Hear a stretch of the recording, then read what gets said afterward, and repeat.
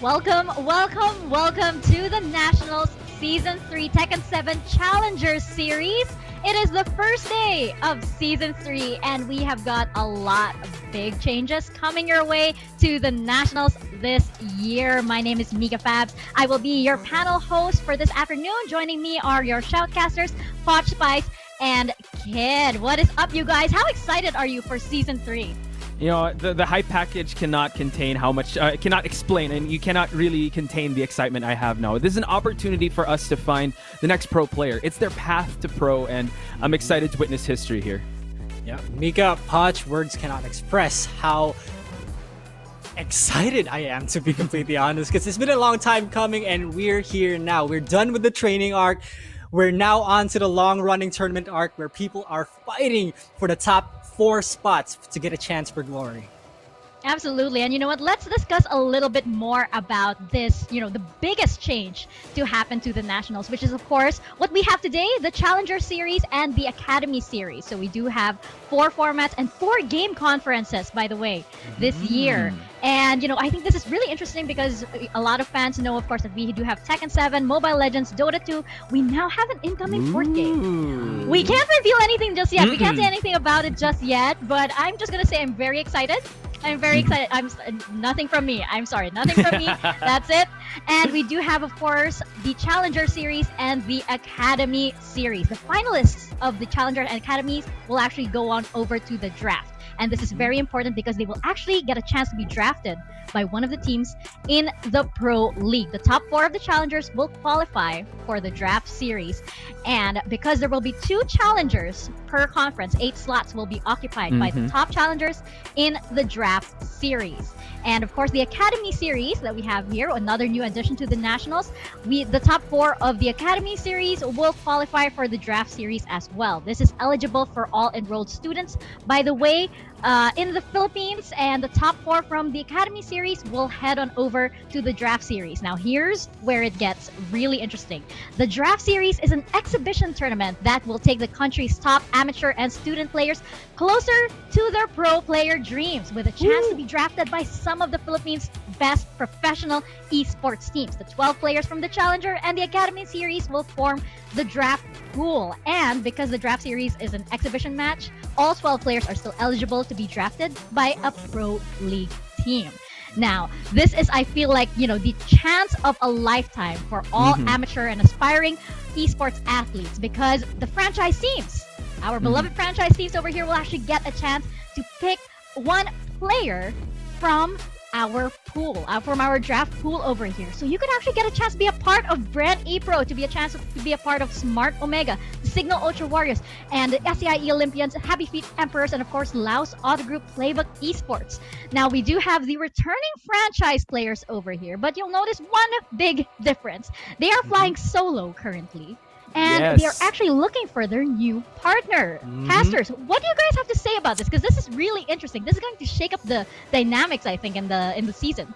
100%. The one thing that jumps out of the tape here is Hapon. He has shifted from Bren to Happy Feet, and now he's donning the SCO colors. And that jumps out to me. But I want to throw it over to Kid. We're missing one big player here. And that one big player is Dojin, ladies and gentlemen. Probably one of the best here in the Nationals in all of the Philippines, but he's not here.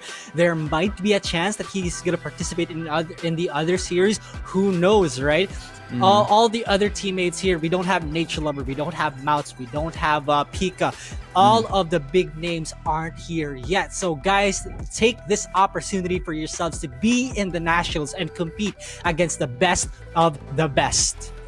That is right. And of course, I think what would be really interesting to discuss is who is actually going to be sort of the running mate of these franchise players that we have. Who is going to be Vermillion's teammate? Who is going to be AK's teammate? And, taking Dojin's place for this conference. And right now, all of the franchise teams have one available slot that will be filled by the draft pool.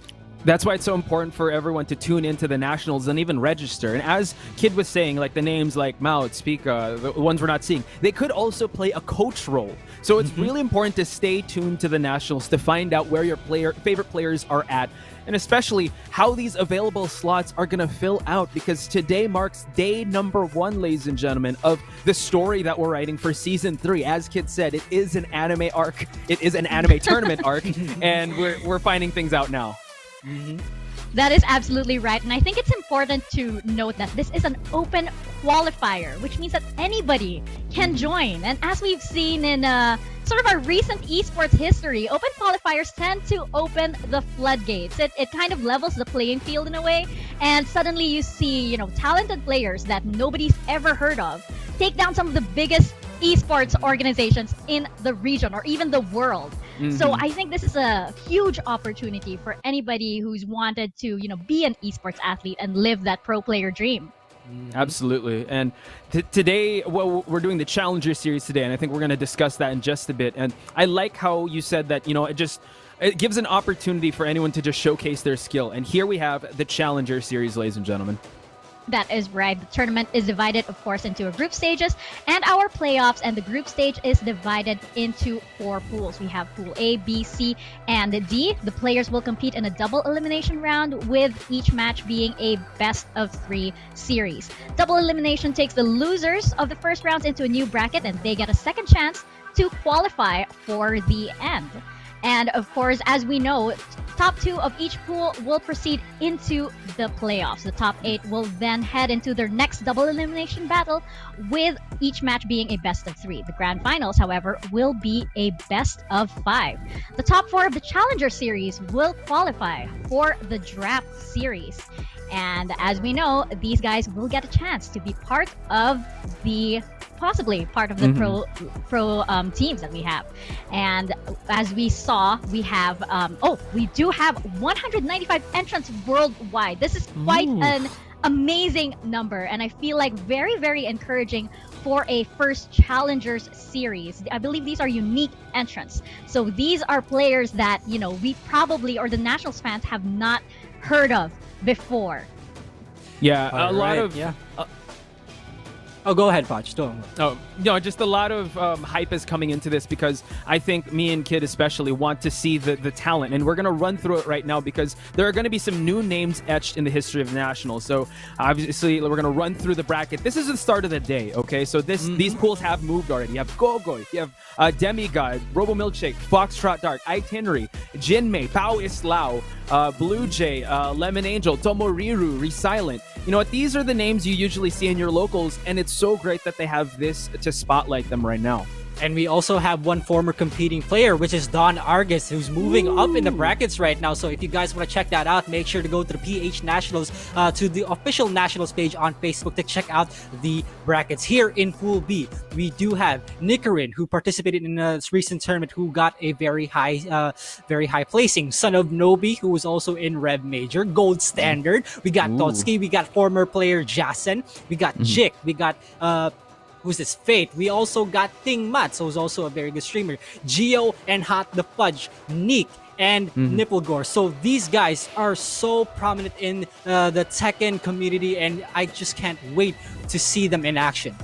Yeah, we also see actually another name that jumped out there is Alden. He's known for other fighting games, and now he's taking a shot now. So you guys can grab your shot here by registering for the next Challenger or Academy Series. Now moving over to Pool C, so many names. You got Neri, you got Typhoon, Limit Break, Rudy, Maiven, Chongyi Bears, Aya Robot. We also have MachineHead. Guys, MachineHead is here. I spoiled it just a little bit, what we're going to talk about. But there are so many returning players here. This could be their homecoming party.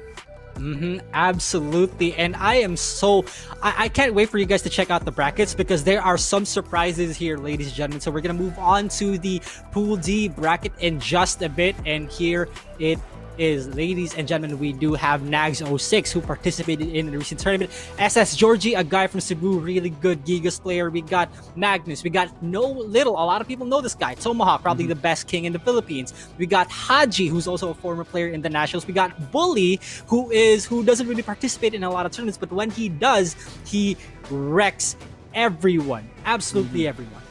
lot of names, a lot of stories to highlight, but this is just step one, kid. This is just the start of their journey in their path to pro, and we're witnessing it now. The pools have already excelled, and this is what we're talking about. The returning fighters, don't call it a comeback. We have Haji, Jason, Don, Argus, MachineHead, Adrian, Gio, and Rock and Roll. Kid, what do you think of this lineup? Oh my god, the one just makes my eyes pop is MachineHead, because this guy has been gone for the longest time. I tell you, he is the geese of the nationals. He's been making comebacks here and there every time in season 1 and 2, and this dude just has a few picks of Elisa and 8 on Shaheen, but 122 picks on Geese and an overall win rate of 55%. I think it's interesting to point out that, he placed third as well in Conference 1, Season 1. So I think his return to the Nationals is going to be pretty epic. I don't know if you guys are privy to this, but do you know if he's sticking with, maybe his former main spot? What do you think? Yeah, well, in the playoffs, the last we saw him perform, he did use Geese, even though there were some changes. Then he shifted to Elisa, and I heard from some people in the community that he mains Elisa now, or he's been using that. So I'm excited to see him in action, because a lot of the pro players are thinking he's going to go far. Probably switching it up. And kid, what do you think we can expect from him now that he's back? Oh, I expect that there's gonna be. I'm going in line with what Poch said here. He's gonna be using a lot of Elisa, because I heard from the community as well, from a guy who also fought him, Chongy Bears, that he was using Elisa. Although I am not gonna reveal what the result of that is, I'm gonna let the viewers find out for themselves. But here we have Adrian. Poch, what do you think of this? The Wonder Boy, Adrian. He did go Conference 2 Season 1. He made a lot of waves. A little shy to head off to the playoffs, but man, his star was shining bright. 54 Shaheen picks, 5 Claudio picks, and 2 Kazumis. Sky is the limit for this kid. Absolutely. And you know what? He's a couple of years older too. Do you think his playstyle has matured as well? And what do you think this looks like, kid? Oh, absolutely. I think he improved immensely. And this is where I want to point out how much of an inspiration AK is, because Adrian has learned a lot from AK. They played against each other. Thus, he also uses Shaheen because of that. And he found so much success with this character. And he beat a lot of people through so many upsets. This kid has a bright future ahead of him. And I'm so excited to see how he fits in this Challenger Series. Yeah, and you saw there, Coffee Prince also donning the SEO colors. So another thing to talk about is who is going to pick him up if ever he makes it to the top 8 and heads on over to the draft, because this new format just breathes new life in this type of competition. Absolutely. And you know what? As we're seeing that clip over there of Adrian and AK sharing that, sweet sort of embrace, I just want to point out that it's actually possible that Adrian and AK could both be flying under the playbook banner. That would be pretty epic. But of course, we do know, we are familiar with those names. Let's talk about the names that we're not too familiar with, maybe. I mean, casters, maybe you can talk me through some of your new blood picks. Who are the players that we need to look out for? Poch, let's start with you. Well, I started out with Bruisemaker, Gold Standard, Tomoriru, and ABC Typhoon. Bruisemaker was the one that sent AK home in the Tekken Online qualifiers, the Tekken Online tournament. A Gold Standard, he's a no-name in the community. Tomoriru is an up-and-coming talent. He's a King player, and we all know Typhoon and as one of the best Leos, and also has a Yoshi. Kid, let's hear yours. Now, for me, I picked Jet Miss, Chongy Bears, Bully 69, and Gold Standard. For Jet Miss, he is now unfortunately eliminated in the tournament. Although I just want to let the people know I have believed in this guy, and he will wreck everyone given a chance. And Chongy Bears also, I'm gonna let you guys find out what happened to him. Bully is still alive in this tournament, ladies and gentlemen. Bully, man, oh man, this guy, just so much of a monster in tournaments. Gold Standard as well, the best Leo in the Philippines. Yeah, and Poch, maybe you want to speak on behalf of Doc Jimmy over here? Yeah, the picks here, actually all these picks are very strong. You got Bully, Chongy Bears, Gogoy, a guy who's been to the road to the Nationals. We know him as a really good Xiaoyu. Titan Thor, a very strong Fang player. So we were able to talk to Doc Jimmy about these picks, and yeah, he's pretty confident in them. And also, I believe that the tournament has gone already, so I think some of them have been eliminated. So we'll just update you on that. Moving over to Porokun, kid, do you want to share what Porokun picked? For sure. Porokun picked Chongy Bears, No Little Bruisemaker, and Gogoy. Chongy Bears, I think that's the that's the one that's most in common out of all of us. Every single person in the second community knows that Chongy Bears is the best, is one of the best, if not the best lay in the Philippines. No little, unfortunately, I do not have much of a background for this guy, Bruisemaker. We all know him as the guy who double jeopardized AK in that one tournament as Huarang and Gogoy, the best Xiaoyu in the Philippines as well. So guys, these guys are not to be looked down on. These predictions, better watch out. Yeah, I'm just going to summarize Raf and young Rafiki over here. Gold standard for Raf, we all know. We already talked about that. Neri, though, one of the Leos to mention as well. Chongy Bear, they have a common pick there, as well as Bully. Oh, they also have Neri as well. Foxtrot Dark, I mean, that's more of... I believe you know a little more about Foxtrot Dark, kid.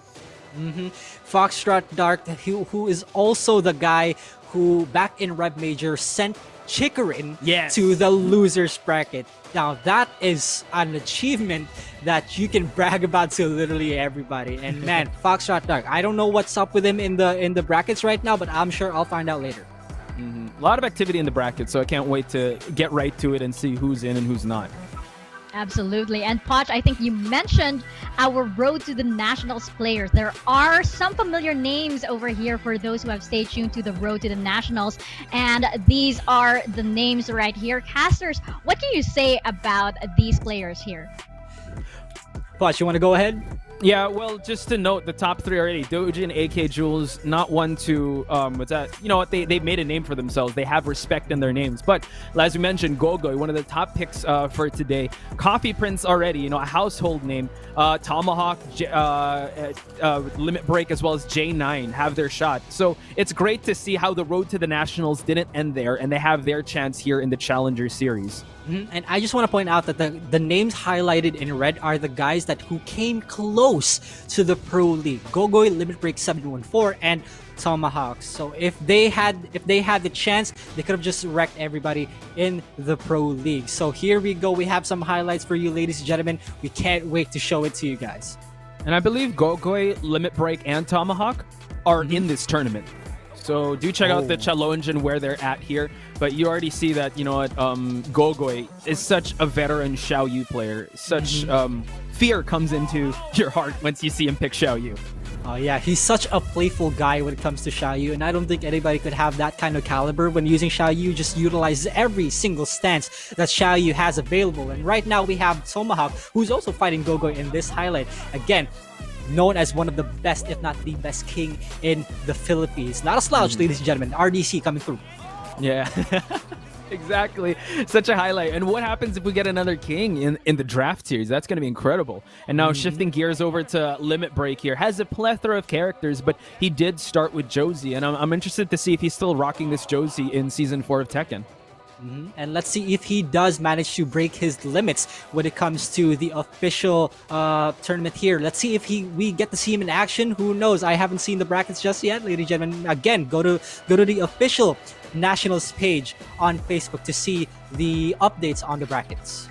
And as we're seeing over here, this isn't the Road to the Nationals player, by the way. This is, of course, the new character that we will be having for Season 3 available. Roster changes, format changes. Those aren't the only new things. We also have a bit of a different game. So, casters, can you let me know a little bit about Kunimitsu over here? Let's start with Poch. Oh, okay. So she was a breath of fresh air when she was announced, and this is a dawn of a new Tekken, right? And she seems like she's a successor of probably Noctis, because Noctis is a guest character, so they're probably prepping up for Tekken 8. And she's been very welcomed in the community, and you'd be surprised. I wouldn't be surprised if we see a lot of Kunimitsu here. That's right. And you know, I do believe we have a new stage as well entering Tekken 7, which is the Vermilion Gate. No relation whatsoever to the player, as I understand it, he gets right? a buff. He gets a buff if he's on his stage.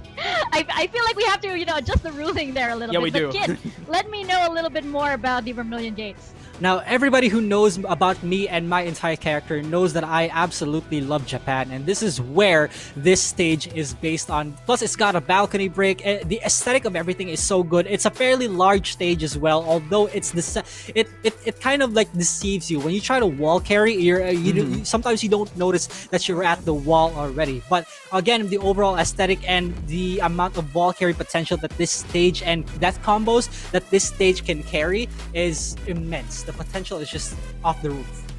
Not to mention doing little weird things for my wanderlust over there and missing There you go. Japan so much.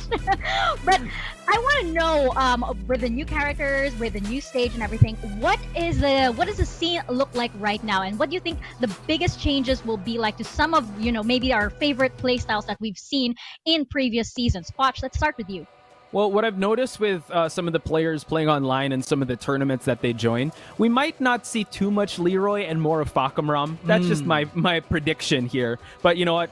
If we look at Nationals Season 2, there were so much Leroys and only 2 Fakamrams. I feel like the community already sort of adjusted, and they're kind of playing to their playing to Fakamram's strength. But again, we're in the Philippines. You know what? Character loyalty is still alive here, and you have known players like Tomahawk. You have known players like like the Omega brothers that really love their character picks. So I'm really excited to see how the new meta is gonna shape the pro league here in the Philippines.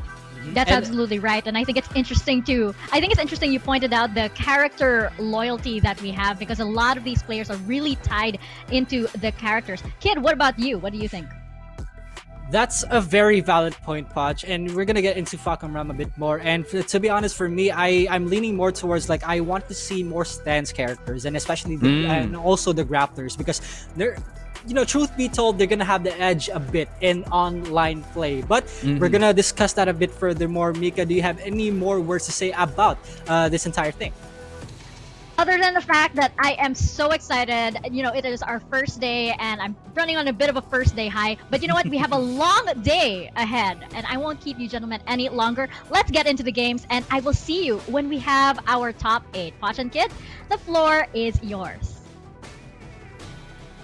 Thank you so much, Mika. Kid and Poch. Oh my God, when was the last time we did this? We were like casting 12 hours straight, was that right? Oh yeah, 12 hours do this straight all day. with barely any breaks. Oh wow, we can do this all day. I understood that reference. But anyway, Poch, it's good to be back on the virtual caster desk with you, and I am honestly so hyped to be here with you right now because we are gonna get into the games, and so many surprise results are here. I'm looking at Pool A right now. I just want to keep everyone updated with the results. So one of the most prominent names that I can find here in Pool A is actually Bruisemaker, who again eliminated AK in that one tournament. He double jeopardized AK 2-0. He is a Huarang player, and I want everybody to look out for him because he absolutely wrecks.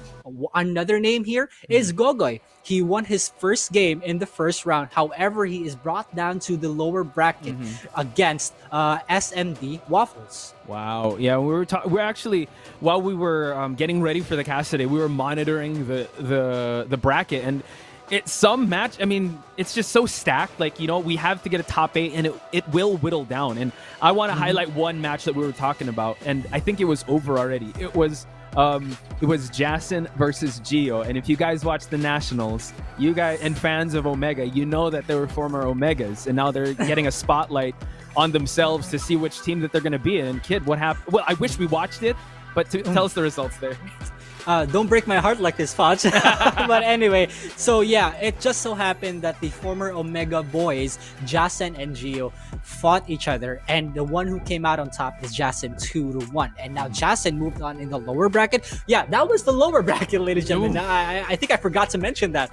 That was the lower bracket, therefore Gio is now eliminated. Wow. Now, moving on into the losers round 7, I believe, Jason has also been eliminated by none other than CW Frontier. Oh my And God. now Frontier is currently waiting for his next opponent in the loser of round 90. But ladies and gentlemen, I am now introducing to you our first game here in the Challenger Series Path to Pro Nationals Season 3. Here we go. iTenri versus Adu. Yep, iTenri rocking that signature Katarina he always does, and Adu going with Geese. I normally see him with Devil Jin and Steve, but now donning a Geese. So I'm quite interested to see this type of matchup.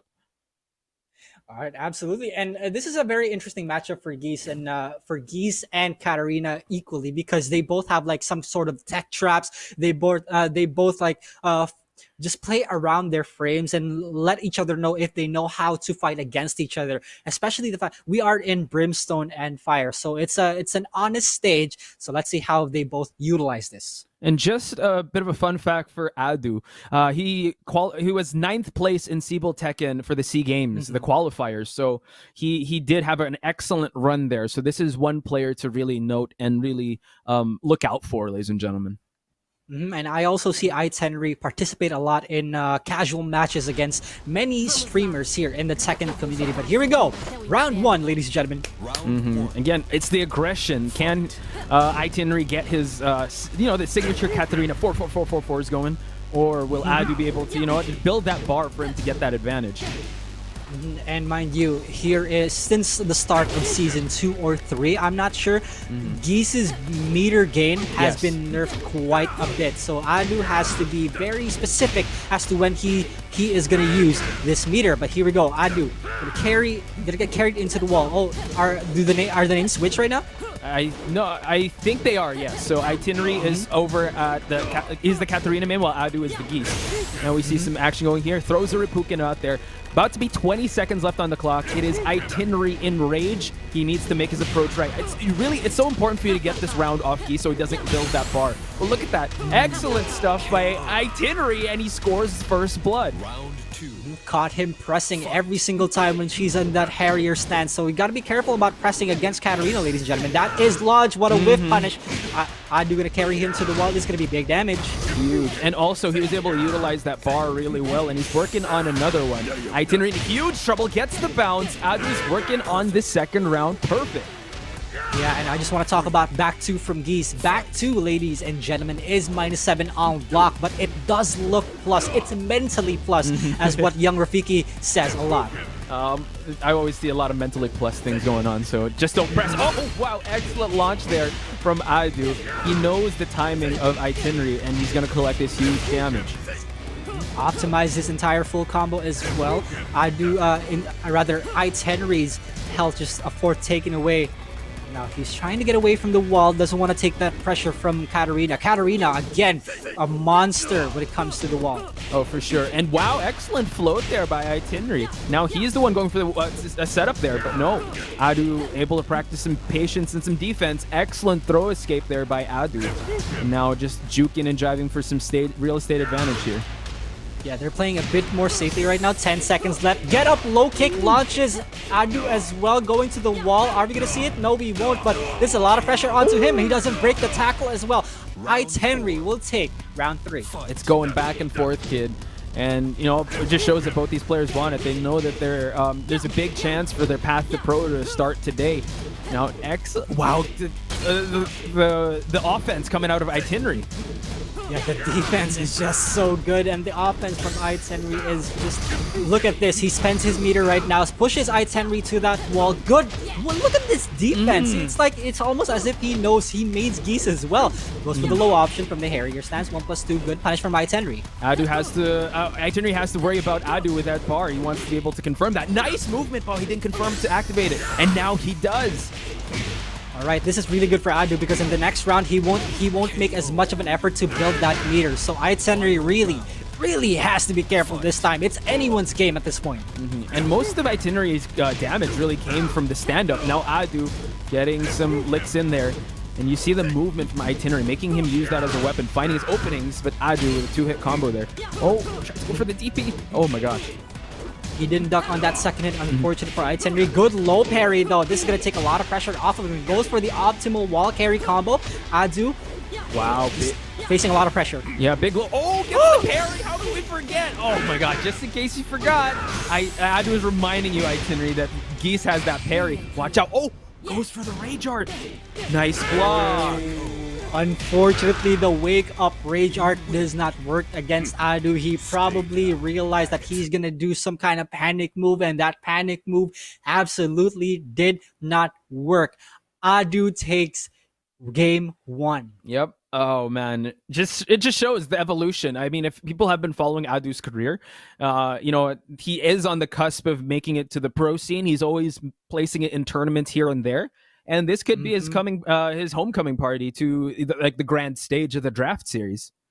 And now the big question here, Poch, as always, whenever some guy loses the round or loses the game rather, is he gonna make the switch on the character switch or the stage select? I mean, back in season 1 and 2, AK always switched stages. Whenever he loses a game one, he switched to Shaheen or he switched to the Geese Howard Estate stage. Yeah, and it worked wonders for AK. So let's see if Adu does manage to go for the Howard Estate and just use every wall to his advantage. Ooh, yeah. If you give Adu that buff, especially with Geese Howard, he will try to use it.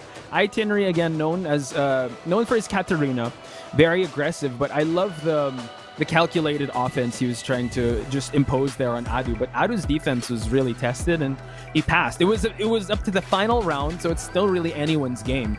I want to see if he'll be able to, still stick to the Katarina or have a different character. And I just want to mention it to everybody that this is round 5. Whoever wins this will proceed to semifinals, which means they have an even bigger chance. And whoever wins against this will have to fight either Lason's Club very own Pao Islaw or Don Argus, a former competing nationals player. Wow, tall order there. So this is in the same pool. Is this what pool is this?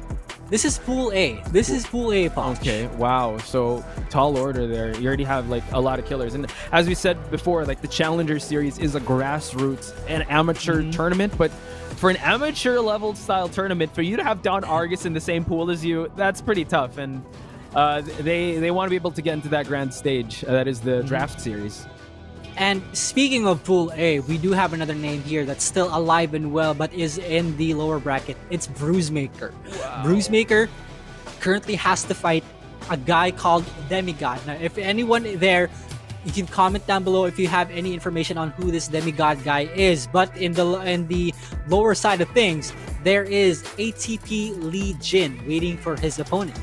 Yeah, and Legion has been getting notable wins here and there. So it's just, I'm sure a lot of people are already noticing some names come up, and household names, if you would, since this is only the first challenger. We will have one again in a couple weeks, but do take note that the Academy Series is coming up next. So if you guys out there are enrolled students, do apply because this is your chance. Just check out the Facebook page of the Nationals for you guys to apply, because this could be your chance for your path to pro. And I just want to talk about, you mentioned notable players. Legion has been taking some names from notable players, and one of those notable players is Gogoy. He 2-0'd Gogoy. Right. And now Gogoy is eliminated from this entire series now, ladies and gentlemen. So that's quite a big upset for those who believed in Gogoy. I, for one, am one of those, although he's not in my new blood picks. But, it's reasonable enough. And for Adu and iTenri, let's look at, again, ladies and gentlemen, I'm just looking at the brackets right now to see who they fought, who Adu fought to get into round 5. Now, Poch, do you have any more discussions for the people while I look at it? Well, I'm looking at iTenri right now, and one of the things he got through was Jin Mei, a known Devil Jin main, Wappa King as well. Mr. K's and Foxtrot Dark. He actually 2-0'd Foxtrot Dark, the Chikarin killer, as you said. Because so iTenri really did the work to get here. Absolutely. And Foxtrot Dark, although he doesn't quite perform the best that he wants to, when the stars align, he will perform. And Foxtrot Dark unfortunately also has been eliminated by Demigod 2-1. Ooh, all right. So we're slowly building the storylines.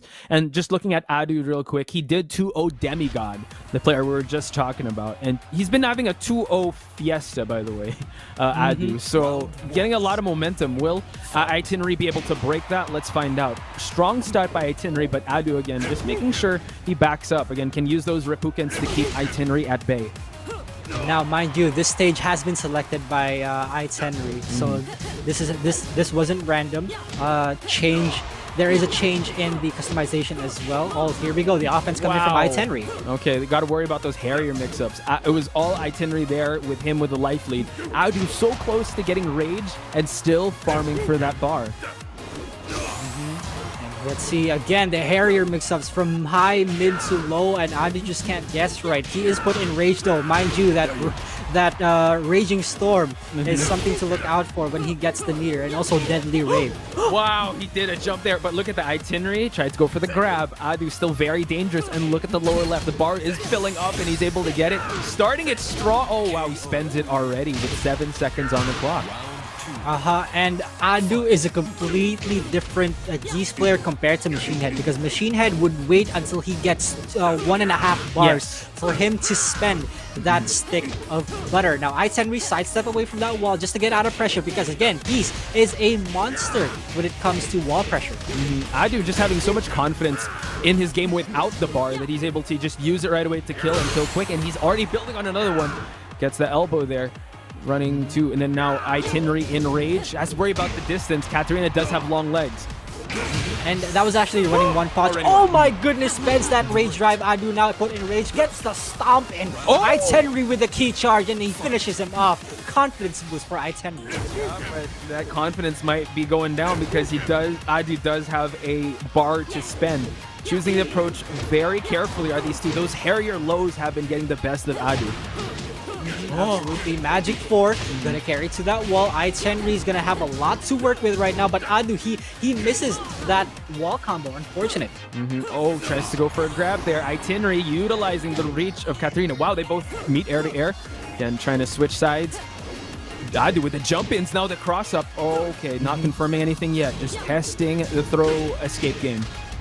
And that's also the thing about Geese, is that there's really no problem for him if he wants to jump in, because if he gets that jump in neutral 4, that's +7, and he can get a combo off of it as well. And now he spends his bar meter, and this should be dead for Tenri. Yeah, oh, almost there. Whoa, go for that running one once again. iTenri is playing with just a sliver of health. Adu trying to run away with it. What are you going to do? 2 seconds left. Oh, not enough. It's enough! And another key charge! He went for the low option. Adu probably thought that he's gonna go for a mid and psych me out with the low, but then he still went it. The bravery from iTenri. Yeah, he had to go for broke in that round, and it paid off. 2-1 so far. And Adu again getting hit by those Harrier lows. Here we go. What a sidestep from Adu. Catches him back turn as well. Goes for that full optimized combo. Wow. Stand up and die. iTenri. One hit away, one mix-up away. What a duck, but he still presses on the last hit. iTenri betting on everything right now. Gonna go for another low. Watch out. iTenri so close, but no. Goes for a mid check there. Adu not going for that key charge. Now we're at final round, kid.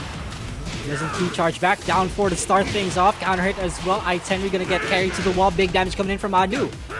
And now just keeping and maintaining the pressure. iTenri can't get out of this situation. Throws him.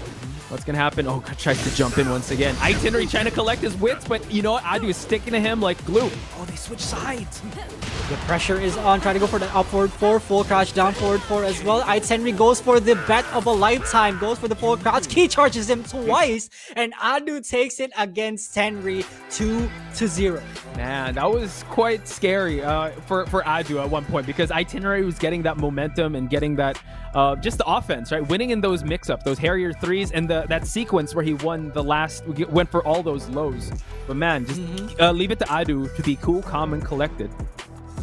And this is what I think why Tenri was going for a lot of those lows, because when it comes to a situation where you don't have any more life to spend or life to spare, you go for the riskier plays, similar to how Mishimas have little to no health left and they still go for the health sweep. There's so much risk for them to get blocked, but they still do it anyway. A lot of players tend to disregard that fact because, oh, he's gonna do something risky. I bet he's not gonna do something risky and go for a safer option so he won't get punished. However, in situations like those, that's where you psych your opponents out.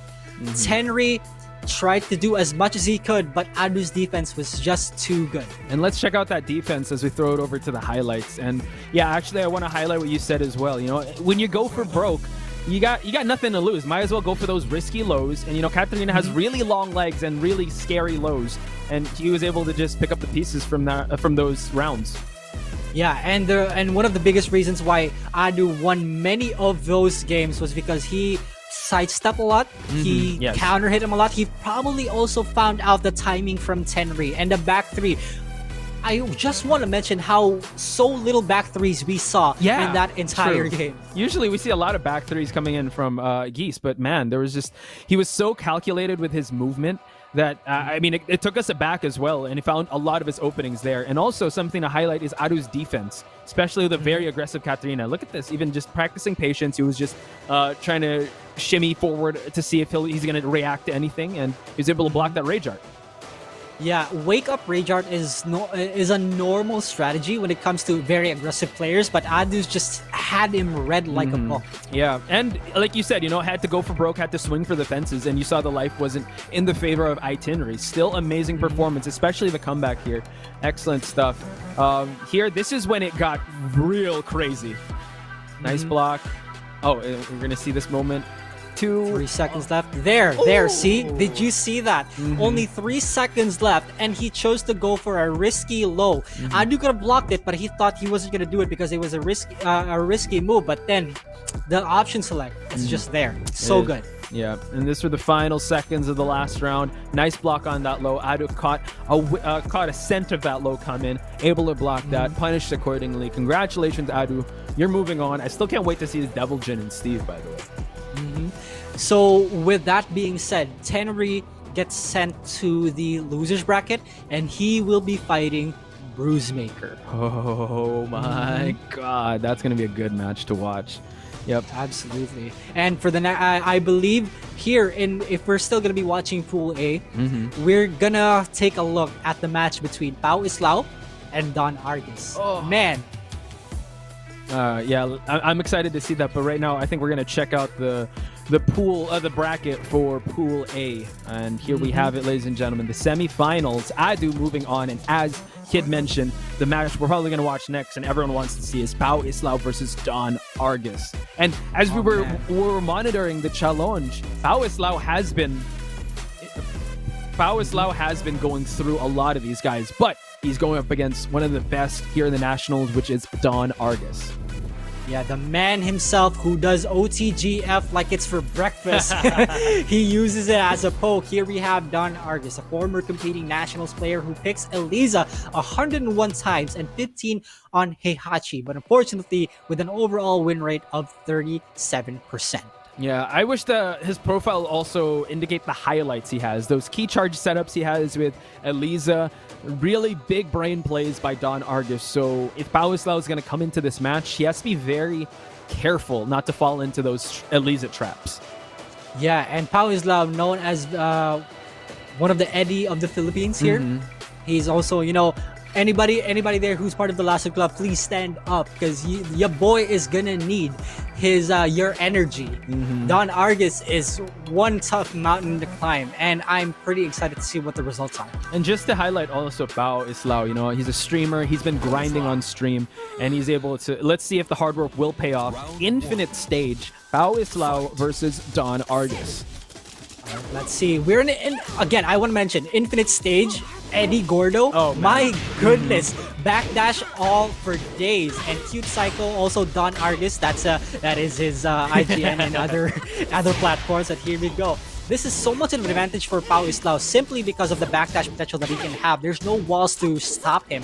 Don Argus taking lower than half health right now. True, and slowly building on that blood meter. Dark Waves, gets ultimate tackle, but Pao Islaw gets him out of him. Oh, the hop kick though. Oh, sorry, yeah, the dive kick, I mean. And now look at this, Don Argus still working with that health, but now Pao Islaw puts him in rage. Spends that blood meter also. Don Argus, is he gonna spend the rage art? No, he won't. Goes for the full damage instead. Pao Islaw gotta be careful about his wake up options. Now both players are at rage. Pao Islaw spends his rage drive. Dive kick will counter it instead, and Don Argus will take that round 1. Wow, that slow-mo was insane. Good call by Pao Islaw, but Don Argus was 5 steps ahead there, going for that backswing dive kick, just going for, just the safe option there. And look at this, Pao Islaw working on some damage once again, and now you see Don Argus trying to find some openings, uses the EX dive kick early on.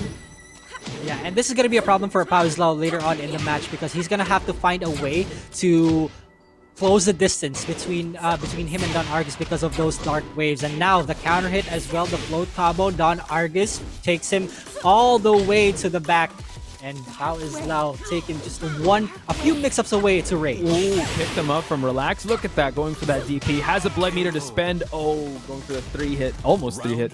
Now Don Argus up by 2 rounds. Confident play style, signature Don Argus in this matchup. And down 3 will hit in relaxed stance. So Don Argus definitely has so much of an advantage right now. Pao Islaw can't even maintain his distance because he has to catch up on some help. He does. Oh, big low there. Don Argus picks it up, and look at that. Just the execution on this man is insane. And he has a blood meter to spend after this. What are we gonna do? Oh, catches him while he's down. Right, what's he gonna do at this point? He does have rage, but what can he do with it?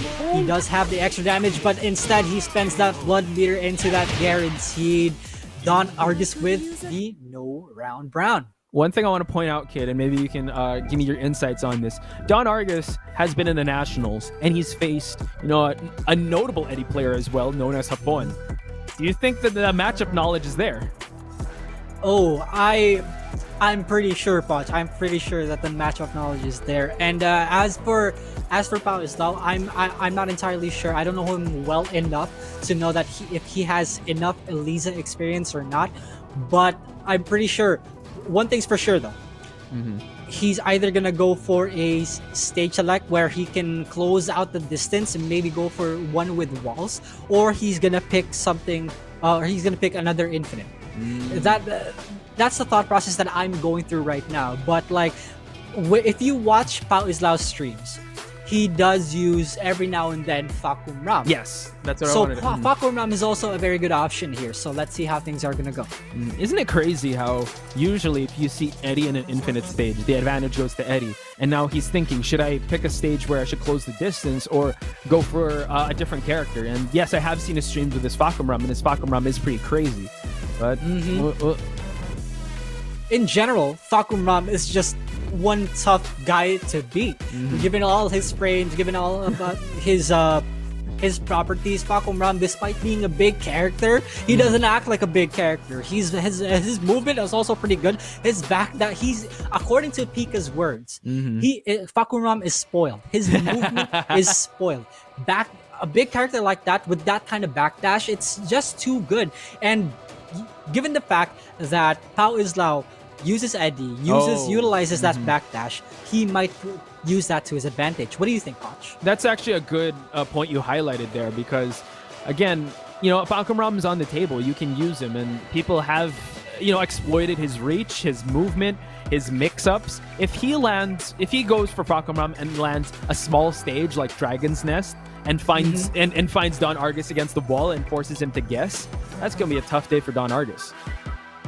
And speaking of Don Argus, I just want to point out that Don Argus has a lot of fun when he goes into these matches. He's an OG player. He's part of the OGs in the community. He has fun.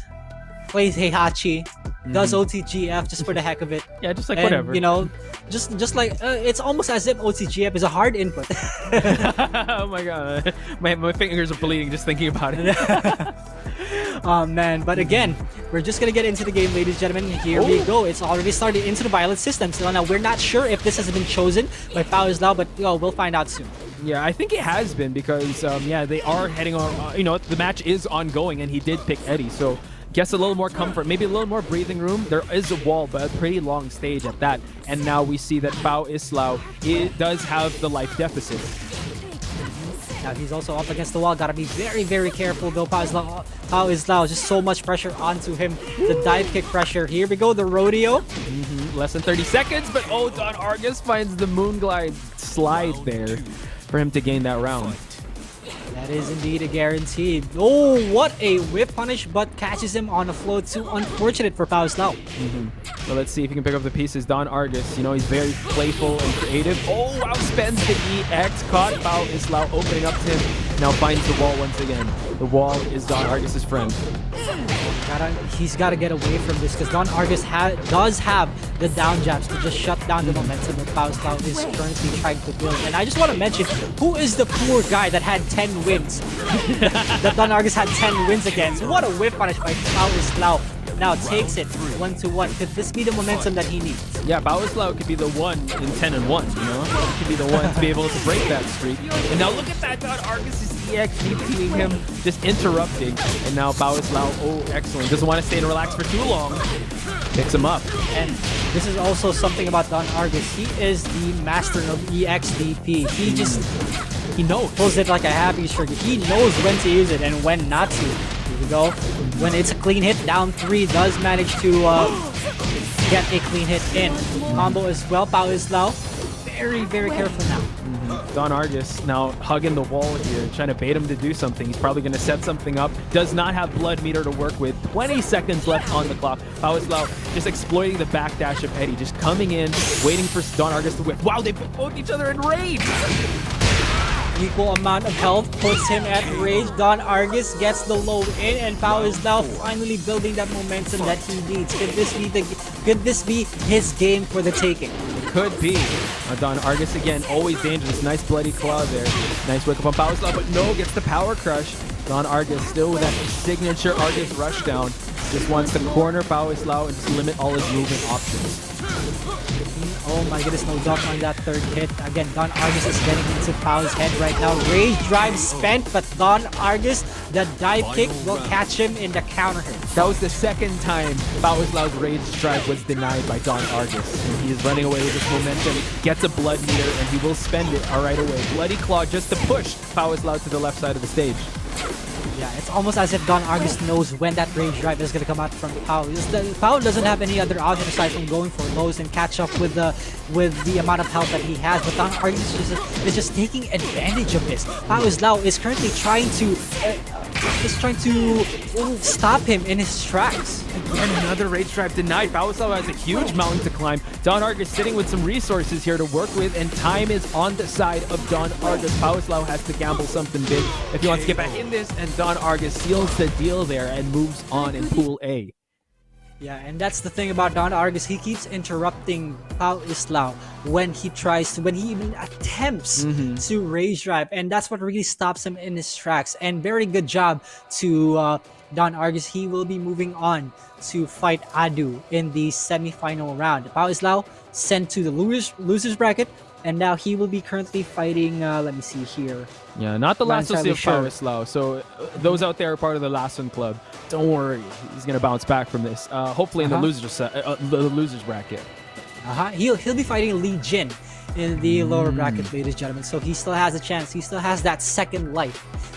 Yeah, and Legion, has been going through a lot. Like you mentioned, went through Gogoy, went through Tomoriru, and went through so many stuff. But let's check out the highlights before we move on to this match, because I gotta see. Yeah, we'll just get to the highlights in just a bit, because as I want to highlight what Kid was mentioning with the interruptions of Don Argus. There's a method to his madness. You think that he's just all aggression, but you saw how he just denied Pao Islaw of those rage drives. And those dive kicks really shut Pao Islaw down. The offense, Pao Islaw has that kind of offense, but Don Argus just has that kind of defense. You know what I'm saying? We're gonna get into the highlights real quick, guys, just to see what went wrong, what went good for Don Argus and Pao Islaw. Let's see. Infinite stage. It could have been a really good advantage for Pao Islaw here, but Don Argus just shuts him down completely. I hope you see that. Oh yeah, here's the slow-mo. Ooh, just catches him in the middle of that animation, and the timing on his dive kicks and those down jabs and these lows. He just knows when he's about to shift his defense to low to mid, and he just makes sure everything counts. And personally, I fought against Don Argus a lot online, and he's just super unpredictable. If he gets his gears going, there's no stopping him. If he knows how to stop your momentum, he's gonna keep using that until you find out how to stop him. And that's just the thing about him, right? Don Argus also knows how to change up his rhythm, change up his timing, and that's exactly what he did against Pao Islaw. Yeah, if it ain't broke, why fix it? If he can't defend against it, he'll keep using that. And we haven't seen like those setups of those death impact, the capital punishment that we always see, but we did see his signature just rush down and pickups, his delayed EX moves. It just, as you mentioned, just catches a lot of these players off guard. Also, the walls in this stage stop Pao just from trying to backdash away because the pressure from Don Argus. Again, these 2D characters in Tekken really, just completely destroys you. Just completely destroys you when it Yeah. comes to walls. The pressure is always on. Here, 13 seconds. You can just see Don Argus not doing anything, jumping around up and down. But then Pao Islaw found an opening. Yeah, again, both of them put themselves in rage, and you saw that was the one successful rage drive. But then again, Don Argus bouncing back two rage drive stuff in that sequence, and now we see the final seconds here. Don Argus knew that the time was on his side. Pao Islaw had to commit, and he was able to find his opening, and he moves on in Pool A. You can also see that Pao Islaw was attempting to go for those backswing blows in an attempt to stop Don Argus trying to go for that offense, but it just didn't work. It True. just didn't work. That is so unfortunate. But again, congratulations to Don Argus for taking it against Pao Islaw. He will be moving on to fight against Adu. You know what's crazy is that as we're commentating this, I'm sure the millions are watching right now, as well as the players that we just announced, right? So I'm pretty sure all the pro players now are making sure that they have kind of an inkling of what's going on in the Challenger series as well in the Academy series, and who their potential partners in crimes would be. So in terms of the bracket, ladies and gentlemen, here in Pool A, we do have in the upper bracket semifinals, the Adu versus Don Argus. In the lower bracket, we have the final four, iTenri versus Bruisemaker, and Pao Islaw versus ATP Lee Jin. Now, Bruisemaker, Patch, iTenri versus Bruisemaker. What do you have to say for this? Oh man, I mean, this is going to be a battle of kicks. This is going to be Hwoarang versus Katarina, and we saw how scary Bruisemaker is. That it, we keep saying this time and time again, but this is one of his most notable recent wins. He was able to take it to AK in that really big Tekken tournament, and he made a name for himself there. And me and Boru, I believe, chose him as one of the guys to go far in our New Bloods pick, and I hope people will pay attention to the name Bruisemaker. But iTenri, though, you saw how he was able to take it to Adu, and how unpredictable and how offensive his Katarina can be. Absolutely, and taking down AK twice in a tournament, 2-0. That's a lot to brag about. I don't blame you if you don't shut up about it. To be completely honest, I beat AK. Bruisemaker though, was it just his day, or is he really that good? We're gonna find that out in a bit, ladies and gentlemen. We're also Pao Islaw versus Lee Jin. What do you have to say about Lee Jin? We just saw Pao Islaw. Lee Jin, looking at who Lee Jin was able to go through, which is Tomoriru, we got, as you mentioned, Gogoi. I feel very confident in Lee Jin. I honestly, I don't know much, so I'm really excited to see this match. But what I do say is Pao Islaw does have to shake up a little bit of those cobwebs and just get back in the game. His tournament life is not over just yet, and I'm sure he gained a lot of fans just watching that match, especially against Don Argus. So it was really tight, especially at that Violet System match. And here's what I think. Considering that Lee Jin was the one who eliminated Wapa King, Tomoriru, and especially Gogoi, based on those results, I think this guy has a lot of experience with fighting against stance characters. And we know what that means. Pao Islaw is an Eddie player. That's very has stance true. relaxes. And, I just can't wait until we get to see those matches. What do you think? What's the next match we're going to see, Poch? I'm not quite sure. I would love to see that one, but I want to see the Bruisemaker match first, to be honest, just to see how would he go. But if we look at the iTenri versus Legion match, though, I believe Legion versus Pao Islaw match. I believe I don't know. As long as Pao Islaw doesn't carry that what he faced against Don Argus to this match, I think he'll be fine. Because again, he's an Eddie specialist. I don't know if he'll bring out Falcom around, but I think his Eddie is still pretty strong. And I just want to stray a bit away from Pool A and proceed to Pool B. Let's hear This it. is currently where Gold Standard is, and Gold Standard is sitting comfortably in round 5. He's waiting for his match against JIC. And what Gold Standard went through to get to round 5, he fought against in round 1 VTB, and then Moss, and then Chicken Barbecue. The first ever Tekken God Omega There we go. here in the Philippines. And then Jik, who he went through to get to fight Gold Standard, he went against Determinado 2-1, Juker 2-1, Aslan 2-1, and then Jason 2-1. So he is the guy that sent Jason to the lower bracket.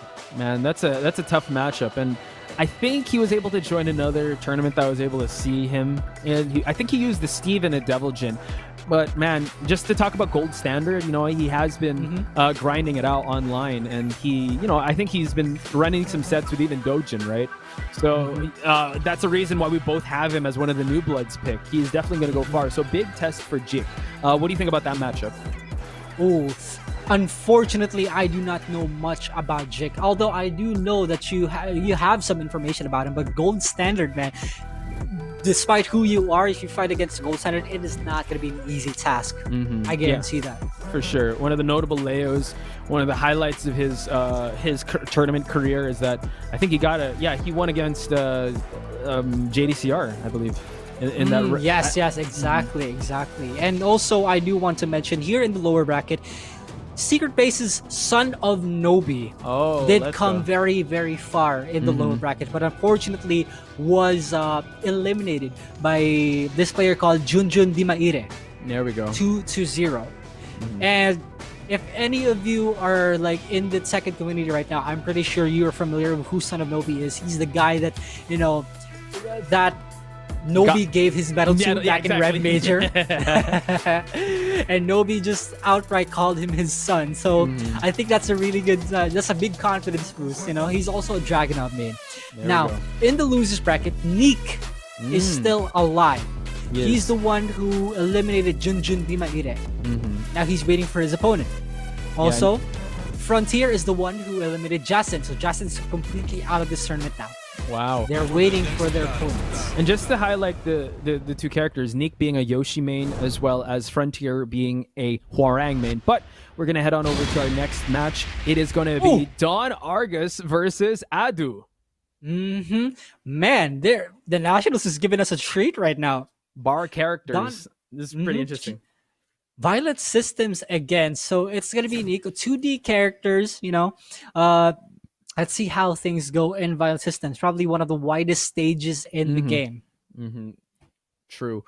I'm sure Don Argus running with some momentum in this stage. Let's see if he'll still carry that over here in this matchup. Adu had some time to just relax and probably watch this match. And we'll see. Again, Adu has a plethora of characters under his belt, using Geese first. So will Don Argus be able to force him to pick another character? We'll find out. There's going to be a lot of fun to people who enjoy 2D characters. Oh, yeah. All right, so personally, I used a lot of Geese, but I'm not sure how it hits against Eliza. So this is going to be an interesting match to watch. So offense already coming in. Down jab from Don Argus. Yeah, answered back, retaliated by Adu. Now still in the center of the stage while they're just poking away, trying to... Nothing too crazy yet. Eagle Claw gets blocked. And Don Argus trying to confirm those down jabs. Oh, wow. Sidestep into FF3-4. What a conversion from Don Argus. That should be a launch, but unfortunately, Geese Howard does not have any good launcher unless he has meter. So that could have been an okay decision for Don Argus. Can he follow up though? Can he continue with the pressure? Adu is working on the bar. Gets it, but Don Argus scores the first round. Adu's going to start a little more stronger in the second one though.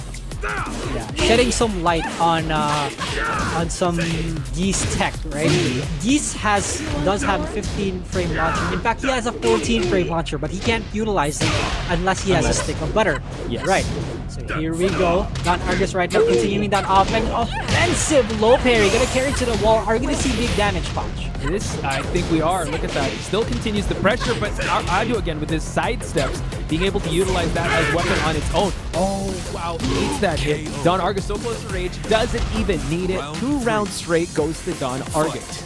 Yeah, I'm not sure if that was a good trade for Adu because he lost a lot of health there. Had that last hit from Don Argus been that... had that last hit from Don Argus not been the last, it would have been really good for Adu. Right now though, goes for the Oki combo, dive kick mix-ups. Adu again in very, very good trouble. Don Argus is staying in Adu's face and not giving him any room to breathe. Nice bloody claw. And now Adu is in huge trouble from the EX. Look at that. Clean Argus rush down there. cementing who the better 2D character is. Don Argus yet again, just showing the people I am the one who competed, who formerly competed in the nationals. I am here to tear this place down. I'm here to bring the party. Yeah, it looks like it's Don Argus's homecoming party as he secures that first match. And now the question is, how is Adu going to respond? Because that last round specifically, it was just straight up offense from Don Argus. Adu's defense was put on the test. You saw a little sidestep successes there from Adu, but just when Don Argus is in your face, it's so hard for you to just keep him away. And I just got word from one of the known talents here in the community, Ron Muya. Shoutouts to you, good sir, Hot E. He told me while we were discussing about Junjun de Maire, he is Ong Bak. He is an old school player, Bruce Main, and now Fakum Ra. Wow. Okay. So thank you so much for that information, Sir Ron. Much appreciated. We miss you, by the way. Now we're gonna get into game 2 here. Adu versus Don Argus. Man, what can Adu do? What do you think? What adjustments can Adu do in that situation with the offense that Don Argus just showed him in that no round round? Like you said, I think you have to fight offense with offense, and having a little disadvantage in the bar game with Geese. Maybe I don't know. I'm a sucker for his Devil Jin because he had a notable wins against Vermilion with his Devil Jin. So I want to see him change characters. He does have a Steve as well, and Steve can definitely catch Don Argus. Catch him off guard there. I'm not sure. Again, I'm not the best Geese specialist. Do you think there's anything he could have done there in that matchup? Well, straying away from the Geese discussion, I do want to mention Devil Jin, right? I have spoken to the both of us actually have spoken to Vermilion in that one interview where he was talking about the Devil Jin versus Eliza matchup. He couldn't go for a lot of house sweeps. In fact, he never even considered going for a single house sweep because of one move that Eliza has. And I'm sure we both know what that is. Dive kick. The dive kick just negates a lot of low options for Devil Jin. However, Devil Jin has grown a lot stronger here in this patch. So let's see. You have mentioned that he has Devil Jin, but no, he sticks with the Geese and goes for Duomo di Sirio in hopes of exorcising this vampire. And I believe he went for random because there's a question mark at the bottom. So he just went with just a random stage. So we just got word from Prod that we are gonna go to Pool B after this match. So ladies and gentlemen, boys and girls, get excited. Ooh, all right. So Pool A again has been a barn burner in itself. Don Argus versus Adu. Again, after this, we're gonna head on over to Pool B. So Don Argus and Adu, taking it home for Pool A. All right, so let's see. I honestly have no idea what kind of adjustments that Adu has to make. I don't have any experience fighting against Eliza when it comes to Geese, but let's see. Here we go, ladies and gentlemen. One last chance for Adu. Now we see Don Argus just starting it off, but look at that. Finds another opening here. And he's going to convert this to wall. Huge damage. Oh, wow. 10 seconds in already. Oki damage coming in. Oki combo from Don Argus down for Adu. Jumps in hopes of negating a lot of those mix-ups. But again, sidesteps here and there. Now puts Don Argus up against that wall. Okay, gets a splat. Collects some damage here to work with. And he also is building that bar. Jumps in on him and gets the first round. Okay. Round 2. All right, now he's slowly building that momentum up. Slowly shutting down Don Argus as well. Wow, look at those instant dive kicks. Yeah, the execution on Don Argus is unquestioned. Oh, look, it's a projectile battle. I'm sure a lot of people are gonna enjoy the sight of that, but here we go. 15 seconds have been spent and barely any health taken away from either of these two. Adu just trying to measure his mark, but no, Don Argus catches counter hit there. Look at that. Gets the blood meter going, and has to worry about the Valkyrie being behind him is Adu. Oh my goodness, that is a guaranteed once you get a clean hit. Down 3 into that meter spent. Adu just, as soon as that down 3 hit, it was the end for him. True. Now, here we have it all tied up, but you know what? Adu is playing a little more to his pacing here, just shutting down Argus, not really making him stay in his face so much. And Argus also backing away, respecting that. And pacing is super important when it comes to playing games like this because it dictates the pace of the entire game. The jump in from Adu converts to a combo. Are you going to be seeing a wall considering how much Geese has? But no, he doesn't. He doesn't go for the jab into Heiken. Yeah, just a real estate advantage, but Adu trying to pick up the pieces here. Don Argus confirms to the EX. A little more. Nice interrupt again by Don Argus. Big low! Coming out of the gate for Don Argus. My goodness, the snake edge that just negates that low crushes as well. The low parry from Adu as well. Up 2 rounds already. Now Adu, can he take this game? Ooh, okay. Again, Adu playing with more confidence, but that can be shut down just like that with that EXDP from Don Argus. Adu eating a lot of his lows though. Oh, wow, baits a low for a dive kick. Don Argus has been finding so much success with his offense. Yeah, it's almost as if we forgot that Don Argus is the one that goes for EXDPs most of the time. Spends his stick of butter. Adu, mind you, look at the lower right hand of your screen. He has 2 sticks. That is a counter. He has to be able to... Yeah, Don Argus has to be worried about that. Spends the first one. Still has another one just in case. Oh, wow. Like the side splat there. Confirm. Oh, he does? Oh, my lord. It's all by Don Argus. This should be it. This is counter hit, so there's extra damage, and he's also putting a rage. Oh my goodness, Adu just robbed him away from that win. And look at that, no more meter to spend for Adu. Has to farm a little more for him to get the access to Geese. Good moves. Oh, look at that. Don Argus, good pick up from those dive kicks. Carries to the wall too. We're only 10 seconds in. Gets him with a cross up. Adu is just a few more hits away until he gets into rage. Puts into another corner of the wall. Adu gets, doesn't even break that throw. He now has 1 more chance left. Oh my goodness. Oh, it's getting tense, but look at that. Don Argus sneaking in that low. Gets it 2-0 against Adu. Again, former Nationals player Don Argus cementing how strong he is. The strength that he has right now is something to look out for, ladies and gentlemen. Yeah, it was insane. We actually felt the momentum shifting just a little bit, but I think it was that EXDP. Once he hit that, it's like, oh, Don Argus is coming back. That's a signature move. Yeah, and as soon as Don Argus hits you with an EXDP, it's over for you because he just officially... He won that round.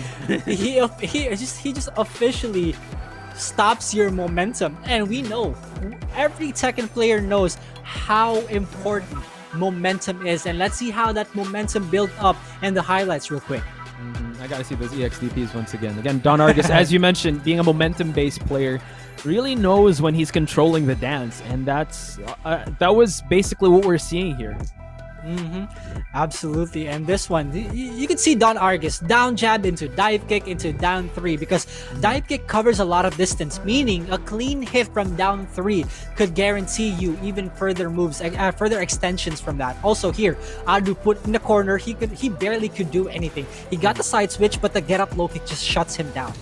And this was the final round. Don Argus again, so smothering. Adu trying to, find his offense coming in, trying to sidestep his way, but look at Don Argus. Just use it. Once he builds a meter, he just uses it right away. Just think, is he going to use it? Okay, he used it. All right, cool. All right, I guess I'll block.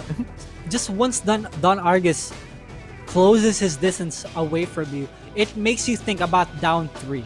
Down 3 just guarantees a lot of combos from you, and there's so much to think about fighting against Eliza. And there was some success found by Adu there. They get 1 apiece here, and this was quite the execution Don Argus pulled off here. Excellent stuff, and closes it out with that low parry there. Adu getting 2 rounds in, but clutch usage of the rage art here for Don Argus. Yeah, what a call there. Adu could have just done nothing, and he could have baited Don Argus out, but Don Argus placed all of his cards just down there. You know what? I'm just gonna pull the trigger on that rage art. Yeah, high intensity style that's how you can describe Don Argus, and you see it here, making sure that the opponent doesn't have any more resources to work with, just so he can collect the pieces there, going for that low. Don Argus is moving on, ladies and gentlemen. Congratulations to him. Adu going to the lower bracket, so it's not the last we'll see of him. So you guys can pay attention to the challenge bracket to see where he will go from here. As one of as one of the many things that Raph says, +7 doesn't exist if down jabs exist. Especially for 2D characters, I tell you that right now. Now, we are proceeding to Pool B, ladies and gentlemen, in which I assume we're going to be seeing Gold Standard versus Jik. Ooh, that's going to be a good one. Again, Gold Standard is one of those names that we all put down. I think majority of us casters put down to see one of those new bloods to watch out for. And Jik, we've seen him here and there. We're definitely going to be able to know more about his name. And I believe in just a bit, we'll be seeing the Pool B brackets. So you guys will know more about this. So it is Gold Standard versus Jik, and we have GreyGrey versus Wards. Absolutely. And what Gold Standard had to go through to be in this position right now is that he had to beat Nikrin, one of the new generation, as according to Pika, new generation Lei Wulong players. And he also placed very high, tied with Nature Lover in top 7 back in Tekken Online Challenge. And that's a pretty big achievement. If you ask me. That's a feat on its own for sure. That's amazing stuff. And again, like as we're going along here, we're gonna know more about these players and put more in their resume as top pro players watch these matches and make their stake in the draft series. And also, what Jik had to go through to get to fight Gold Standard was he had to send Jason to the losers bracket. And if you get to eliminate a guy, if you get to send a guy from the formerly competing in the nationals to the lower bracket, I'd say you're pretty good. You're pretty damn good.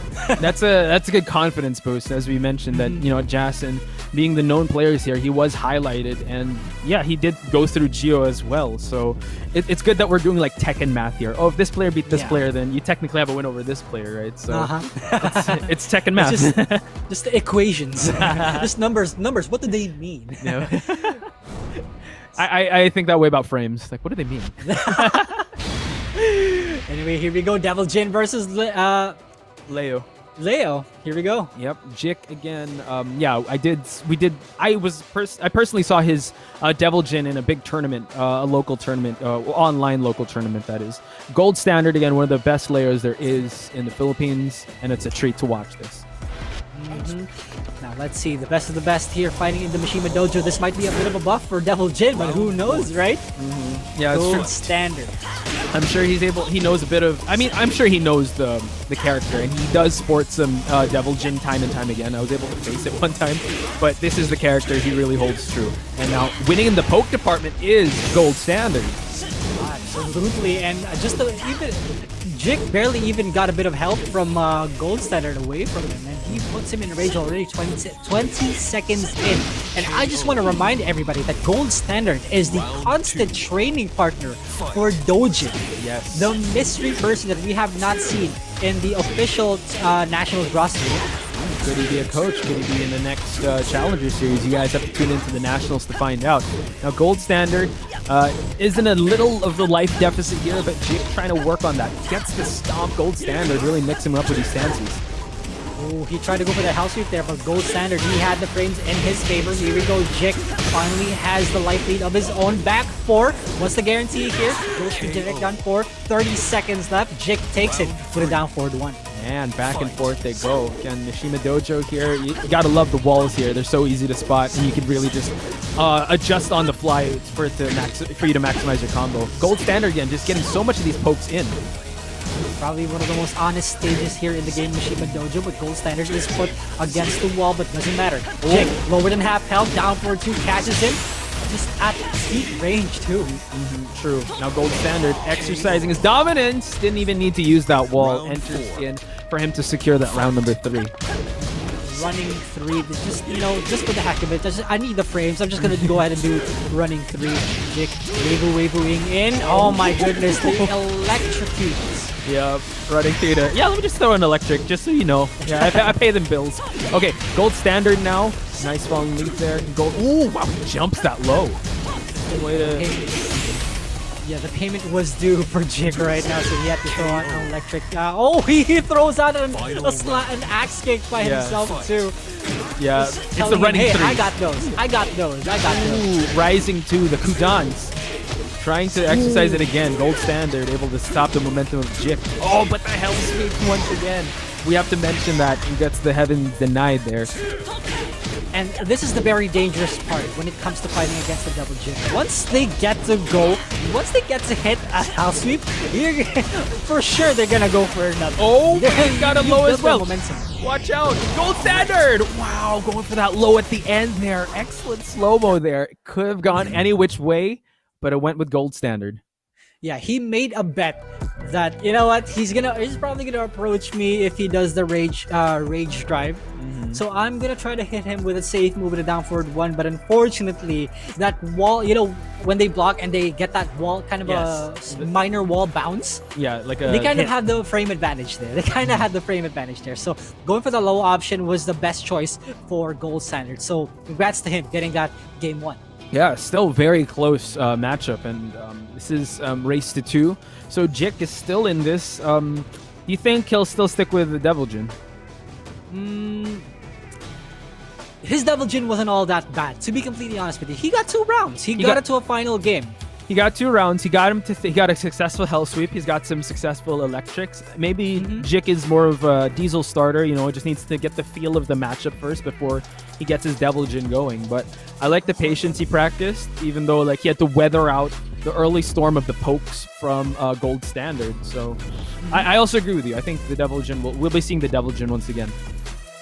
Yeah, from the looks of that game 1, I believe that gold standard is the momentum kind of guy. Gold standard, once he gets going, he will not stop with the offense, and that's exactly what we witnessed in that last game. Once he stopped having that momentum, it was almost over for him because Jik just took it back. Hell sweep after electric into a slash kick. I mean, why not, right? Why not? You have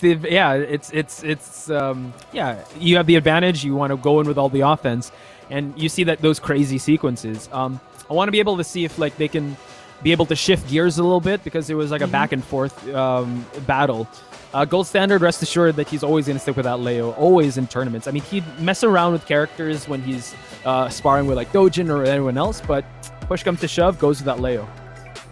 Yeah, and one thing about Jik, I know probably just one thing about Jik is that he trains a lot online against Japanese, probably also Korean people.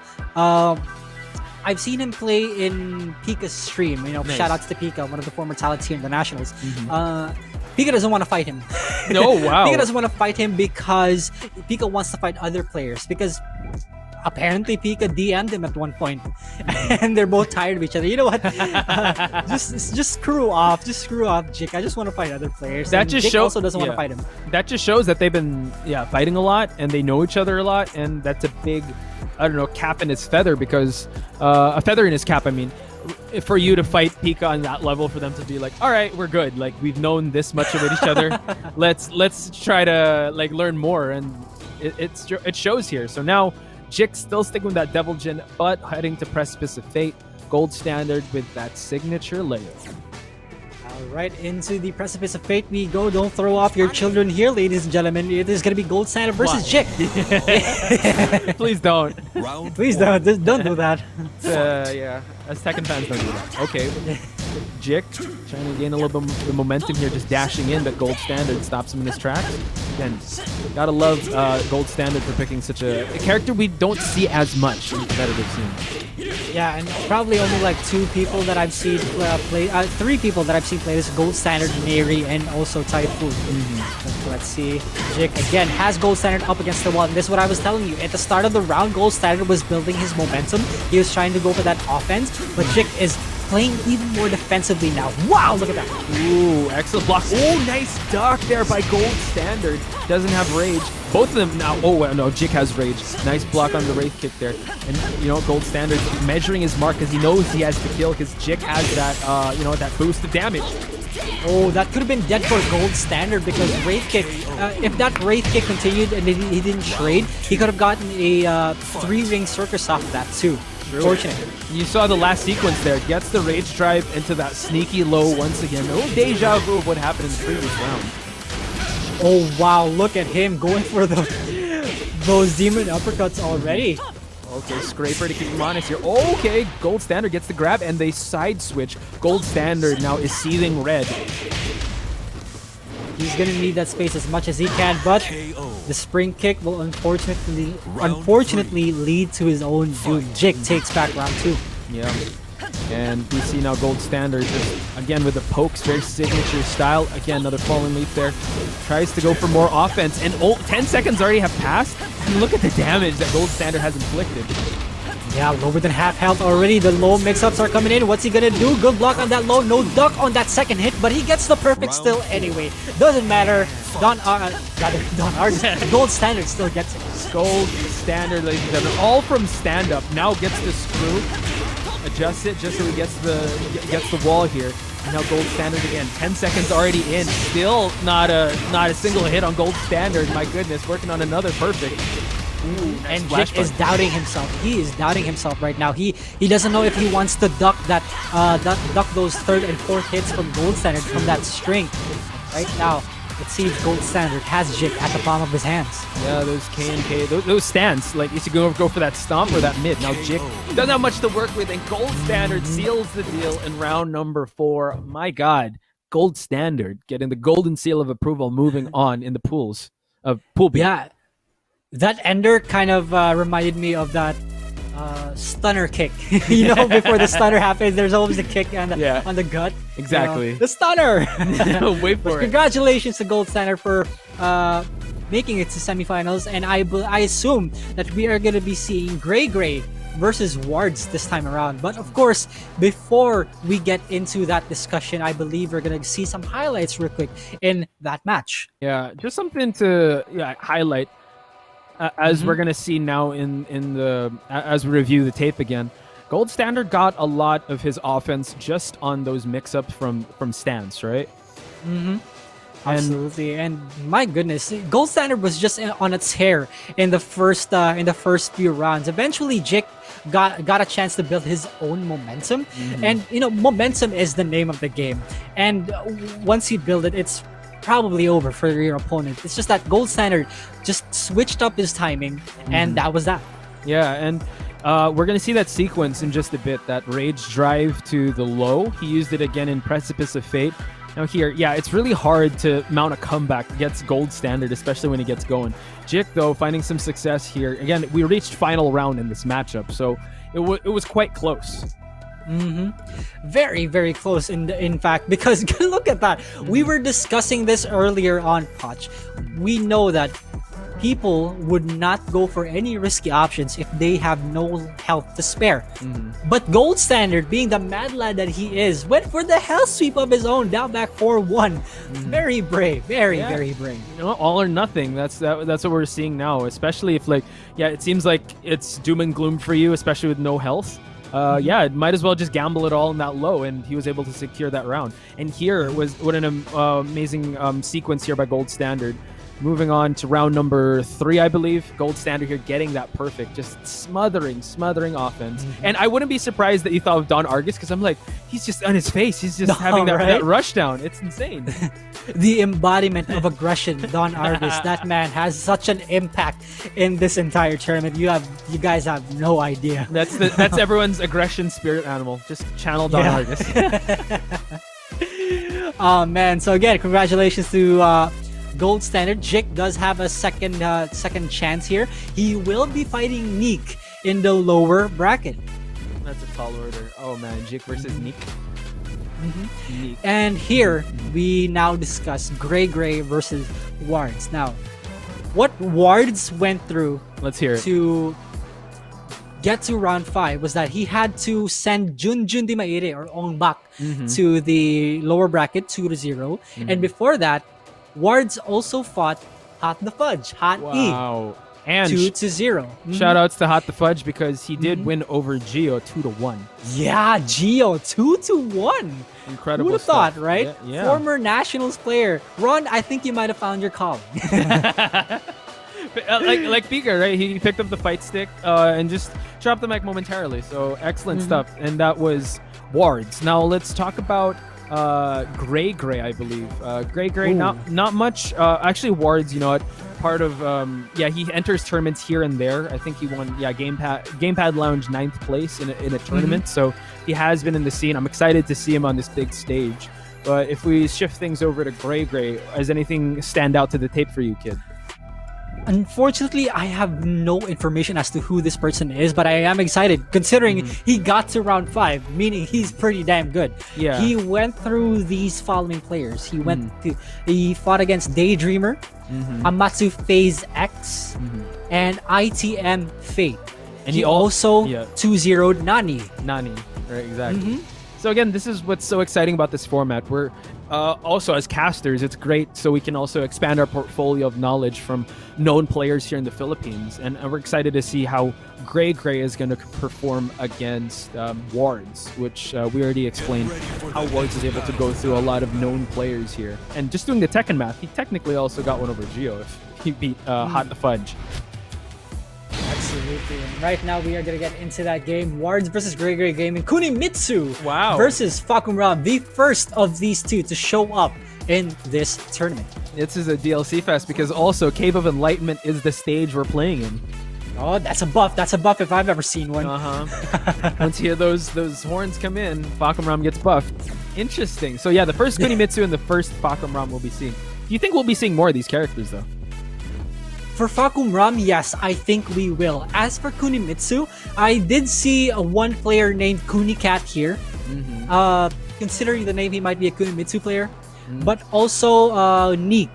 Neek might be a Yoshi player, but also he might be a Kunimitsu. So luckily enough, he is in this pool as well. So we might see that soon enough. And shout outs to Jason. I talked to him last night because he has a number of characters, but he said he was using Kuni today.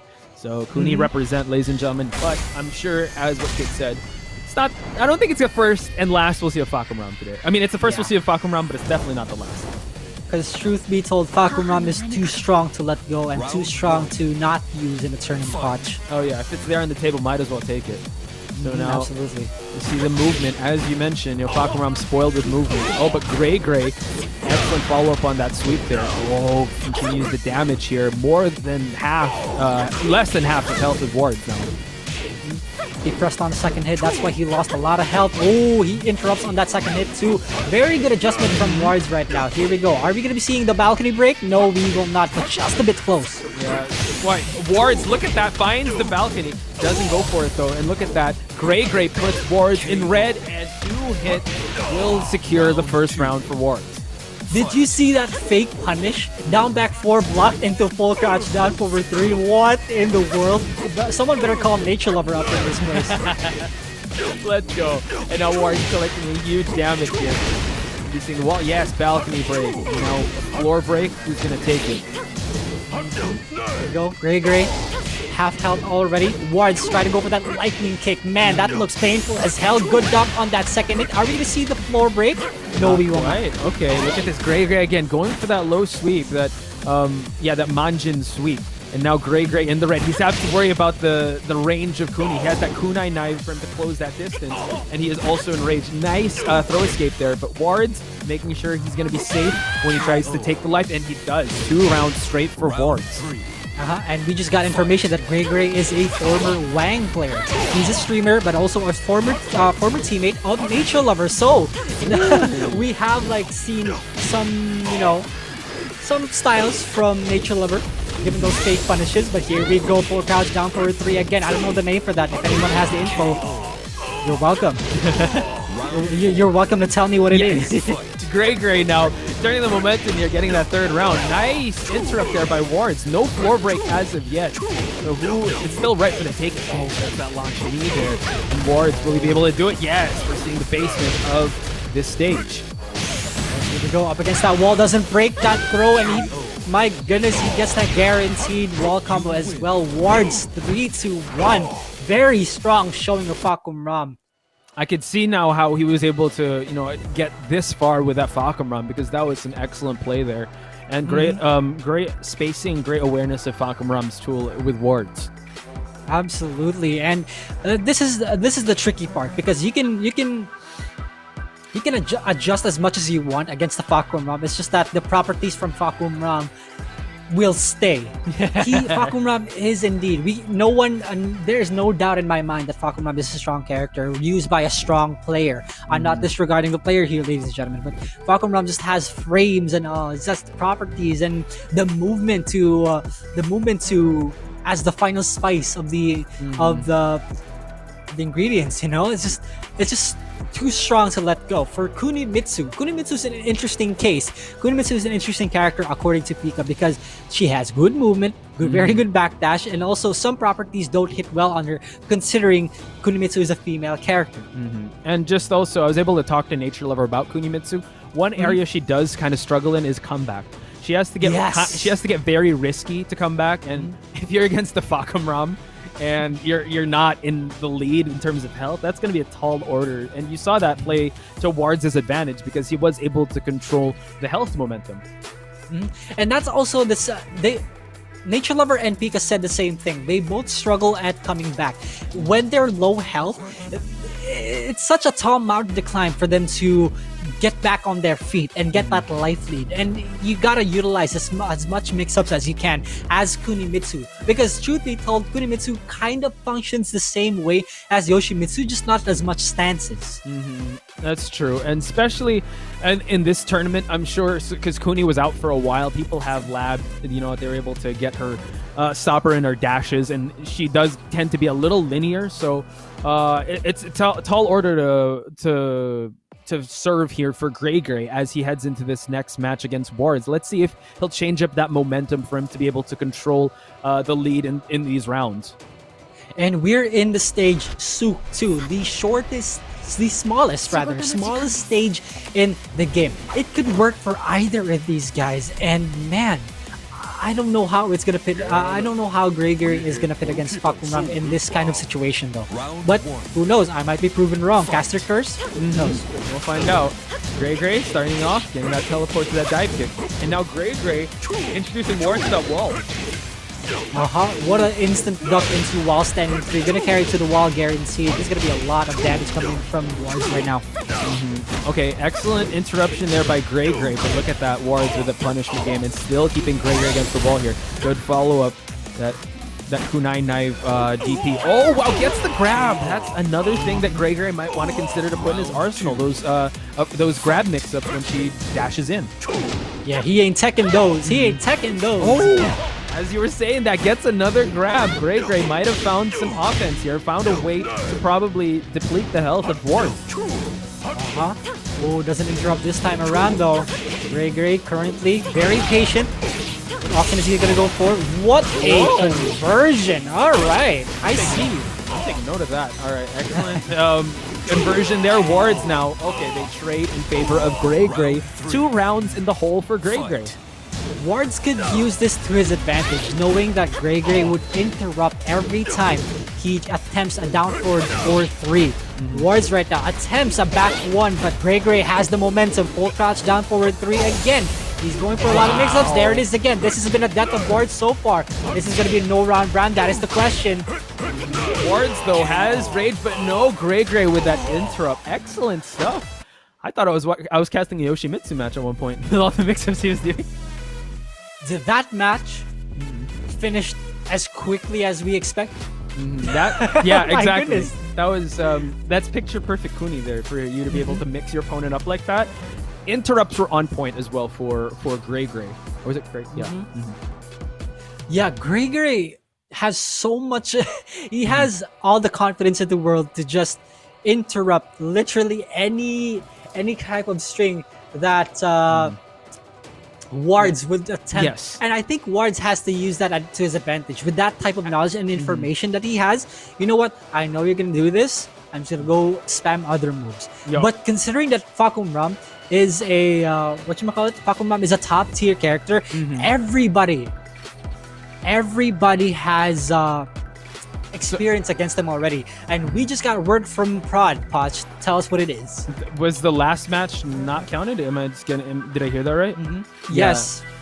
Oh, It wasn't counted. interesting. For reasons we will find out later on, ladies and gentlemen, but we will play another set. It is still 1-0 Wow. in favor of Wards. So let's see how this affects. Let's see how this affects whatchamacallit. Let's see how this affects GreyGrey. So if Prod could give us word on what's up right now, that'd be great. Yeah, for sure. This is, I think, the test because that was the Nash. It's at the Marshall stand-in there. So, I mean, that match was in GreyGrey's side. So I guess he can carry that momentum as he comes along. We're just gonna find out what was the technical difficulty or what happened in that matchup since that match did not count. Maybe the stage wasn't the stage they wanted because we still had the same characters and that was Sook.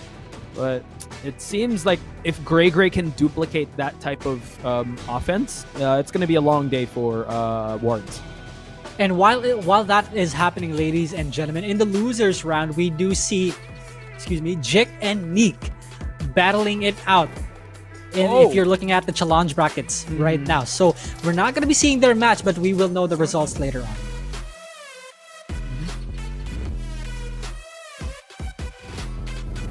Oh, okay. So that previous match did. So it's 1-1, ladies and gentlemen. They just clarified with us. Apologies for that. So it's 1-1. It's GreyGrey versus Wards, and then the one we just saw that didn't count. So we're just waiting on what's going to happen next. So I guess that round did count. So good on GreyGrey. Yeah. So you were saying that would have been really bad for his momentum. That would have been really bad for his momentum and morale. True. So you were mentioning the losers bracket as we're just summarizing what's happening in Pool B for everyone. Yeah, losers bracket happening right now. Jik versus Neek. They're duking it out. Say that 10 times. So both of these guys have one last chance to participate in this tournament. And honestly, I can't believe that both of these guys have one last chance left. And Frontier, he's waiting for his opponent between GreyGrey and Wards. And big shout out. That's gonna be exciting. Yeah, big shout out to Frontier because he went through. He went through Jason to get here, and he also went through Nickerin, Juker. So excellent stuff. Hot the Fudge, Amber, and if you guys know, he's in the community. He's a Hwarang main. He's a content creator as well. So this could be one of his highlights of the year for him if he's able to make it to top 8 and get some eyes on him. And speaking of big shout outs to Frontier, I do want to give him props for teaching the rest of the community, giving them Hwarang experience. He is a Hwarang enthusiast. If you guys didn't know, he plays a lot of Hwarang. He teaches how to deal with some of Hwarang stuff. Big shout outs to him for helping the community out. Yeah, he's very, especially in his streams, he's very giving, and he always says if anybody wants Hwarang matchup knowledge or he's always also looking to develop himself as well. And, he's pretty lighthearted. So shout outs to Frontier. I hope we get to see one of his matches, especially to see how his Hwarang has evolved, because I think we also saw him in that one big tournament. Yeah. And straying away from Pool B, I am now looking at Pool C, and currently waiting in the semi-final round is Secretbase Adrian going up against Maiven. That's going to be a good one. I think Maiven is a streamer who plays Raven. I believe so. Maiven? Yeah. Yeah, he has a... Yeah, I believe he's a Maiven main and has a Katarina, if ever. Top 7 in the Asahina. Yeah, he's very known in the community.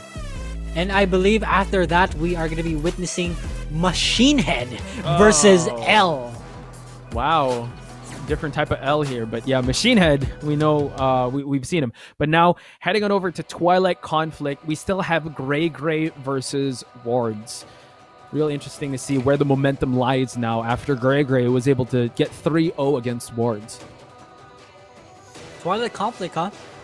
It's gonna work for either of these guys, just depending, but here we go. Both of these players have adjusted accordingly to how they both play. And I'm pretty excited who comes out on top here. Mind you, ladies and gentlemen, this is still in the upper bracket. There's still chances for these two players, but they don't want to. Yeah, they want to come into top 8 with a lot of momentum. Back and forth they go. You see that confidence from GreyGrey. Still, finding the timing, but leave it to Wards to be able to punish and change up his timing for those punishments. Excellent counter was found by Wards.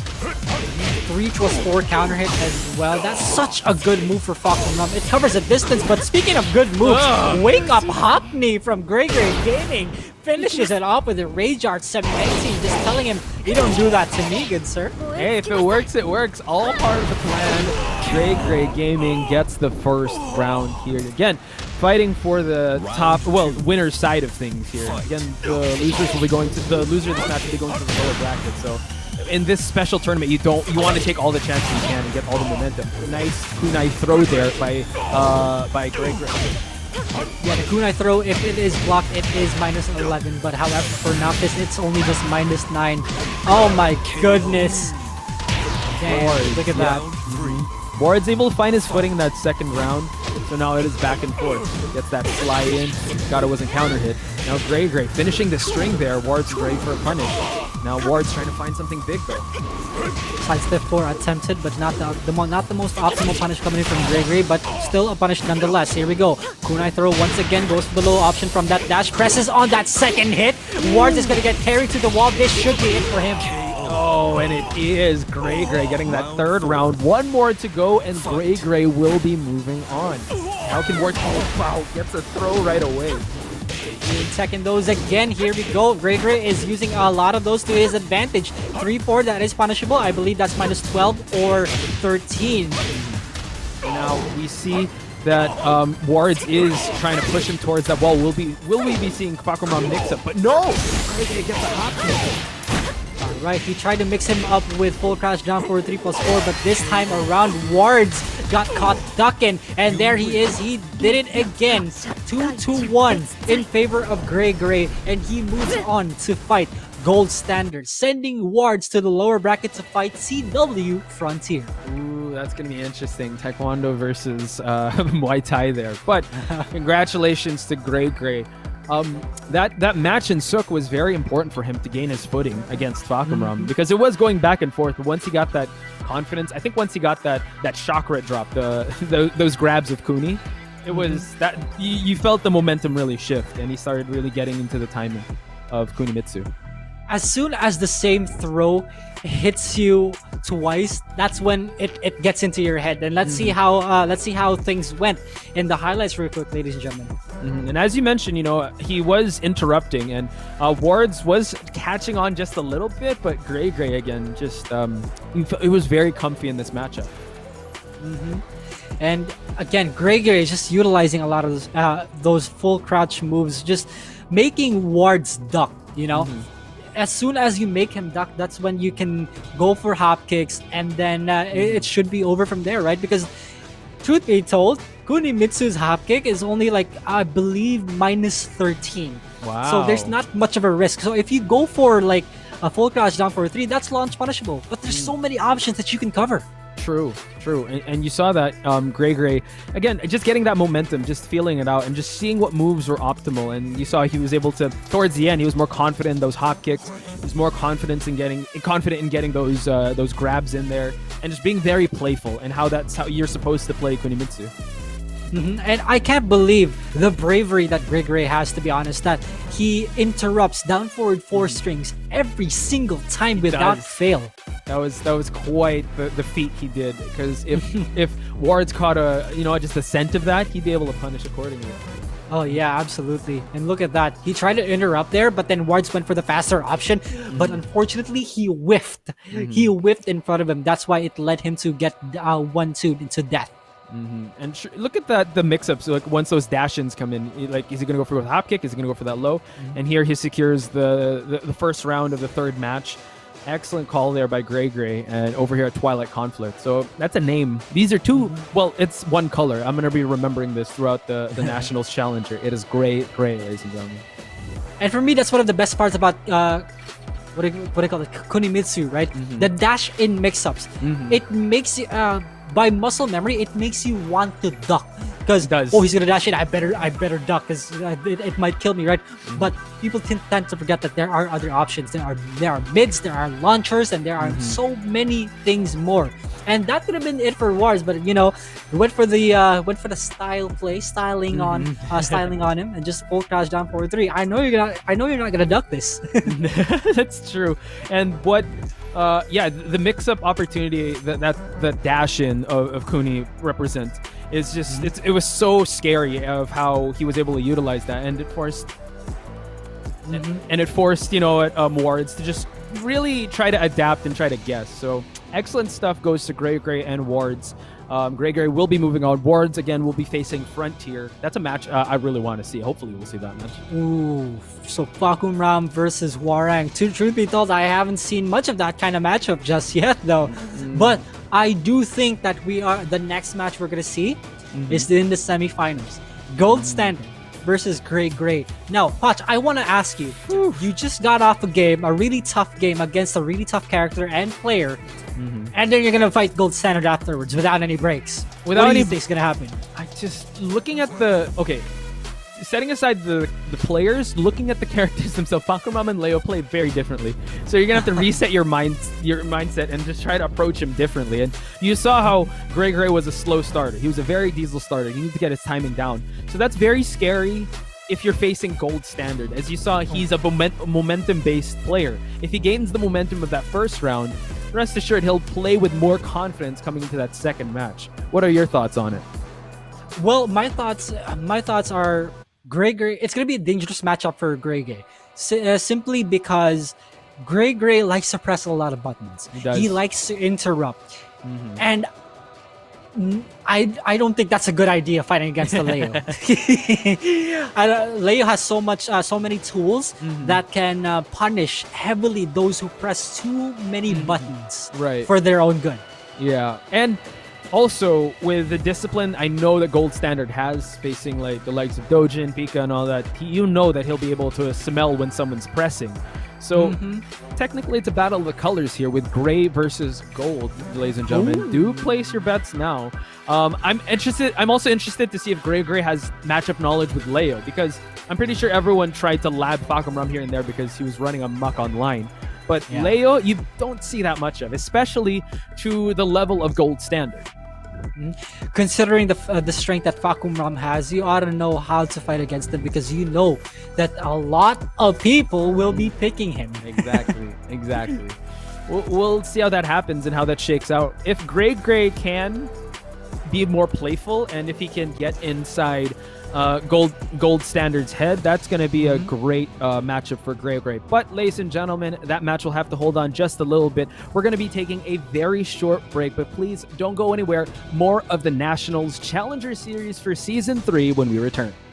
Ladies and gentlemen, welcome back. I am Kid, and with me is Poch Spice, and you are watching the Nationals Challenger Series Season 3. We are currently on the path to pro, and my goodness, we've had a lot of surprising results, and currently you are about to watch the next match, which is going to be Gold Standard versus a GreyGrey, a match that, we were saying a matchup of colors, if you would. It's going to be a Leo Kuni matchup, and as I was mentioning, shout outs to Nature Lover. Former teammate of his was GreyGrey. And GreyGrey, as you mentioned, was one of the best Wangs here in the Philippines when Wang was still alive. R.I.P. Rest in power, Wang. Rest in power. Rest in power, Wang. Streamer, and now teaching his wife how to play Tekken. So I think that's amazing that he's spreading the gift of Tekken, because he is an OG of Tekken, and Tekken 6, he was Nature Lover's teammate. So thank you for the info, Nature Lover. Absolutely. That's such good news, It just warms my heart whenever someone just teaches somebody else Tekken, especially when it's a family member. But anyway, we're going into the lower bracket on Pool B right now, which there have been results, ladies and gentlemen. It's gonna let's be hear it. Jik versus Neek. And the winner of that match is Jik, 2-1, which officially eliminates Neek from the tournament. So any supporters of Neek, I admire that you guys have still supported your boy all the way through, but good effort from Neek. And then next one we have Wards versus Frontier. It still hasn't happened, but we're gonna get some results later on. So Jik is still waiting between those two. Yeah, a little info on Wards. Again, a lot of people we're kind of scrambling to find out, but Wards is a Rob Nova player back in the day, and just to see how good he is now with his Fakumram and how he's gone so far is a testament of his own. So again, as we're saying these things of these players, they are building their own reputation here in the community in this huge stage that is the Nationals Challenger Series. And man, Gold Standard versus GreyGrey, that's something very exciting for me to watch because again, you mentioned that he is a former teammate of Nature Lover. And with the experience that he has, I do think that he can pit himself against Gold Standard, who has constantly trained against Dojin in his streams. Yeah, In any time of the day. that's true. Whenever you see Dojin stream, you always one of his constant sparring partners is Gold Standard. And you know, when the Nationals came in, I was actually waiting if Gold Standard was going to get picked up. There have been, you know, inklings that some teams are going to pick him up, but then, you know what, times changed last year, and I think this is a great coming out party for Gold Standard because I believe he's made the New Bloods list for us, like I think 3 of us casters, like we notified Gold Standard because he's always placing in local tournaments. Yeah, and it's almost as if Gold Standard said, you know, if no franchise team is gonna pick me up, I'm gonna go ahead and win some tournaments and cement myself as, hey, I'm one of the best here. Don't doubt it. Oh, you know, yeah, and we're not. We're absolutely not. He's one of the new blood picks. Probably one of the most common aside from Chongy Bears. You know, rest in peace in the tournament, Chongy Bears. Rest in power. Oh man, it breaks my heart. It breaks my heart. But anyway, it is what it is. Yeah, it is what it is. But the thing is, with Chongy Bear getting eliminated and what maybe some of your favorite players, ladies and gentlemen, getting eliminated, there's still going to be another Challenger Series. So they do have another chance. And we made up a funny rule. If you register twice, you'll get 2 lives. But we're joking there. But yes, Academy, ladies and gentlemen, for those of you guys out there that are enrolled in school, you have a chance in this I think it's next week or the coming week. Do stay tuned for that in the Nationals Facebook page and sign up, and as well as the second Challenger Series. But I digress because we have Gold Standard versus GreyGrey facing each other off in the Abandoned Temple. That is quite the interesting sight to see. Abandoned Temple, fairly large stage. Gold Standard and GreyGrey, they're both momentum based. Let's see who gets it first though. Yeah.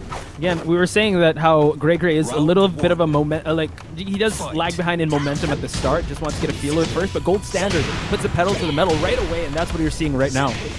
And now pushing already towards that wall. Gold Standard gets interrupted again. Kunai throw, here we go. Ooh, good wake-up option by Gold Standard, just stopping the momentum of GreyGrey. Now hits him from back turn. He seems to know like the options there. Kunai knives though hits flush. Going for the low option again. Both players are a few more hits away from rage, but Gold Standard taking his distance right now. Good interrupts by Gold Standard, just not playing the mix-up game at all with GreyGrey, just getting her out of back turn with some down jabs and low kicks. You know, Gold I love that option. I love that option from Gold Standard. He went for the 2-2 punish, which gives you a considerable amount of frames to work with, and then he had a lot of time to go for that down back 4-1, which is the Leo Hell Sweep. True. And let's see how he's going to be able to translate that to, you know, just keep the pace going in his own speed. Because GreyGrey now, finds the Frost Slide counter hit. Now he's on the damage. Carries to the other side of the stage, goes for the low option. Gold Standard in big trouble right now, up against that wall. What a parry! And that could be that. No, not just yet, but the race drive will take it against GreyGrey. He had that in the bag, but the cat got out.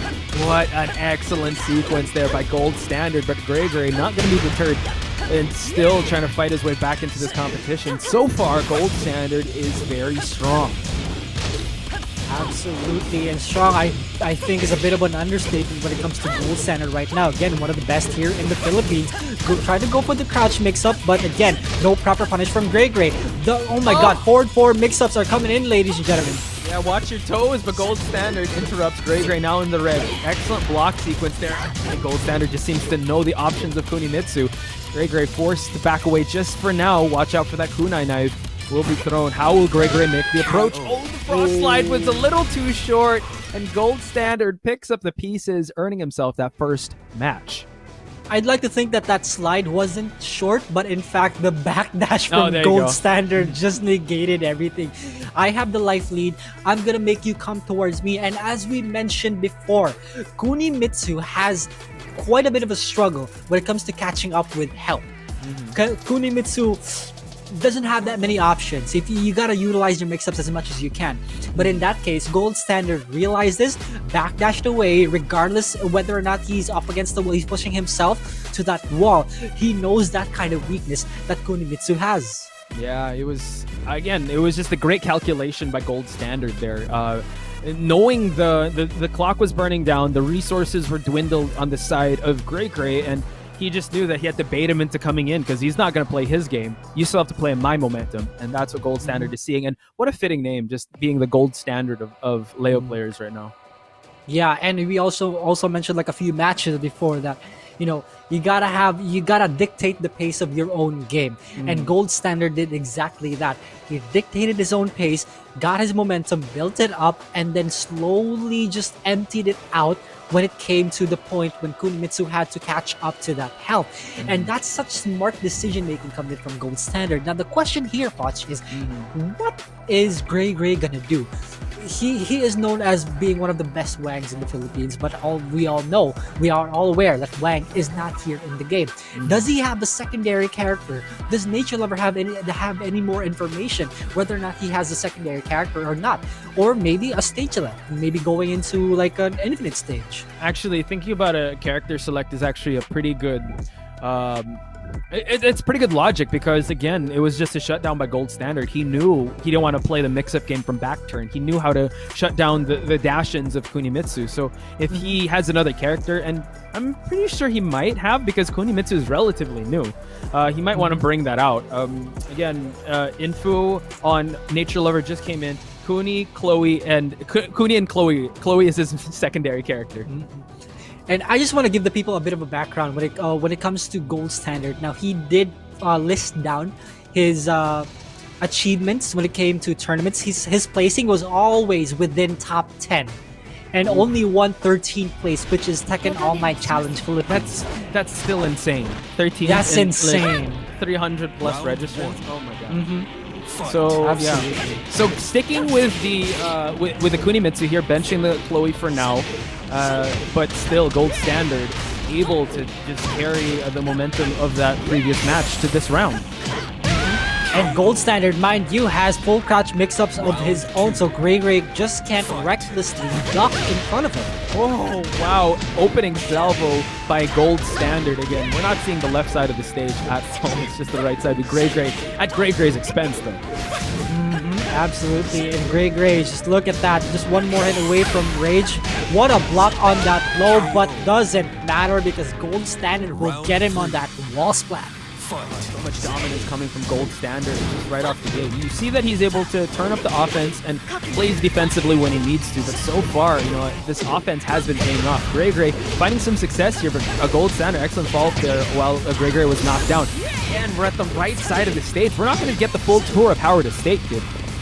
And speaking of follow-ups, Gold Standard, again, a hop kick out of nowhere, and that finishes it up. Gold Standard with the completely disrespectful hop kick, and GreyGrey is sent to losers. Wow, that just shows that Gold Standard was playing with confidence there. That last sequence, as you said, that hop kick out of nowhere, just to splat him against the wall. He already had that one in the bag, but 3 rounds straight for Gold Standard in that second match. Excellent stuff.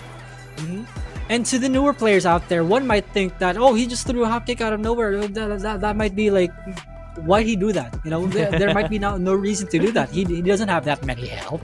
I mean, one reason that as we go into the highlights of this game, I want to explain why that hop kick was an okay option. Let's hear Gold Standard had so much health left. He had health to spare, so he just went for some risky stuff. And the most that you can get out of a blocked hop kick is -13, right? And Gold Standard still has him up against the wall, so that was some options like coming in from Gold Standard. Yeah, he knew that he had the life to gamble. That's why he was able to use it. Again, you just see like the different shades of Gold Standard, if you would, because of how he's able to turn up the offense. He knows his options. He knows when to play defensively. You've seen that here, and you see how he was able to shut down any of Kuni's offense, especially with this movement and interrupts. And again, in that last round of the abandoned temple, that was just that was the death of GreyGrey, because as soon as that hit, as soon as he started backdashing, it was over. That's true. Again, the spacing of gold standard is so good. And now this is the second round, and I believe we're going to see the disrespectful hop kick, as you said, kid. Good follow-up here. Again, I caught him on the float coming in. Follows it up here. Backs away just a little bit. Hop kick to the wall. Bang. Right on the money. Just out of nowhere. Right? Just ending the round that way. Ending the round with a hop kick. That you're really cementing yourself as someone who has more confidence than anybody else in this entire tournament. And gold standard looking pretty strong. Pretty damn strong here. Mm-hmm. No, that's why he's one of our picks for the new bloods to watch out for, and it's showing why his name is indeed gold standard and people know his name. So he will be moving on, ladies and gentlemen. GreyGrey will be going to the lower bracket. I think if we're still gonna hang out in Pool B, we were talking about a match that we might potentially watch, which is I think it's Frontier versus. We're moving on to Pool C. Oh, Pool C, yes, indeed. We are moving on to the Pool C, and this time. It is going to be Adrian versus Maiven and MachineHead versus L. Now, I just want to remind everybody that Adrian and MachineHead used to be players for the Nationals. If they win this is a potential run back. Ooh, you're right. Yeah, they have. Yeah, that's true. Yeah, they've constantly faced each other before, and just so you guys need to remember Adrian's name. He also is known for his Shaheen, a little bit of the Claudio and Kazumi, but he was wreaking havoc with his Shaheen in the National Season 1. And again, I just want to point out the clear inspiration that AK has put on this kid with 54 picks on Shaheen with an overall 50% win rate. My God. And 2 picks on Kazumi and 5 picks on Claudio. Yeah, the output on this kid is crazy. He really plays the 50-50 game, and it translates to his stats there. What I'm interested to see is if he's, especially with his time off in Season 2, how he's matured as a player, since, he was kind of thrown into the Nationals. He was the youngest player. He was a bit shy, but now he's coming into his own, not just as a player, but as a person as well, as an esports athlete. So this is definitely his path to pro. And he's still so young. There's so many things. There's so many roles that he can take. And I just want to mention on the other hand of the upper bracket, it's MachineHead versus L. MachineHead, MachineHead had to go through this one person. He's called iRobot. MachineHead versus iRobot. That's insane. The human body. But iRobot, yeah, known in the scene as well. I think Jack 7 main. And yeah, just to shift gears to talk about MachineHead, we've highlighted him before, and he has been going through a tear in this pool, and it's crazy how Pool C is stacked with just these 2 names alone. But you have other players there as well to note. But these are the players that we do have stats on since they were in the National Season 1. And I'm pretty sure you know who this L guy is. So I'm gonna leave it to you to give some background on this player, because I absolutely have no idea. Yeah, Levi Liwag, OG, one of the best kings in the Philippines, and I hope we get to see a king match, because you know how excited we get with king matches coming in. Yeah, a lot of people know him. A lot of people sing his praises. I think we've saw some of his matches as well. So I'm interested to see how his king would translate online, and how he's able to, hopefully give us some RDCs. Rock and roll has a very special place in our hearts. And seeing any person going king, it just gets us all excited. We love grapplers. We absolutely love grapplers. Well, I think if we're not playing against them, we love grapplers. Yeah, of course. But if you're playing against them, stop. Oh man.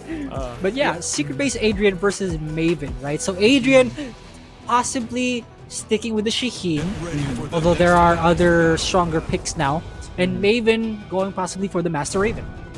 So Maiven, known as, I guess, Master Raven Katarina, we're gonna stick with the Master Raven, and Adrian with that classic Shaheen.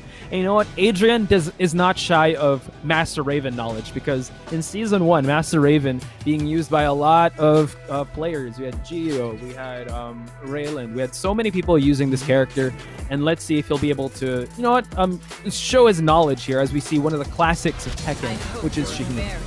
Yeah, and he definitely isn't green rank. That's for sure. He's not green rank. Come on, guys. You damn Smurfers. Anyway, going into the game right now, ladies and gentlemen, here into the Mishima building. A weird stage, kind of a weirdly shaped as well. Wow, look at that. Wow, good salvo there by Adrian. Couldn't collect the combo there. Oh, but wow, gets the Rising Hawk Eagle uppercut there. Goes to the wall, double Scorpion Ender. Right, has Maiven up against the wall. It's kind of a struggle to catch up with the health that you have right now as Master Raven, but again, there it is, the counter hits. The specialty of Maiven. Adrian pushed to that wall. New wall combo, here we go. Okay, Maiven collecting pieces. Nice Shinobi Cyclone there. Adrian is seething red. Oh, wow, he's denied to use it. Goes for the 4-4-4 pickup. My God, Maiven collecting that round number 1. Master Raven just especially specializes in coming back when it comes to counter hits and all. The mix-up potential. Adrian playing very compact right now. It's completely different to all the times that he was competing in the nationals. For sure, yeah. Well, let's see if he'll let it loose, because Maven's been collecting a lot of these counter hits. Delayed the second hit there. Now, gotta be very careful when she's in back turn. She does have a grab now, so he has to be very careful. Rising elbow. One more would do it. Can Adrian pick up the pieces, though? I've also noticed that rising elbow while standing 2 is such an important move for Master Raven. For sure. I've seen I've seen Pika use that move a lot, as well as down forward 3. So let's see if Maiven does abuse this move. Ooh, teleports to the side switch. That's something to look out for. Gets the Shaheen steel pedal there. Good follow-up. And now Adrian doesn't want to let go of this real estate advantage. These lows have been doing a lot of work for Maiven.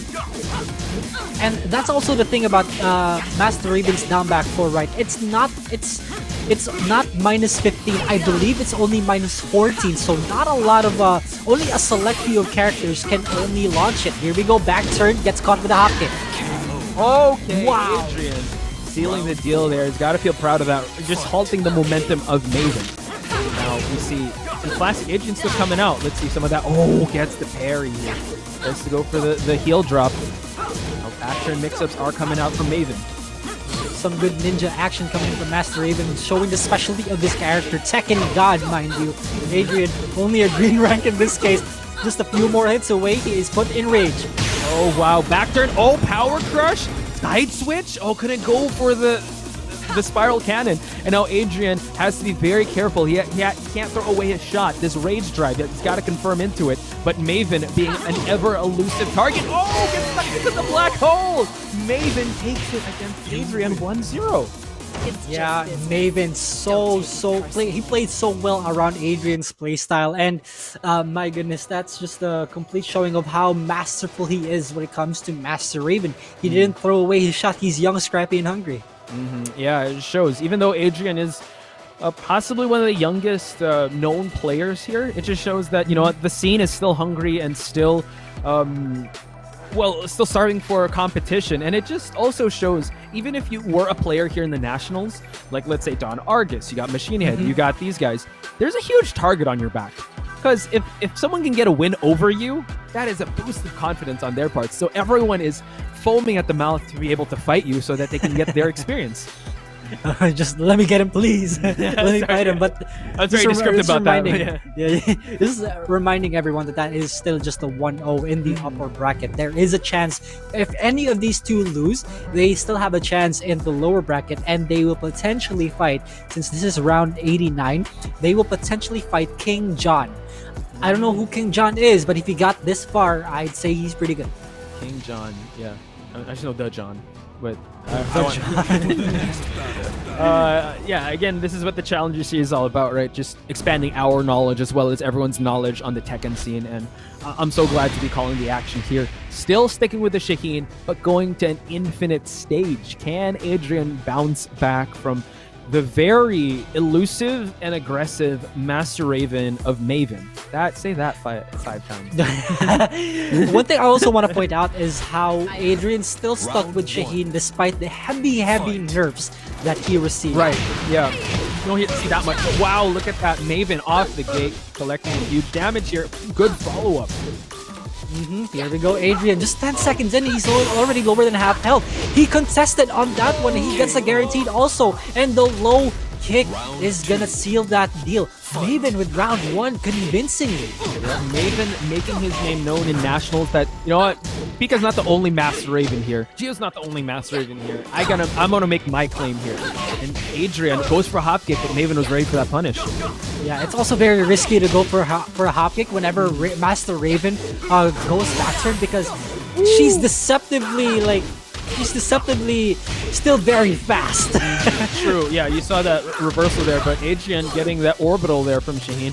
Maven so close to getting raged. Adrian again trying to make a shot count, but that reaching low there by Maven, securing himself 2 rounds in the bag with Adrian. Yeah, and here we go. Adrian really has to do something right now.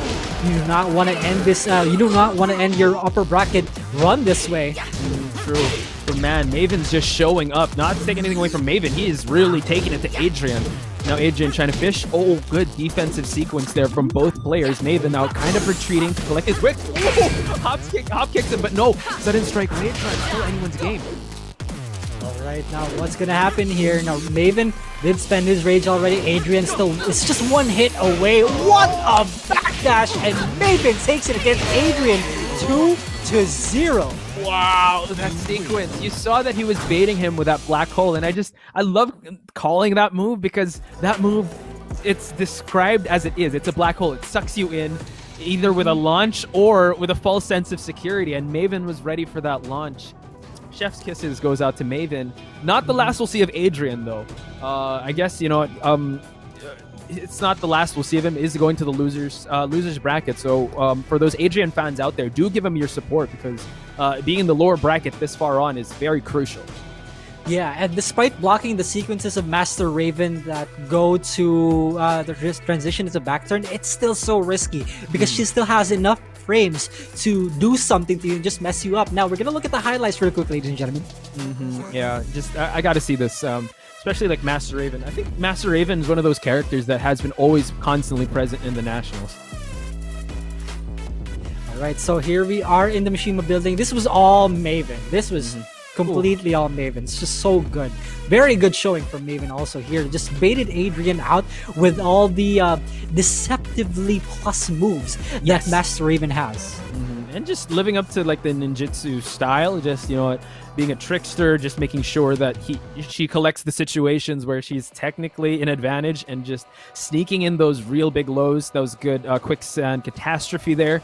Then great awareness here by Adrian. He was able to piece a bit of a game plan together, but I think what really shocked him was the playfulness and the offense of Maven just right off the gate.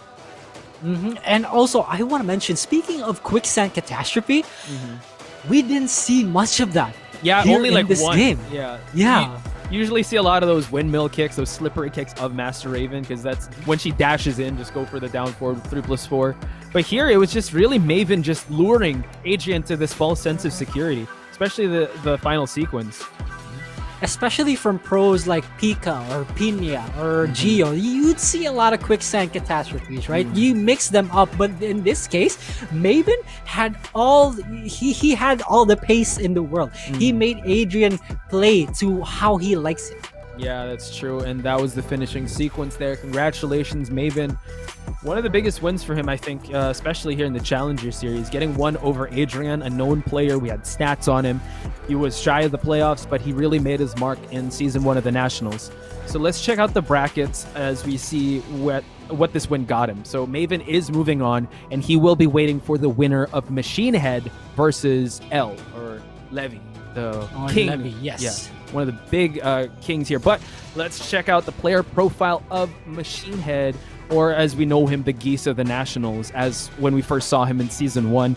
122 geese picks. That's a lot of pick geese. No longer using geese in this case, though, because he is apparently using a lot of Alisa this time around. So that comes off a bit of a shocker to me, to be completely honest. And yeah, that's something to look forward to, guys. So let's see how MachineHead pits himself against these guys. And just to, we had a bit of a sneak preview of this Alisa, because I believe in the playoffs, this was like right after the geese changes, as you mentioned, that it's harder for him to farm that bar.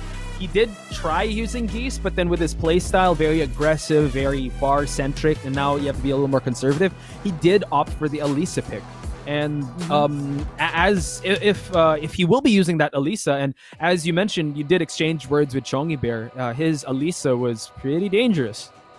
Yeah, indeed. If you can beat Chongi Bears with your secondary character, I mean, that says a lot already. So I'm pretty damn excited to see MachineHead after the drought from MachineHead that we haven't seen him for a while, in like what, in a few months of not having nationals, right? It's so crazy to think that he's back. It's back. He's back. Don't call it a comeback. He's always been lurking. I honestly think that maybe Elisa might be his new main now, and maybe he might be favoring Elisa more than Geese. But not to mention, when he had like a hot streak going on, he was really taking it against AK, against Dojin, against all these known players. And we keep highlighting him because he is a player that I think all these teams have to watch out for, because he could definitely be a blue chip prospect if he makes it to the draft. Absolutely. And we're talking mostly about like MachineHead, but I think we're forgetting to take into account L. Probably one of the best kings here in the Philippines, and I quite honestly have not seen much of his achievements. What do you think, Mach?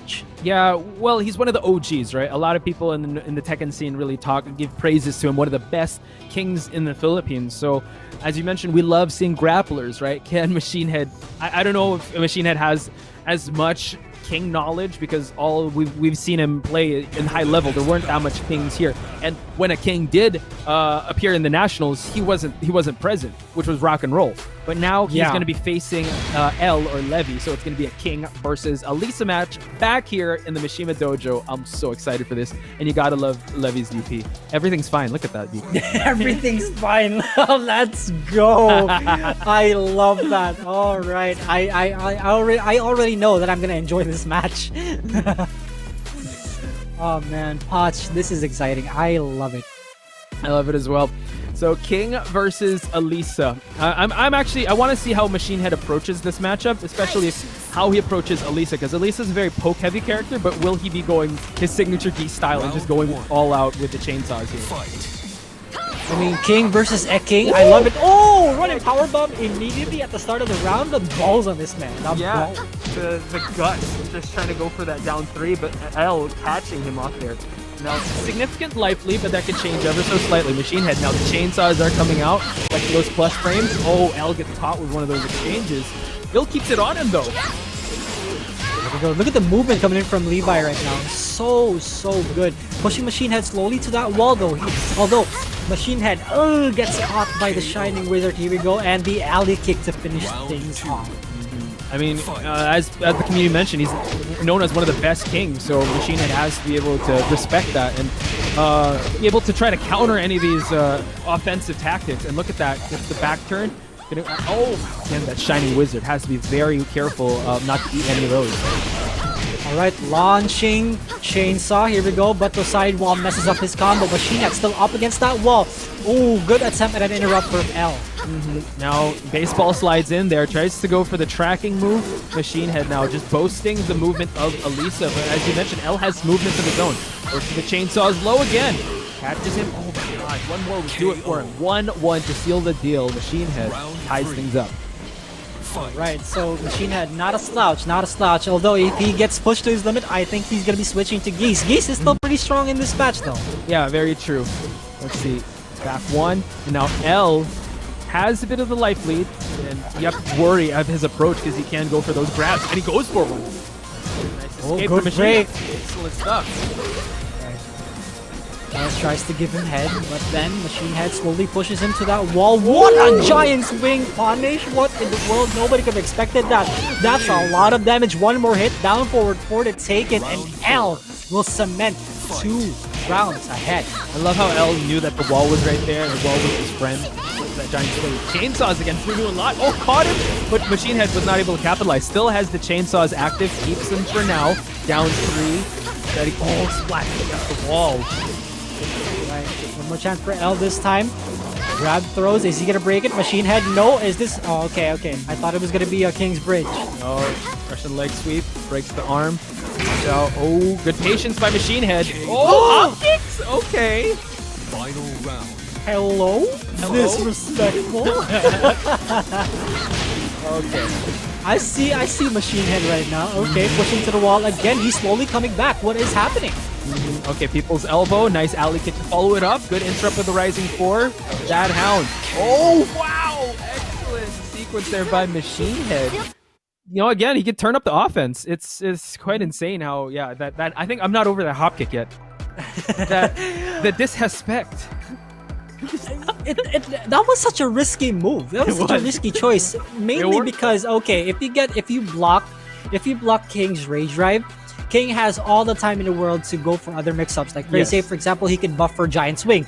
Say for example, he could buffer Tijuana Twister, or he could buffer literally anything else. But Machine Head just goes for a double hop kick. Yeah, just whatever. Yeah, just you know, that tells a lot. That tells a lot as a player that you have the read on him. Yeah, That's such good, mind reading. From a King. I mean, the numbers don't really paint the whole story because, right, as Kid mentioned in that situation, you wouldn't go for the hop kick, but he had the read on him, and I always say this: it's all part of the plan. He knew that. He's from the future. If I remember correctly, King's Rage Drive is +8 on block. Oh, jeez. And he just decided to hop kick. I don't understand. Dude, frames it's a state of mind. It's a figment of your imagination. Wow. And going with an infinite stage. So, Machine Head gonna get a lot of room to move because Elisa has like one of the best movements in the game. But it's random too. So my goodness, I don't know how this is gonna. I don't know how Ella's gonna deal with this. Again, we saw he was able to catch his approach coming in with those grabs, but then Machine Head, once he gets the party going with his chainsaws, oh, excellent backdash there from L. Oh, but the movement from Machine Head though.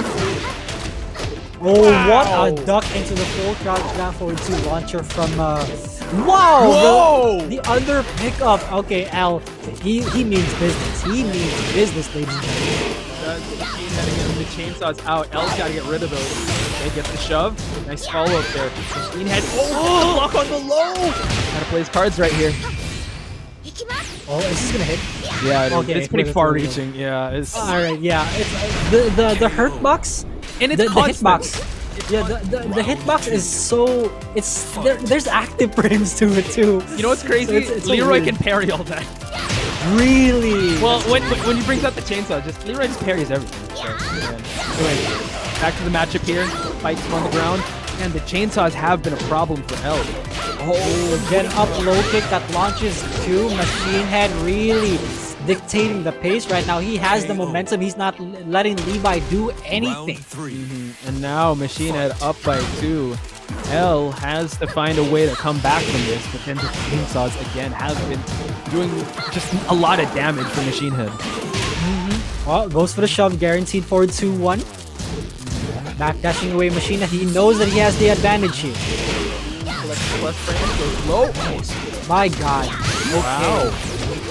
Good launch there. Machine Head putting L in rage. Tries to seal the deal there with that down 3. Down back 3. All right, here we go. 1-2 to interrupt the momentum of L, and he takes it 2-0, and he'll be moving on into the semifinals to fight against Maiven. Dude, can I just say that I don't think Geese is in the conversation anymore. That Elisa was so strong. If it's that strong, so too. Why would he need Geese? I mean, I know Geese got him to the party, but Elisa's keeping him here in the Challenger Series. So congratulations to Machine Head, but Levy being one of the known kings there. Again, this is the winner's side, right? So he definitely has a second life. He joined for Geese, stayed for Elisa. That's ouch. Why you gotta do Geese dirty? That's it is what it is, bud. It is what it is. It is what it is. So let's check out the highlights here as we check out this, chainsaw wielding ballerina that is known as Machine Head. Excellent start for L here. He was really able to control the pace at the start, but honestly, those chainsaws are just really hard to deal with. And that was an attempt at the instant shining wizard, but he gets something better off of it because he got the running power bomb, but still he couldn't capitalize on that momentum, and Machina just took it off of him. Yeah. Another Elisa in the mids here of the Nationals. I'm pretty sure a lot of coaches, a lot of players are looking at MachineHead thinking maybe we should draft him or not. Not quite sure, but very strong. Also, you saw that hop kick attempt. That was an attempt for him to interrupt the chainsaw mix-ups, but then that is an auto block, so that's completely unfortunate for L. He tried to go for the right guesses, but unfortunately he couldn't. And L really tried to turn things around. He's got his grab games on point, but I think we're gonna see that hop kick. Are we gonna see the hop kick? I think we are. I think so too. Look at this. Look at this. +8. Oh man, MachineHead he's from the future. How does one have so much confidence to fight against +8 and do hop kick? My God, MachineHead. It is what it is, man. An excellent duck here on the running 2 from L to just get that gut stun. And good reset here and gets the spinning power bomb ender. All right, let me further my research here and see if it really is +8. It is +8. There we go. +8 to +9. Okay. That's just the confidence that MachineHead brings to the table, right? Yeah, exactly. And here's the closing. He has he's playing Alisa, but he has the confidence of Geese Howard. That's how it is. That's a dangerous combo there. The confidence of Geese, exactly. but you're playing Alisa, the chainsaws. My God. MachineHead, just showing everyone. If you guys forgot my name, let me allow myself to introduce myself. The human body, MachineHead. And now I believe we're going to be moving on to the semifinals, wherein we're going to be watching Maiven versus MachineHead. While all of that is happening in the lower bracket, I do have some news for you, ladies and gentlemen. To those who are supporting Secretbase's Adrian, unfortunately, he has been eliminated by KingJon 2-0. Yo, we got to see a KingJon match soon. This guy's been tearing through the losers bracket, and for him to be able to get one over Adrian, that's crazy. Oh, speaking of crazy, we got Alisa versus Master Raven, Maiven versus MachineHead. Now, this is going to be... MachineHead's patience is really going to be tested here. Yes. We know that he's such an aggressive player considering the match that we saw right now and all the input that we've had when he was still using Geese. You can't do that against Master Raven. Especially, there's so much risk to it. Yeah, especially with Maiven's Master Raven, where she's able to just keep you thinking that it's your turn, but it's quite not. But MachineHead again with those chainsaws. So both these guys kind of changing the pace here, being very careful with how they approach. Yeah, and you saw Shoeshine blocked by Maiven but got the wrong punish and tried to go for the wall standing one, but unfortunately that is -11 only. Shoeshine, such a good move for Alisa. Yeah, let's see if we'll have more Shoeshine. Oh, Black Hole, watch out. Tried to go for the running 2. Oh, didn't go for that second hit low there. Maiven now stalking his prey. Can he get the rage drive in? Actually, MachineHead could try to run away with this. Oh no, he chooses to go for that boot elbow. Very good stuff. MachineHead dictating the pace already. What a whip punish. Just one single backdash and he got it already. Yeah, the back 4-4. Oh, nice block on the baseball slide down 3. Maiven again. Master Raven's no slouch when it comes to combo damage. Oh, he's making Maiven duck already. He's mixing him up. What? For the wall standing 1-4. No duck on that second hit. I believe that was a counter hit. If you don't get... sometimes I wonder if the people don't duck that. I think it's a counter hit. I'm not still sure though, so I'm gonna have to log that out later. Oh, for sure. But still, that worked out for a MachineHead in that exchange. Okay, Maiven pulling the trigger there in that 2 hit. Now, back turn, and chainsaws are out. Chainsaws are a problem. Gets the screw, gonna spike him. And I just want to mention that every time Maiven goes transition into back turn stance, you can see MachineHead doubting himself to go in, whether or not to go in. Here we go. Maiven spends his rage drive. What's the mix-up going to be? What's MachineHead just outside of rage though? What's the mix-up going to be? Oh, down back 4 to finish things off. He takes it 1-0. Man, non-stop action from both these players. And you saw the exchanges. I like what you were saying that, MachineHead is kind of questioning himself in those exchanges. It just shows that he has that respect for Master Raven, especially Maiven as a player. And slowly downloading, slowly seeing. But I can tell you now that as you mentioned, making Maiven duck, MachineHead has been landing those hop kicks. Yeah, exactly. And that's exactly how you should I'm not exactly saying that this is how you should be doing it, but the optimal way to deal with Raven's back turn, especially if you're not sure about the frames and that, you probably shouldn't just approach it and do anything reckless. Yeah, Unless of don't. course you have full confidence in it. Just don't, because you will get launched. You will get counter hit. And that's something you don't want. When in doubt, don't, because it's like a moth to a flame. I've faced Pika's Master Raven. It's terrible. Don't ever just approach a Master Raven back turn. And she can also grab you guys. She can grab you. It's insane. And then you saw how Maiven was in the previous match. She was just against Adrian, guys. A known player here. So Master Raven is definitely a character that you need to specialize in. But as MachineHead is doing here, not getting baited to come in and not wow, another infinite stage. Not Arctic Snowfall. Okay. yeah, one of Pika's favorite stages. Yeah, exactly. And only second to Geometric Plane. There you go. I also do want to mention that this is interesting because this also gives so much way for Alisa to move around. Considering Alisa has one of the best movements in the game, and Master Raven doesn't work like a female character. This is according to Pika. She still plays like a male character.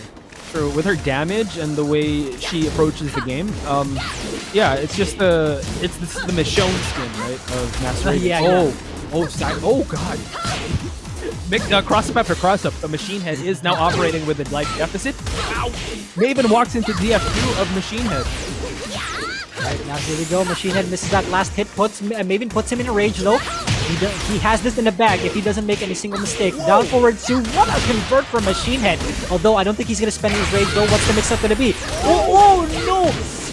The front roll, MachineHead. He's gonna take advantage of this. Maven does have rage though. MachineHead gotta be careful. The boot number 2. What's it gonna be? 15 seconds left. Oh, it's still anyone's game, but the comeback from it. Oh no, it was Maven that got the best of that exchange. He's gotta feel pretty happy about that round. Just a sliver of health. Oh my goodness, that is completely unfortunate for Maven. No, that is completely unfortunate for MachineHead.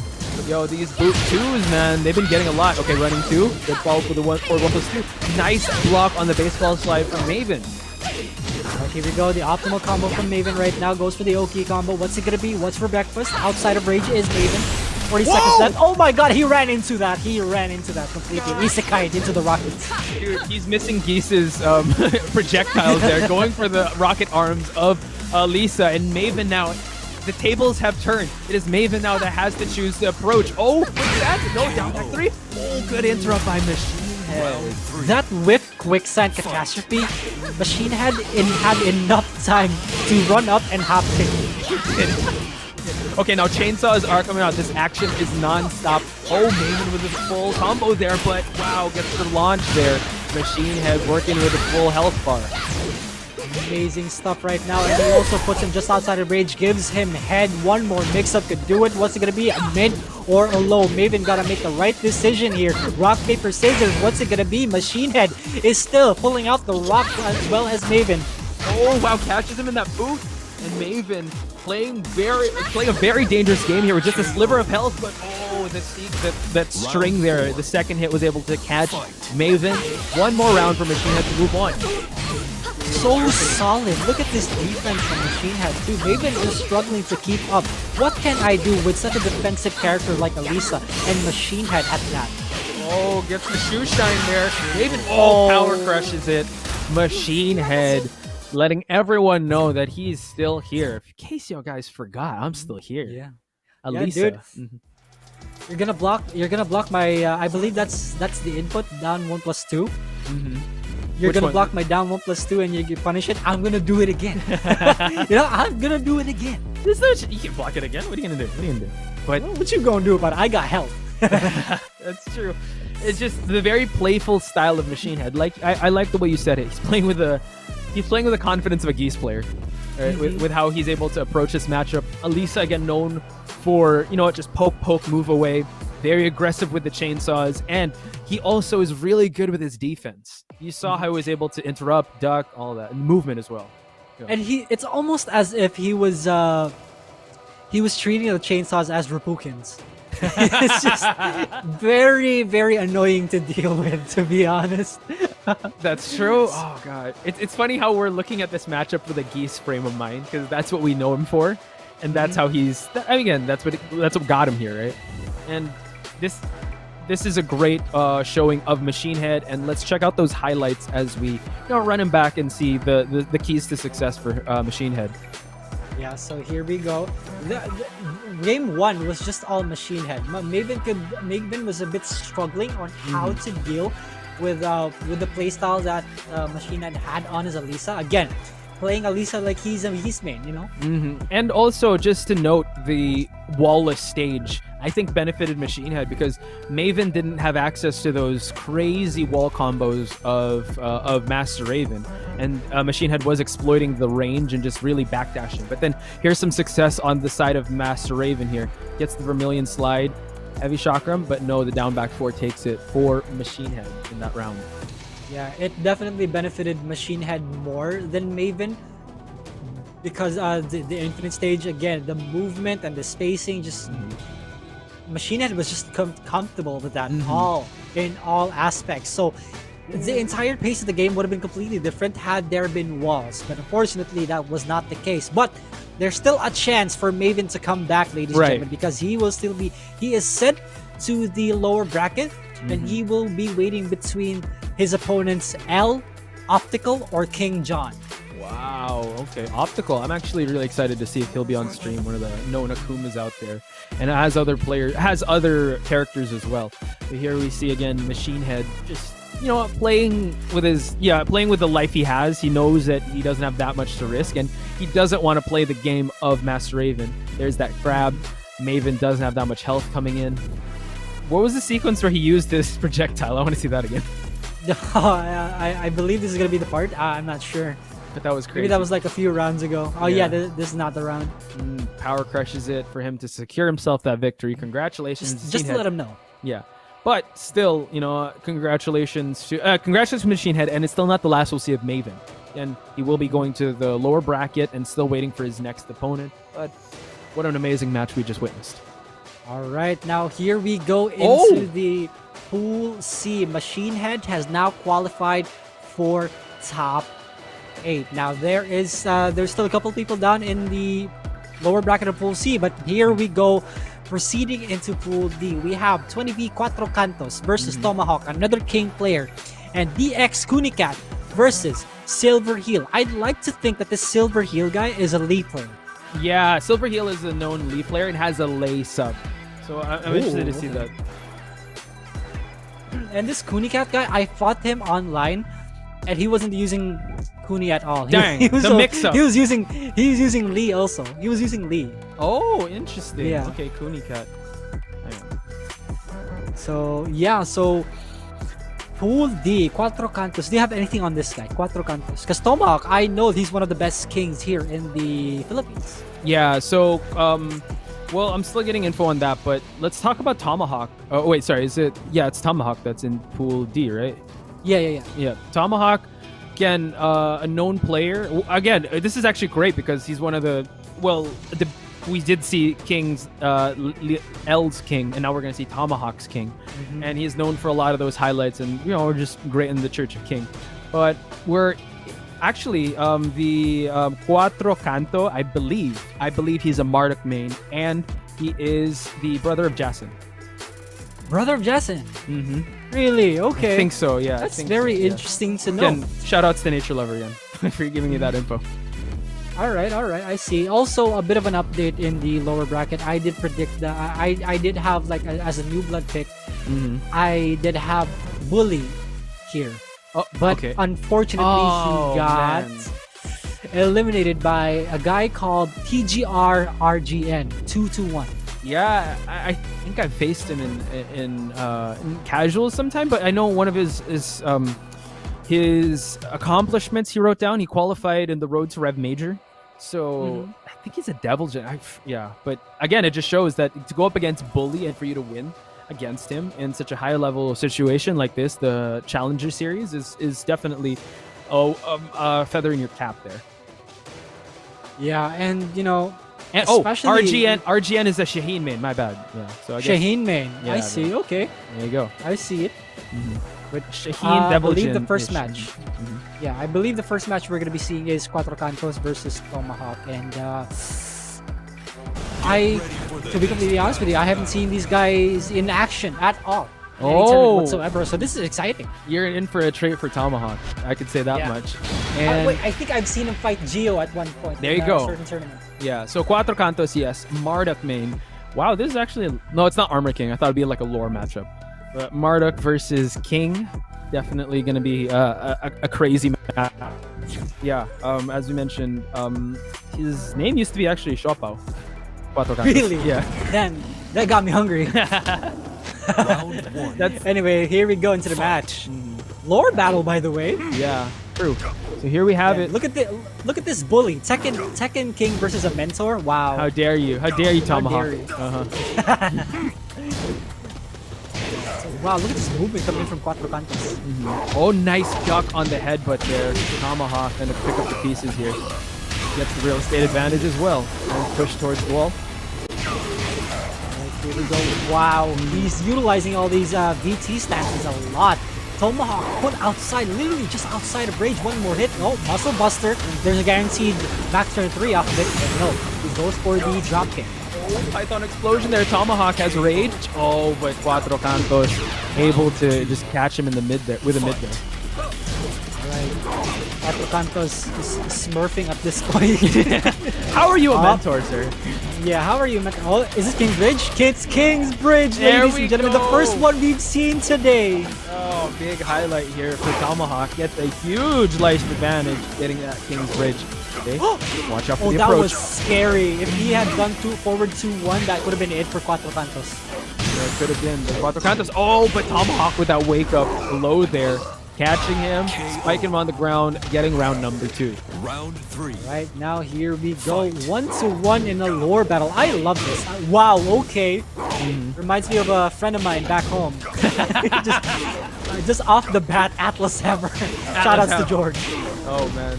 Hey, if it works, right? But Tomahawk practicing some defense here. Okay. Cancels that low move. Goes for that low. Oh, giant swing.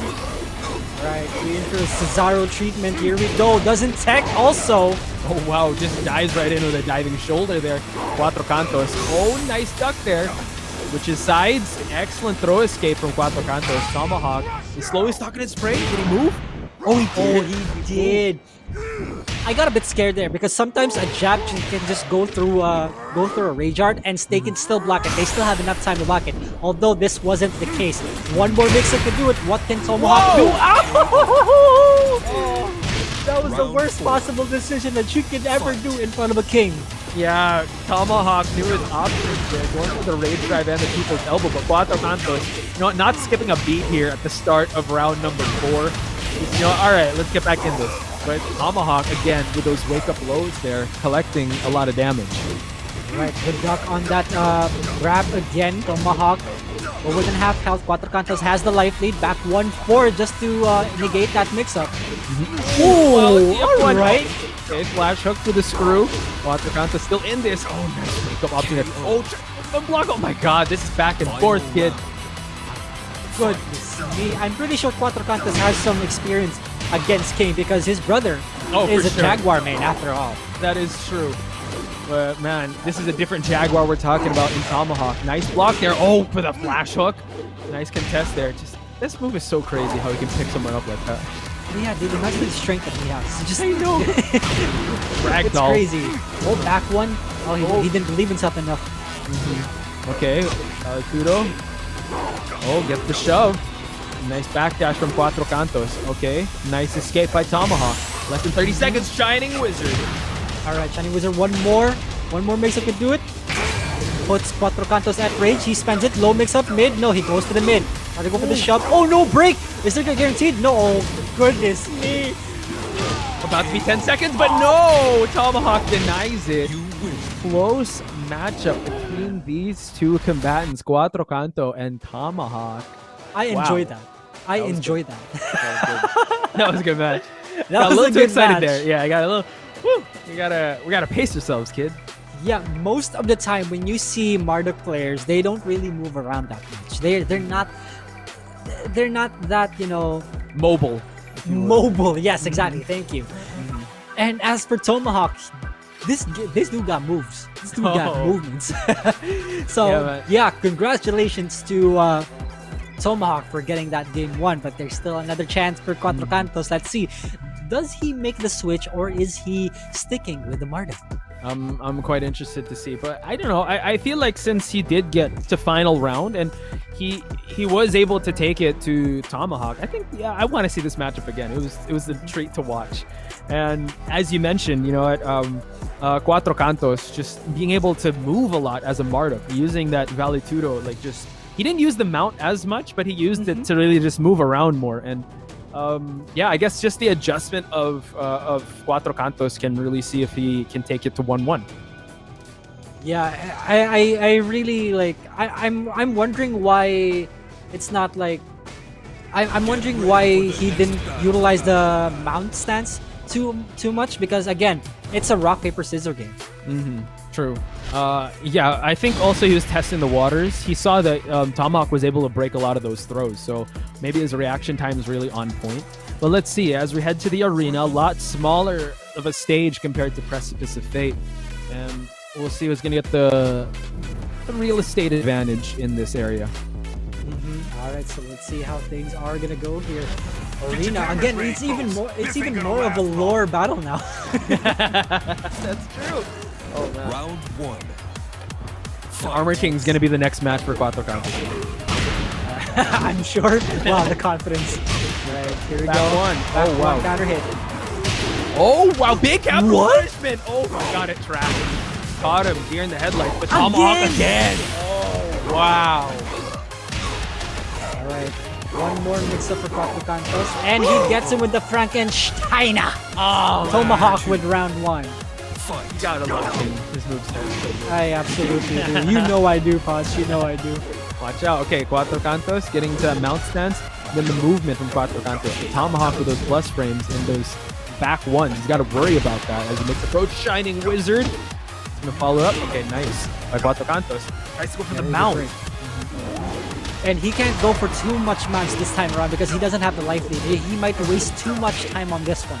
Tomahawk though, up against that wall. Cuatro Cantos, what can he do? What can he utilize to keep Tomahawk against that wall, to keep that pressure? At this point, he's trying sidestep 3+4, but no dice. Oh, no Oh, break. Oh, this is wow. a chain throw. It is. Oh, but look at that. He gets the second one. Last one. KO. Oh, It is. man. Drop Round there three. by Tomahawk. His throw game is on point. And Cuatro Cantos in the back foot now. How will he get back in here? Dude, look at the movement from Tomahawk. Oh, I think that was a giant swing. That almost looked like a shiny wizard. apparently. It did. And I've seen him in Road to the Nationals. You know, Tomahawk has been, using the giant swing a lot. I don't know if he mixes up with the Tijuana Twisters, but Cuatro Cantos has to, make sure he knows who's in front of him, and that is a dangerous opponent. Cuatro Cantos finds the wall to capitalize. Oh, not quite. Throws him once again. Gets the throw from grounded. Grab. This is a guaranteed also. Oh, if you don't move around, good break on that throw. Cuatro Cantos again has Tomahawk in one more mix-up away. Down jab. What's he going to do? 15 seconds left. Tomahawk has to do something. Yeah, Cuatro Cantos can actually just back dash away and utilize movement. No, just jabs him out. So this has got to build some confidence in Cuatro Cantos. Those were good jab checks. Those were good jab checks from Cuatro Cantos. But wow, sidestep into a hop knee. Tomahawk gonna carry it into the wall. What's the mix-up gonna be? Good break on the throw. And now you best be sure that Tomahawk will keep Cuatro Cantos here. Gets the wall bounce, side wall, capitalizes on it. Nice duck on the throw. Cuatro Cantos is still in this. Oh, gets the shove. Another shove. Oh! Shining Wizard and their Tomahawk takes it 2-0 against Cuatro Cantos. Yeah, fear the wrath of the Tomahawk because he just got that 2-0 against Cuatro Cantos. Now, to the supporters of Cuatro Cantos here, he still has a chance in the lower bracket. Now, Tomahawk will be waiting in the semifinals, and he will be waiting between Kunicat and Silver Hill, which I assume are both Lee players. Ooh, that's gonna be interesting. And I'm pretty sure they might know each other because I again, like seeing a Lee main, you can only mention just like, let's say Shirley, Sidestep Land, Silver Heel, and these guys. So maybe Silver Heel might opt for a late. But before we move into that and we get excited about that, let's check out the highlights of Tomahawk versus Cuatro Kantos. So let's see how things went. So Tomahawk, Cuatro Kantos was just trying to feel Tomahawk out at this point here, but Tomahawk just had this entire thing in the bag. Just the mix-ups coming in here and there. Also the throw game was also very on point. Yeah, and you did see some signs of life from Cuatro Kantos with like his movement and the way he was optimized stuff, but I hope we were able to see that rage drive when he tried to go for that tackle and then he just rage drived him after that and just did the people's elbow. And here we have the chain throw, the King's Bird, the first of the day, and I hope they clipped that. Yeah, that was my favorite.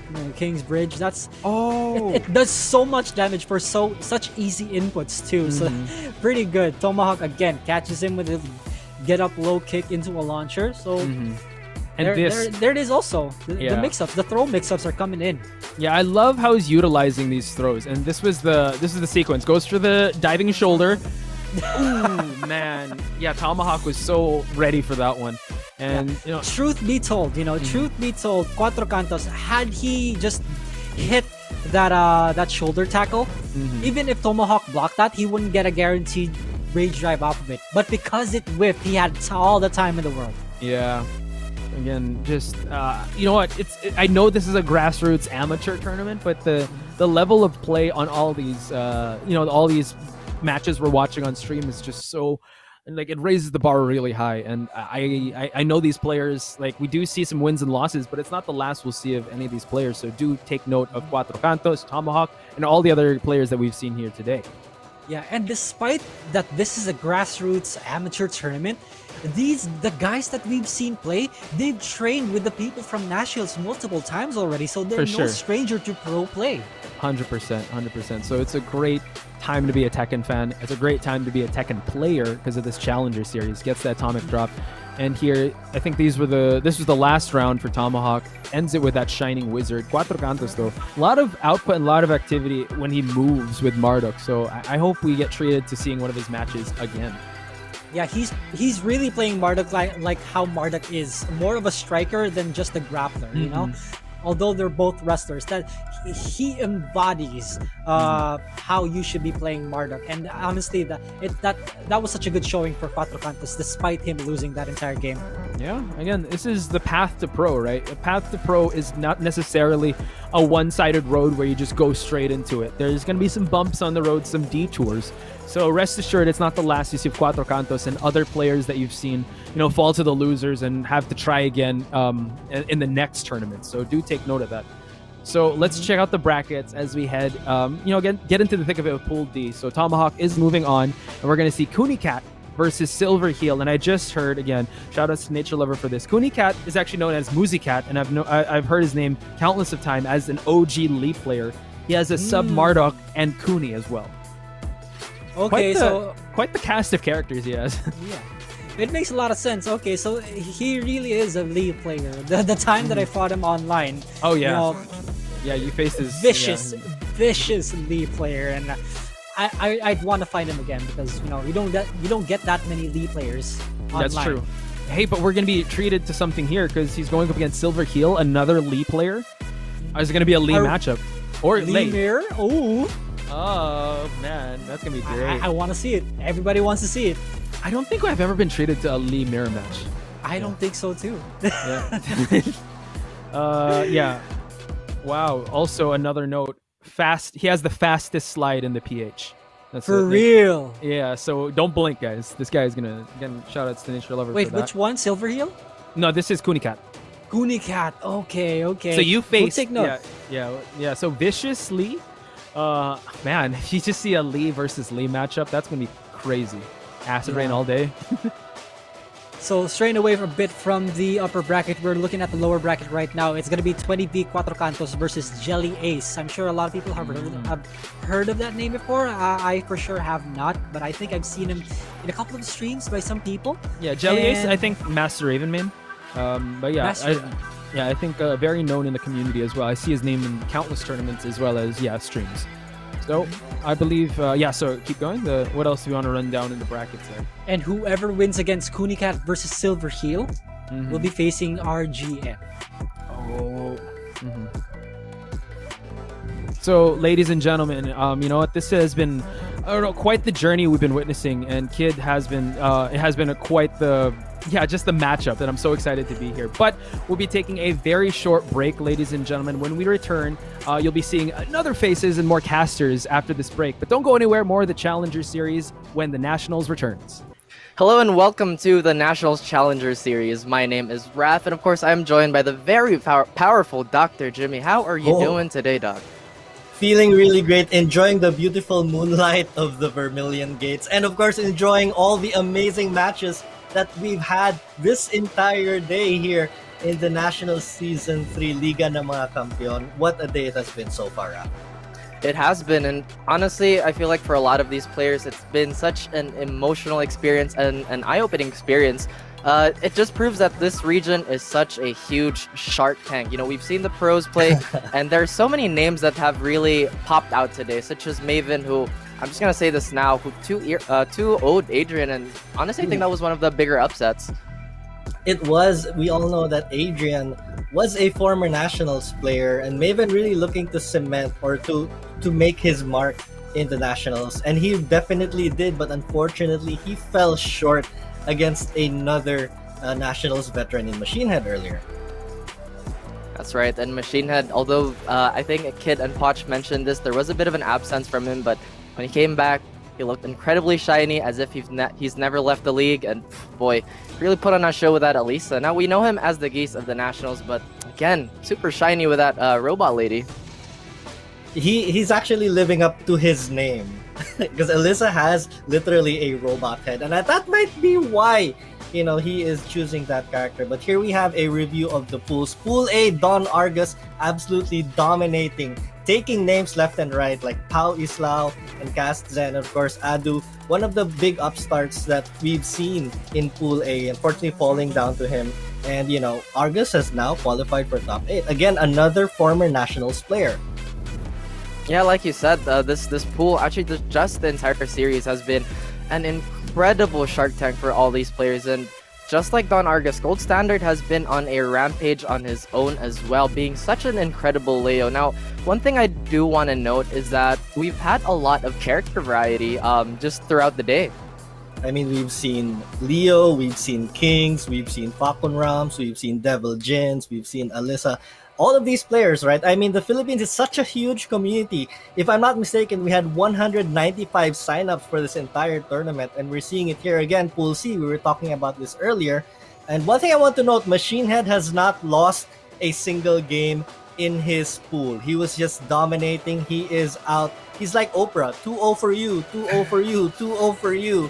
And he's really trying to make his comeback here in the Nationals. Definitely probably he is my number one draft prospect for when the draft series comes.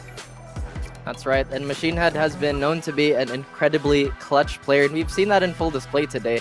And like we mentioned, he's been rocking that Elisa. Now, Elisa is one of those characters where you don't necessarily see on the back end of things, but before we dive into that, let's talk about Tomahawk. Tomahawk has been such a spectacular sight to see. His king has been throwing all those setups in everyone's faces, and he's been looking really, really sharp. He's been strong since the day I saw him in one of the first Tekken tournaments that I watched in Manila, and he's remained that way. You did mention, you know, he is known as one of the 5 kings of Manila, and he's really coming out. He's definitely one of the strongest candidates for this pool to qualify for top 8 winner side. That's right, and I think our next match is going to decide who Tomahawk is gonna face, and I think that's Silver Heel versus Kunicat, if I'm not mistaken. Now, Kunicat, off the assumption of just the name alone, is a Kunimitsu player, and Silver Heel, well, again, just off the name, is a very excellent Leaf player. And those are not characters you'd see in the highest echelons of Tekken, but you know what? They don't care. They want to play their own characters, and that's the beauty of this tournament. Everyone just wants to play whatever they want. And they make it work, right? Another great thing about Tekken 7 is you can make any character work. Tier lists almost don't matter to a certain extent, right? You can take a character from the lowest levels and take them to just the most amazing heights. and we're seeing a lot of that today. I mean, unfortunately we weren't able to see it, but we had the Yoshimitsu player named Leek. Unfortunately, he wasn't able to come up to the stream, but I really have this profound respect for players who just take whatever character. They don't care about top tiers. Like, I like this character, I like their tools, I'm gonna make them work. Yes, that's right. And I guess that's also, I think an indirect jab, a positive jab towards Gigas mains. You guys are absolute champions maining Gigas. I love the spirit. I love the resilience. Like, that character never gets any buffs, or at least notable buffs, but you guys just keep on trucking. And going back to the matchup that we have, most likely we are going to see Kunimitsu versus Lee, if I'm not mistaken. How do you think that goes? I mean, we don't normally see these in the highest of the highest top 8s. What should we expect here? So a lot of tier lists have actually been placing Lee in A to S these days. That's such a weird expectation. But now we go to a more fundamental character. Yeah, Bob. Now Bob makes a lot more sense, especially now that he has a 15-frame launcher from Stand Up, which is his new move added in the season. But I think it would have been a bit more interesting if it was Lee versus Kuni, because that would be the battle of the minus frames. Those two characters, they'd never get a break on frames, but Bob has no issue with those. So you might have a little bit of advantage when it comes to frames here, and we're going to start things off. That's right, and it does look like Silverheel is going for the ballsy play, starting off with not one, but two health sweeps, but a beautiful hop kick by Kunicat to catch him and tell him, don't sleep on me just yet, the game just started. Probably the second Kunimitsu we've seen today. I mean, we saw Silverheel really start off with the lows. They're trying to start a mind game, but Silverheel is not. But Kunicat not backing down. That's right, and the game plan for Kunicat here, again, just with the character alone, kind of have to test your luck and play around the minuses. Silverheel will dominate the fundamental matchups here, but no break on Silverheel as Kunicat trying to collect some Oki here, but Silverheel getting back on his toes, resetting the neutral. Probably caught by surprise there, but Silverheel trying to work things out. He is continuing to go for those lows and continue the mind game, but Kunicat, I love the composure here. Exactly, and composure is something you need for a character like this, and that is going to be a huge counter hit for Kunicat here, taking Silverheel at least very close. Oh, right there, right at the wall, pinning him, but cannot finish the wall ender. Unfortunate, the wall just changing things out, but here comes Silverheel. Wow! The composure also on his side. Fight. That's right, speed and weight is the game for Silverheel. Meanwhile, Kunicat is down 2 rounds here, has to mount some sort of comeback, otherwise this momentum is not going anywhere anytime soon, Doc. There are instances where Kunicat looked like he was about to take the round, but right now Silverheel dominating, potentially going to go for a no-round round here.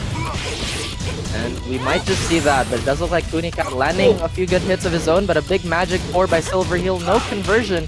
Still, the life lead is in his favor. There's still a lot of rounds to play, but not a lot of health sweeps to take for Kunicat, and that is a quick first game for Silverheel. Well controlled. Silverheel again. Started off with the mind game. We saw those 2 early health sweeps in the first round, and it definitely left an impression for Kunicat. It looked like Silverheel was just in control that whole time, even though Kunicat was able to get a bunch of great sequences, just not able to close it out.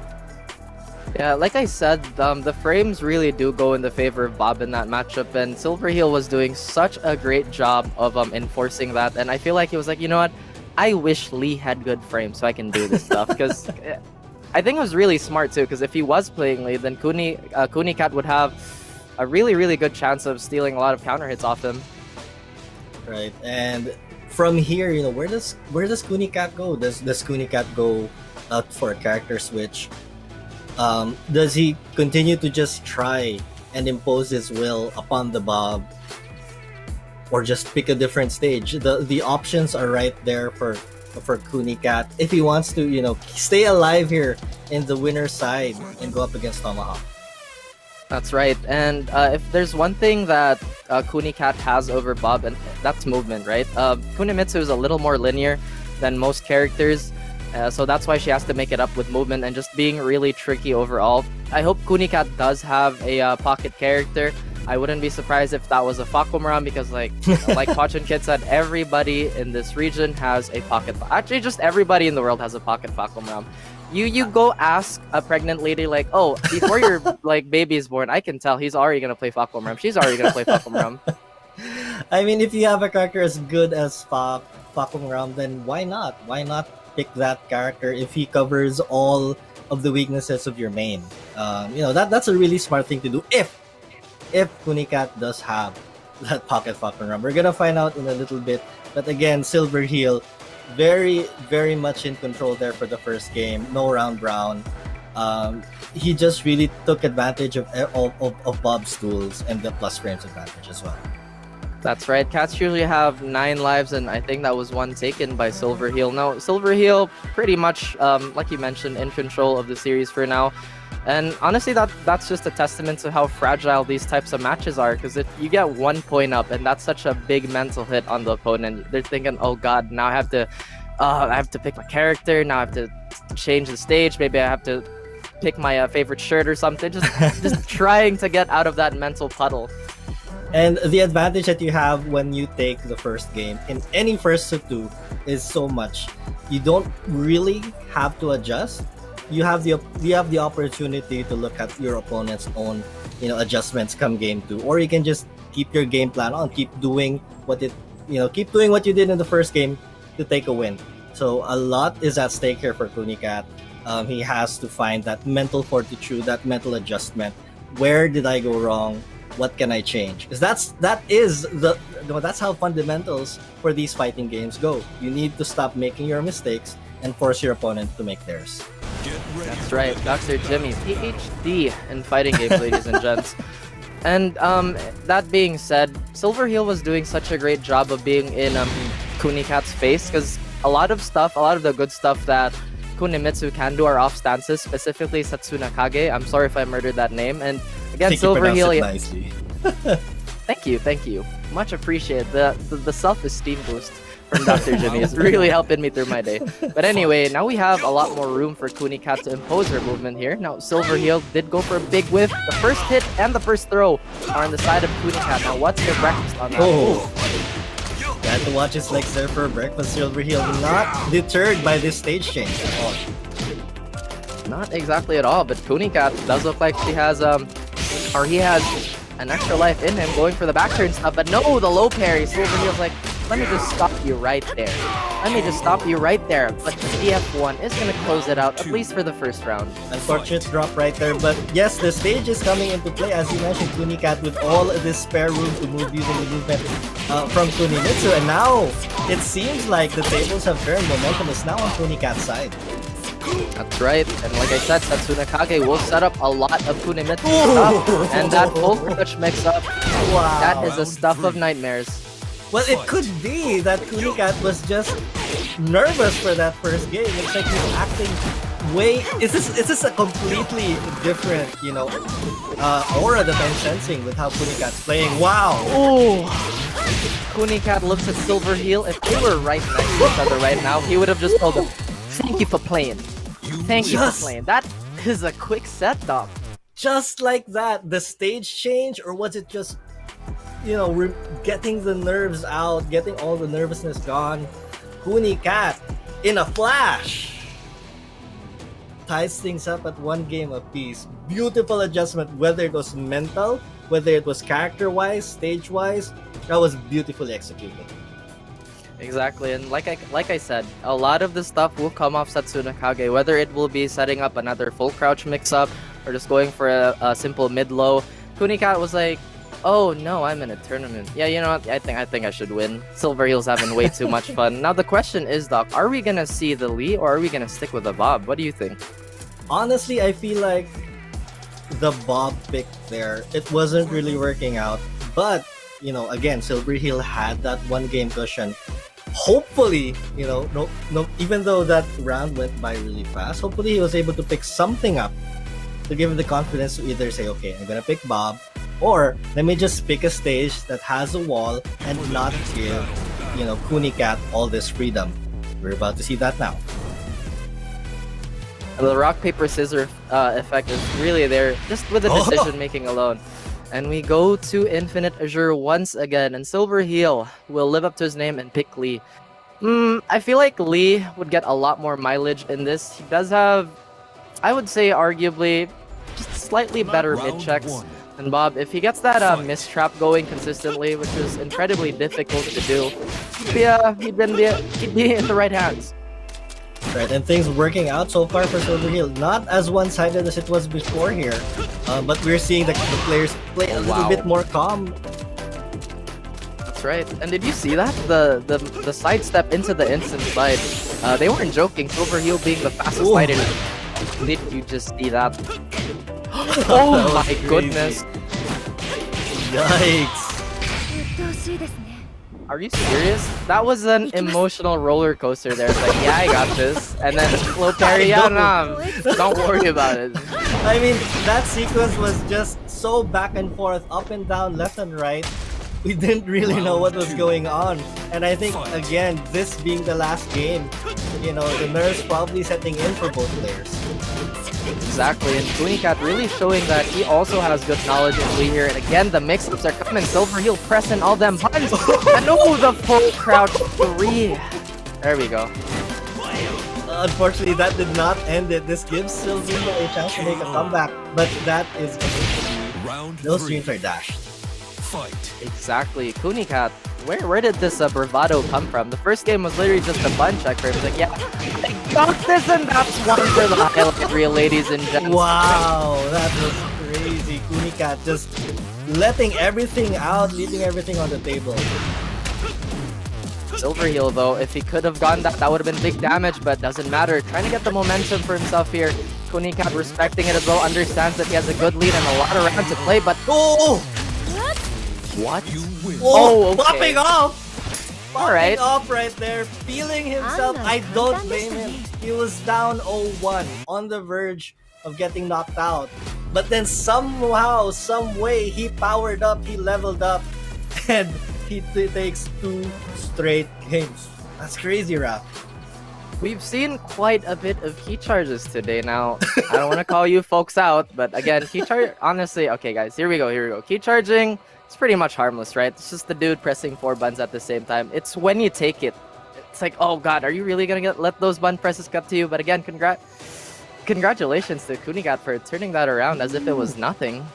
I know, it was like he just a switch just flipped. And let's see how all that unfolded here, because I have to see this again. Where you know, did the bird start flying through Kunicat's head and then a line fly through it and then he just went Super Saiyan 2?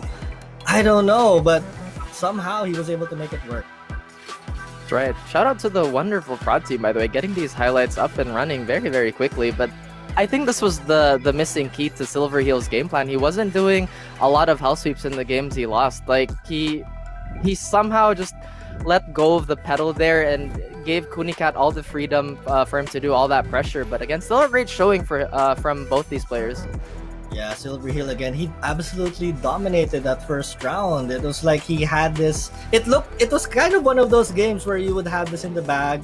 Kunicat showing a little bit of that fight, right? But you know, it was just losing one game that really flipped a switch in Kunicat's head. And if we look on to the second game here, it was all Kunicat. Like, Silver Hill could not get anything going at all. The full crouch mix-ups, Kunicat was in Silver Hill's head all the way. That's right, and the cat let itself out of the bag. But Silver Heel did get caught on a lot of button presses as well. I think that's potentially the Lee player in him. I remember Coach Pika was telling me, like, playing Lee as your first character can be poisonous because you will develop some sneaky habits.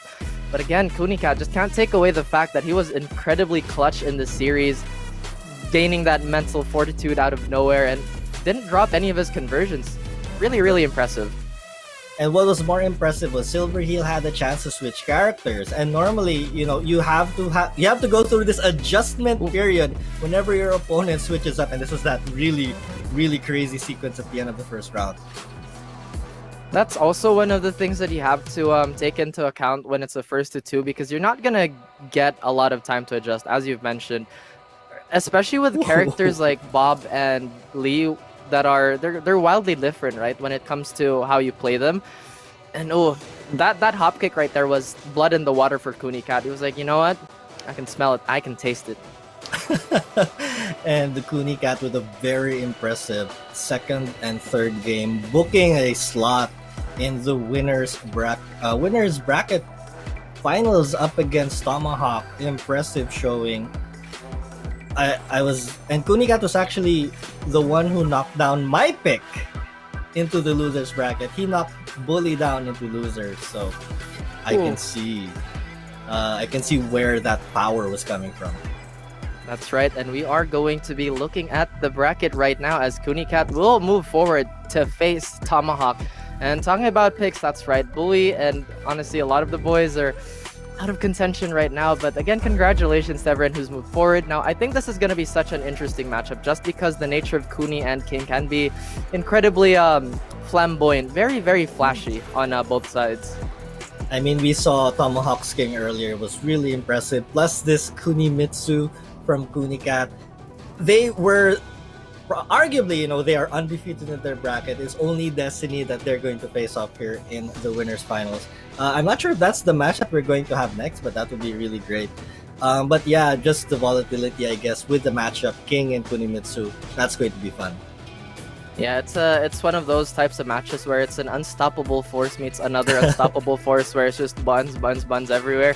And honestly, these characters have the right to do that. They also have incredible clutch factor, especially King with his chain grabs and his RD setups and just the nature of being a wrestler. And going up against a ninja who's, so opposite, right? The fighting styles, move around. Well, you do have the lucha kind of wrestler, but that's not exactly the kind of wrestling that King is into. But it's really up to the players how they use the tools of their characters to their advantage, or can King get his King stuff going? And looks like that is the match. I am so happy.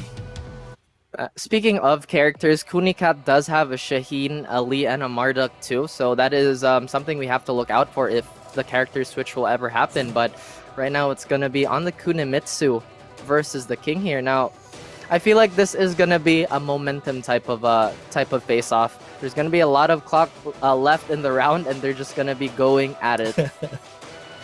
These two definitely aren't the kind of characters that you would rely on fundamentals to win. You really need to use their strengths and really just overwhelm your opponents, and we're about to see how that's gonna go down. Right, Tomahawk taking the initiative here, going for a DF1, but Kunicat landing the first hits, once again going for another opening grab here, but Tomahawk gives himself a little bit of space, gets clipped on that second hit. Tomahawk does have a bit of a life deficit to work here. Another question I have in mind is, how is Tomahawk's matchup advantage against Kunimitsu? I mean, King, he's been on the Tekken roster for such a long time. Has he been doing his homework? Exactly, and King does suffer from a below average sidestep, so Kunicat's stuff will land a lot, but no. Give me that leg, playa. Ooh, who needs a sidestep indeed? KO. Round two. Kunicat, impressive so far, but I think Tomahawk is really just trying to download how Kunicat is playing.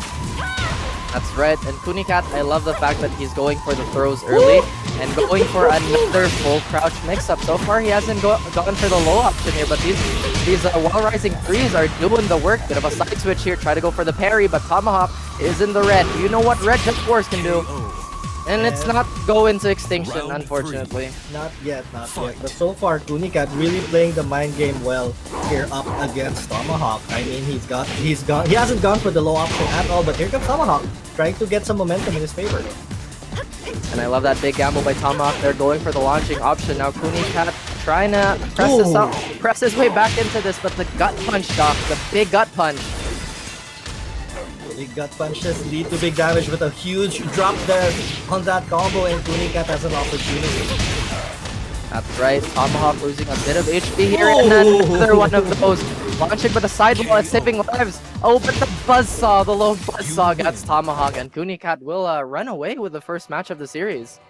Looking like the momentum for Kunicat is still there. Just riding that momentum from the previous match, and I think that's one advantage that Kunicat has compared to Tomahawk. Tomahawk has had time, to rest and relax, but Kunicat is hot on the heels of an amazing win, looking to use that momentum to push to qualify in winner's side top 8. But Tomahawk can't count him out. One of the 5 kings of Manila. That's right. And King players, you know how they are. They're like instant microwaves. It's just one chain grapple to get them going, to get every single one of those crazy setups to be like, oh yeah, you know what? I'm playing King and I'm gonna do this. But like I said, the the move choice and the timing of Kunicat has been really, really good these past 2 matches. Hopefully he can continue and maybe nab a 2-0 for himself. But knowing Tomahawk, he's not gonna let that happen easily. I can feel that Tomahawk is slowly getting a read on, on how Kunicat plays. One of the most important things in a fighting game is really getting to know the rhythm of your opponent. And I feel like Tomahawk does have a little bit of an idea now, because you did see he did block that slide in one of the final scenarios of that last round. So we're going to see right now if Tomahawk has a grasp, if he already knows how this guy plays. Rhythm is such a key factor in fighting games indeed. And once again, Dr. Jimmy, PhD in fighting games. These are very advanced. They're simple concepts, but they're incredibly advanced and very hard to implement, because the move's coming, right? But you don't know when it's coming. So that's the lethal part about it. Now Tomahawk is like, you know what? I'm gonna just grab you. Yeah, trying to start off with trying to, impose his will. But right now, it looks like he's about to do that. That's right. Oh, there we go. The figure 4 goes for the Jaguar step, but the Wild Rising 1-1 on Kunicat will stop that. Finally goes for a low option here. Tomahawk still gets hit. Uh-oh, Tomahawk not looking too good, Doc.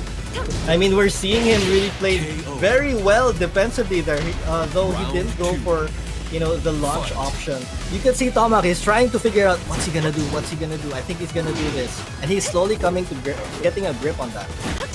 That's right. Now Kunicat doing such a great job of spacing this out, using that amazing backdash. But Tomahawk with that great Wild Rising 2-2 on that.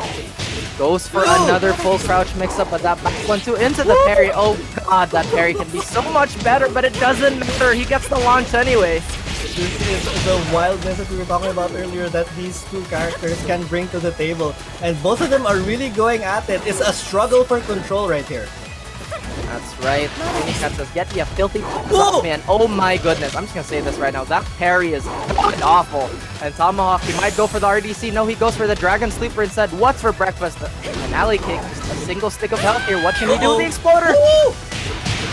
No way that worked. But you can see now, Raf, Tomahawk is getting a grip on this matchup, getting a grip on the rhythm here for Kunicat.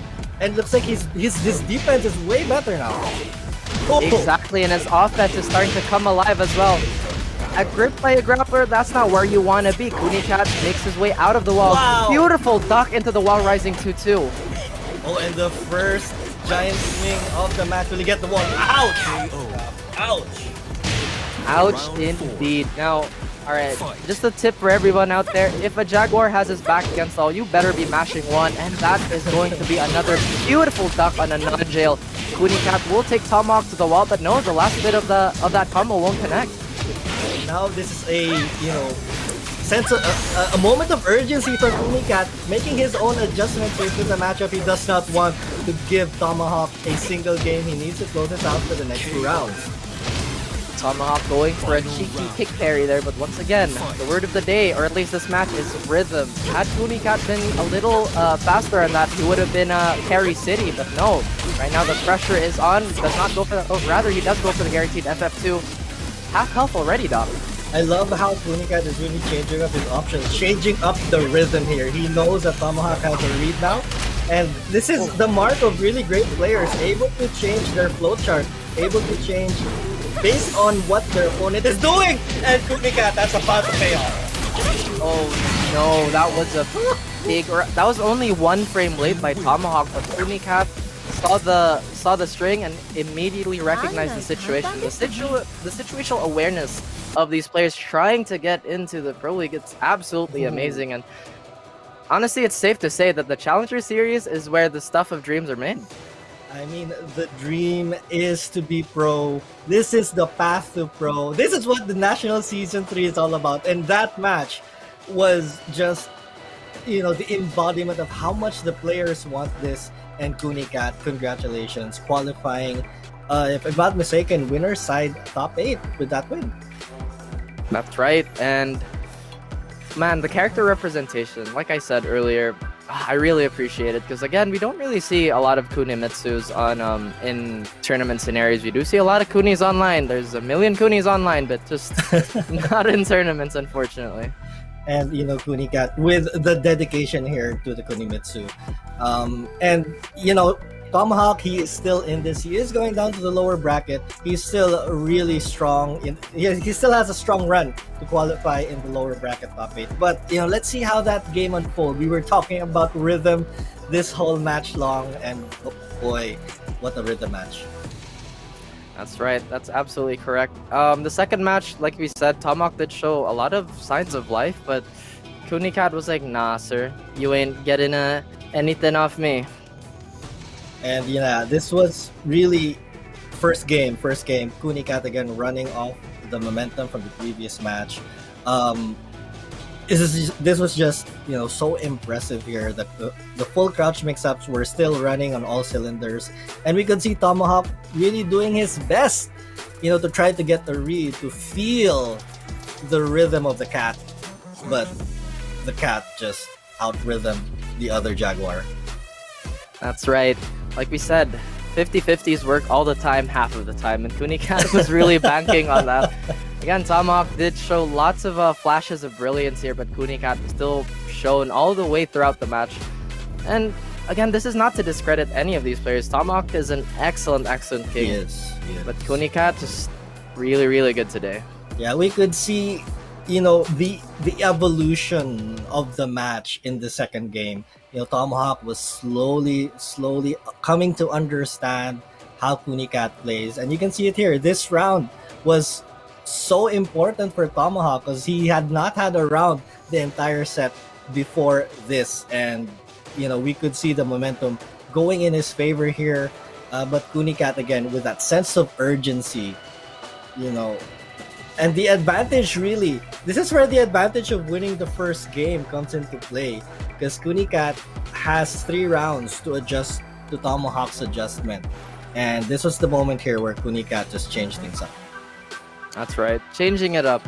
And adaptability is something that's often overlooked by a lot of developing players. They always want to go for the super flashy combos, high damage stuff, the flashiest setups, but it's not always the case where you can use all of those, and sometimes it just comes down to that single duck, that single poke to shift the momentum, and Kunicat was also a great embodiment of that.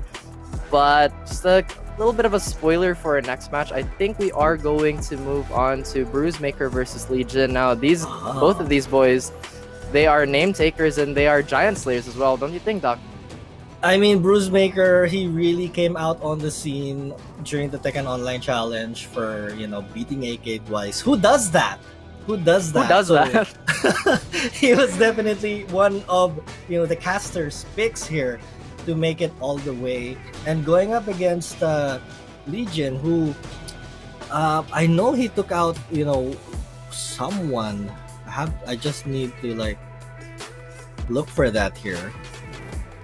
Either way, this bracket, this is a pretty stacked pool rather. iTenri, million key charges. Again, Bruisemaker, we already introduced him. Pao Islaw as well, very, very good Eddie player. We've seen a lot of him, but Legion with a 2-0 shutout on him. And the winner of this match will win the right to face Adu, who we saw earlier in the day, really impressive run, and that the winner here gets a chance to fight for the lower bracket top 8 spot for Pool A, and this is a big fight. And what's really amazing about this tournament is we went nationwide, right? Luzon, Visayas, Mindanao, all represented, and we're seeing the best of the best in the country. I mean, you just have to be so proud if you're part of this tournament, right? Exactly, and that just proves that this region, it's an incredibly competitive and such a dangerous place to play when it comes to just the skill ceiling. And we have all sorts of play styles as well. We have very setup heavy characters. We have stance heavy characters in Cebu like Changi Bear, Gogoy. very notable players. We have very fundamentally sound and very solid players like Jules and MachineHead that we've seen quite a bit in these previous seasons. And like we said, we have a bit of everything here. And that's what really develops a competitive community. The more types of players, different skill levels, high ceiling, high skill level players, they all contribute to making everyone stronger. And I think today, it's just part of the culmination of what the Tekken 7 community here in the Philippines has built up over the years. So, huge shout outs to the Nationals for making this nationwide, giving everyone a chance, to compete on a national stage. And looks like we're about ready for the next battle. That's right. I'm guessing. Oh, I was gonna say, of course, we might get a Falcon run, but no, we are going to be with Julia. One of the I think Julia is one of those characters where she was very underrepresented, but she was incredibly strong. She still is very strong. But Warang is one of those characters where he is.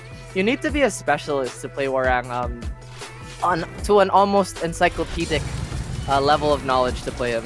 Yeah, I think Warang is one of the characters that has probably one of the most moves in the game. So many stances, flamingo, turn left, turn right, back turn, left, right. So you really have to know every single situation, like all the intricacies of this character. I mean, he has the damage, but can you make it work? That's right. But in this matchup, I feel like the upward one from Legion, Julia, is going to be a little problematic for Bruisemaker. A lot of Warangs tend to start off strings with highs. Back 4 is a good example, +3 on block. No matter. We have the Warang God Fist down forward 2. I don't need strings. I'm just going to launch you. Oh my goodness, already nearly 50%. Seeing so much damage here from Bruisemaker. The momentum really giving him this huge life lead with just about 20 seconds left here. But Legion still in rage, can make this comeback. Never mind. That's right. Never mind. As Bruisemaker's like, what comeback? But like I said, Warang, very volatile character here, does have a lot of tools, and that is a bit of a double-edged sword. Because you have to know all of that, while the opponent has to know all about those two. Yeah, Warang can be one of those tricky matchups. For me, if you're playing Tekken, if you can understand a Warang match, you have just made the rite of passage, actually. Oh, that is going to be a huge counter by Bruisemaker here. Bruisemaker still trying to press out the wall. Legion doing such a great job of ducking at the right time. Now the bow and arrow. What is for breakfast? As Bruisemaker will take an elbow to the chin with a party crasher. Fight. Immediately leveling the playing field here. You see the adjustment there from Jin on that wake up, and looks like he's continuing it right here. That's right. And Julia is such a freestyle character. You can play her like a mix-up character. You can play her like a very solid fundamental character, and you can play her like, a Julia player. But Bruisemaker still trying to hold his ground. You're getting pitbulled to hell out of his position by Lee Jin. Just do it. Just do it, Raph. Big launch coming from Bruisemaker. I love that. That's the second time Bruisemaker's like, yeah, I'm just gonna launch you. I'll take my, I'll do my string someday else. But another plasma blade being thrown out there. Legion, unfortunately, not in the range of that. Just about equal here with 20 seconds. We are entering the point of no return, Doc. Oh, and the point of no return has truly been passed. A beautiful block there, the bow and arrow. Not able to finish it off though. That's right. Still has decent comeback potential, but once again, Bruisemaker ending the round with that power crush. Good move choice. And it's just the first time I've personally seen Bruisemaker on stream here. We didn't get to see him during the Tekken Online Challenge. Blocked again! It looks like he really has this matchup unlocked. Hopefully we don't jinx it, because Bruisemaker, that was a bit of a drop. Yeah. But this is still anyone's match, really. Now Bruisemaker still trying to get his facing back. Legion as well, trying to fight his way out of the wall. Man, who needs sidestepping when we can brawl it out? But Bruisemaker with them strangs hitting Legion to the wall we go. Beautiful adjustment. Just the last sequence. But no, that wasn't a drop dog. That was OP. That was a setup. That was a setup. I mean, I was going to say, Bruisemaker dropping a couple of combos, which would have been crucial. We did see Legion, rising up right there to the occasion. But somehow, I think Julia is also a great brawling character, but Bruisemaker living up to his name, just being a bruiser here, taking the damage, but dishing it out as well, and he did a great job taking that win. And as for Legion, you have to start thinking, was my Julia okay? And I think his Julia did fine up against the matchup. It's really just trying to understand Bruisemaker and how he uses Warang. Yeah, the cool thing about Bruisemaker, if I'm not mistaken, he was a Bruce main back in the day, but obviously we don't have Bruce right now, as he was sacrificed to the Tekken gods and reincarnated into Josie and Fakumram. But yeah, that's a pretty interesting choice, right, going into the Warang. But Bruisemaker is no slouch on the character, obviously, as he takes that first set. Like you mentioned, Legion was not doing bad at all. It's just Bruisemaker was like, look at my kicks. The kicks really working. I mean, he did catch some surprise launchers early on there. But again, I can't help but sense something with the combo drops here from Bruisemaker. Those definitely gave Legion a lot of opportunities to make comebacks, except for that last one, which was a setup, obviously, right? Of course. But again, let's see how Legion approaches this now, knowing the playstyle after playing one round against Bruisemaker. But why? Bruisemaker is asking. But yeah, Bruisemaker, he's been showing that his adjustment has been on point as well. That being said, even though there were drops, he was very quick to adjust to the Oki situation. And now, onto the Devil's Bit here as Legion will try to take this away from Bruisemaker. Now, a big problem with Warang, he doesn't have a lot of great defensive tools, and Legion would want to capitalize on that, but Bruisemaker is doing such a great job of neutralizing that situation and going back into the neutral. And now we're seeing Legion here being a little bit more careful with his approach, but Warang, there you go, just, spacing out all of the kicks. That's right, beautiful spacing from both of these players. Once again, anybody's match with 30 seconds left on the clock here, but Bruisemaker with that big FF4. Legion still trying to get his bearings. Can he get the follow-up? Yes, he can. Oh, here we go. Upward 1+2.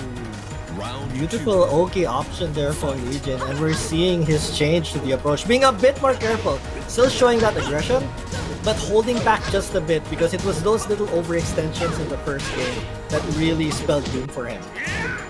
Wow, I love Bruisemaker's defense right now. Absolutely untouchable as he is partying on Legion. Legion has to stop this, otherwise Bruisemaker's gonna run away with this round. Down jab just to reset this. Good on Legion for not pressing on the +8, but still gets hit by the big launch. Wow, and the immediate adjustment there for Bruisemaker, you called to attention the defense that he played, and he's continuing to do that here. Probably we're seeing shades of how he eliminated AK. That's right, you gotta duck that 1-1-3-3. That's a move you don't see a lot, but still, when you see that 1-1, he has nowhere else to go but low, so Legion has to keep that in mind, otherwise Bruisemaker's gonna get away with a lot of free damage. Once again, the down jab, oh my goodness. Flamingo back two, trying to collect the plus frames. Legion's like, no, don't do that. Stop it, sir, and I'm going to take you to the wall here. What's it going to be?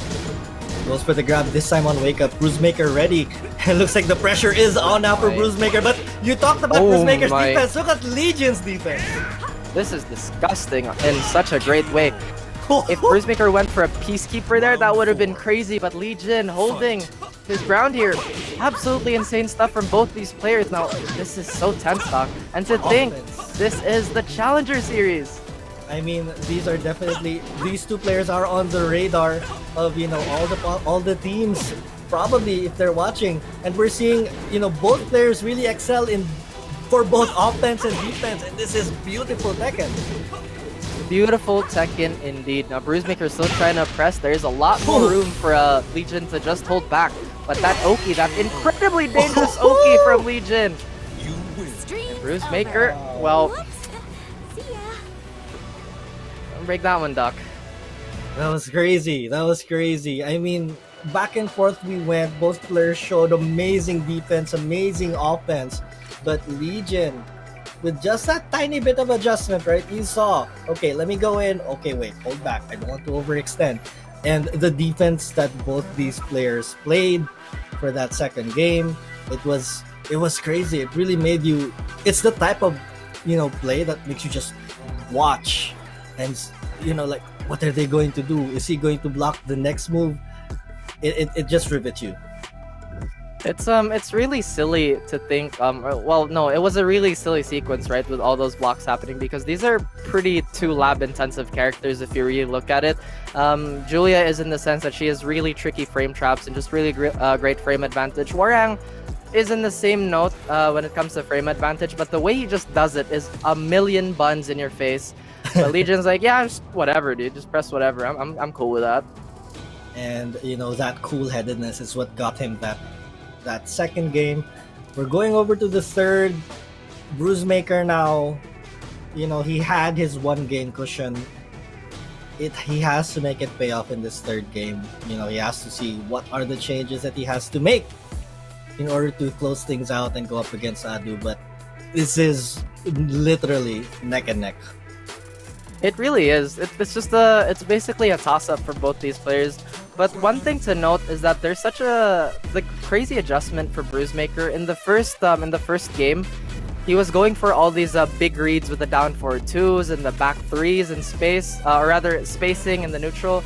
But when it came to the second game, it became more of a brawl where they start oppressing with all these plus frames. But again, that 1-1-3 was getting away with murder. None of those attempts are ducked or low parried. And I think Bruisemaker's like, yeah, you know what? 1-1-3. 1-1-3-3. And here we go. Final game. Who is going to clutch it out? So many close matches already, you know, coming into the day. That's right. And you can't really blame any of these players if they pop off at this point, because this is a peek at what is the peak of Tekken defense. But right now, a lot of hits. Oh, false punish there by Legion. Could have been another punish, but Bruisemaker's like, yeah, you know what? Let me do it again. Ooh, scary. And the aggression not paying off there for Bruisemaker. We're seeing him trying to approach with more, you know, that aggression, but Legion is ready. He was able to duck at the final moment. That's right. Warang still has a great comeback potential, but that down 3 by Legion will close out the first round. I feel like this stage would benefit Bruisemaker just a tiny bit more. Granted that Julia has excellent wall carry, right? But Bruisemaker doesn't have to think about too much adjustments, but that upward one, absolutely beautiful by Legion. What's for breakfast? He goes for the mid option. No throw break. Back 3. Yes, there we go. So Legion now trying to bring on the oppression, the wall splat. And again, he's not backing down from his game plan. He wants this aggression to work. That's right. And Legion trying to mix it up with Mad Axis. No launch punish on the stagger, but Bruisemaker's like, yeah, you know what? It's all good. Are we still gonna win this though is the question. One more low. Here comes the down 2-3 mix up. Magic 4, no adjustment. Oh, scramble there for the final moments of that round, going in favor of Bruisemaker. And I think this is going to be a high tension game. That's right, and oh, that is the Warang nerf coming into play there. That back 3 is used to be guaranteed, but now it ain't. That tech roll was beautiful by Legion, beautifully timed. Again, once again, a brawl, no sidesteps, whatever. Let's go with the Warang Hell Sweep. FF3 to enforce the plus frames, but no, Bruisemaker's like, yeah, you know, I gotta relax. Beautiful duck, and no! Oh no! Well, oh no, indeed. The intensity of the match. Just absolutely decimating the fiber optic cables of the country. The tension literally broke.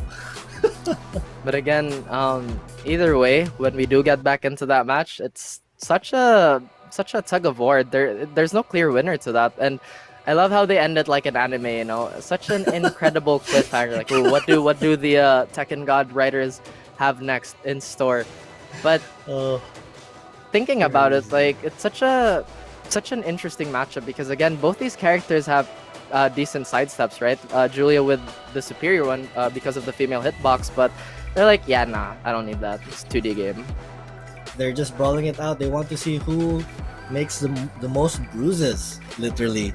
But yeah, it was hard to tell who was going to take that round. Bruisemaker was in the lead, right? But knowing Julia, a character as explosive as her, could have easily made the comeback had Legion made the right read. But we will not know how that story ends. We are still waiting on the crew here on, you know, the decision of what's gonna happen. But man, like, literally, I said it was neck and neck. And indeed, it was. One thing I do want to point out that both these characters have excellent throw games, and we're seeing it in full display. Like, it's so sad to know that Warang has a slightly better throw game than Armor King. Why must Armor King main suffer? But again, like I said, both these characters in Julia and Warang have incredible throw games, especially with the back three setups from Warang. Get up wrong, you get launched. Don't get up, you get hit. You get hit. Julia with the mad axes and everything, the rest in her arsenal. And that new move we got in, I think it was season 3, the flashing arrow grab. I can't, the name seems to escape me, Doc. It's okay. Let the name escape us for a little bit longer. Probably we will get information from all our little birds who might be fluttering about. But man, you could see the hunger there for both players. They weren't backing down. They were just going at it. They were throwing everything but the kitchen sink. I think the kitchen sink would come soon. If they allowed items, they would definitely throw the kitchen sink there. But you could tell how much they want this win, how much they want to advance to the final set of the lower bracket to qualify for tomorrow. But man, it literally takes the words out of my mouth. What an incredible fight. That's right. It's one of those matches that exceed the health bar. You know what I mean? Like, it could go everything's on and coming on. at you. That's right. And just a quick reminder to everyone who just tuned in, this is the Nationals Challenger Series where we will potentially find our next pros. And our previous match is between, or rather our current match is between Legion and Bruisemaker, which is at a 1-1. We are going to go for a bit of a remake, if I'm not mistaken, if the overlords at Prod Team are mentally messaging me about that. But yes, stay tuned, guys. We are going to have a very, very exciting match. And I feel like it's one of those things where the heat retention is still gonna be there, Doc. They're not gonna lose the momentum. I can feel it. For sure. Like, I'm sure they're raring to go. I mean, Legion was the guy who took out Gogoy during the bracket, during the earlier part of the bracket. And here we go. It's going to be a remake, ladies and gentlemen. We're resetting everything. If the score is 1-1, we're replaying this third and final game. And yeah, why not? I mean, it was neck and neck all the way. Man, Legion and Bruisemaker here. I bet I think they said at the same time, "I'm here, no bell. We keep going. I don't care." I mean, I think this is one of the matches where we need to throw in a referee because they're never gonna stop. But here comes Legion, starting off very strong against Bruisemaker. That's right, 1-1, 3-3 saves the day again, starting off the offense for Bruisemaker. And these lows are really getting to Legion here. Legion did get first blood in this round, but Bruisemaker has Legion in the corner. Cannot block forever, so eventually one of those kicks will find its mark, and it finds its mark again! We thought we were safe, but we were not. Like I said, this is an absolutely rabid matchup. They're going for it. These players, they have no breaks. The trains will keep going, and Bruisemaker trying to get another down for 2 here. Legion just observing spacing, but Bruisemaker, wow, what low defense. I mean, when it comes to damage output, I would say Warang just edges things out just a little bit. He has a lot of, even though you're blocking everything, eventually one of those huge kicks will land. But the tables have turned now. Legion now has Bruisemaker up against the wall. Right. That's right, and one of Warang's key weaknesses is that his approach tools are not very good. Oh, the back throw! That is gonna hurt. Oh my goodness, Doc. You don't at all. Oh my god, that's 3 down jabs in a row. Bruisemaker, you're disgusting. I can't believe you did that. I can't believe you've done that. But Legion, a little rattled here. These rounds are escaping him very, very quickly. Magic 4 though, trying to take the momentum back. Legion he is not going to falter when the pressure is on him. That's right, and this Bruisemaker, man, really going crazy on Legion right now. Legion trying to assert the shotgun mix-ups here, but so far, nothing has been working. Bruisemaker, I'm gonna go out on a limb and say he's gonna finish this with a 1-1-3-3, but that throw is gonna go unbroken. What's for breakfast? Running 3 here. Ooh. At the wall. Dangerous! Oh boy, oh boy. And Legion stays alive, Doc. Now, Bruisemaker, he has to close this out, otherwise Legion is gonna steal this right under his legs. Another shotgun into or rather party crashers or shotgun here. Back 3, no, small whiff punish by Legion, but so far Bruisemaker still hanging on to the, well, life deficit as Legion is perfectly untouched right now. The defense now, Legion stepping up. He's stepping up real hard. He knows he cannot afford to lose another round here. Bruisemaker, I mean, he is in killing range the whole round here. My goodness, how many 1-1-3-3s are gonna come out of Bruisemaker? Legion, that's gonna be such a problem if he's not gonna start blocking that, but right now Legion puts Bruisemaker at the wall here, trying to get out, but that down forward 3, no confirm, Bruisemaker is in the red. Legion is pressing everything and it's working. Oh my goodness, we're going to the final round wrap. Here we go. Fight. Yes, we are. We are at a double Luigi here. This is for tournament life, if I'm not mistaken. Actually, no, it couldn't be, but here we are. Still very, very tense nonetheless. A big grab by Bruisemaker. Another one. Oh no, 2 grabs unchecked. Legion though, can't make things happen here.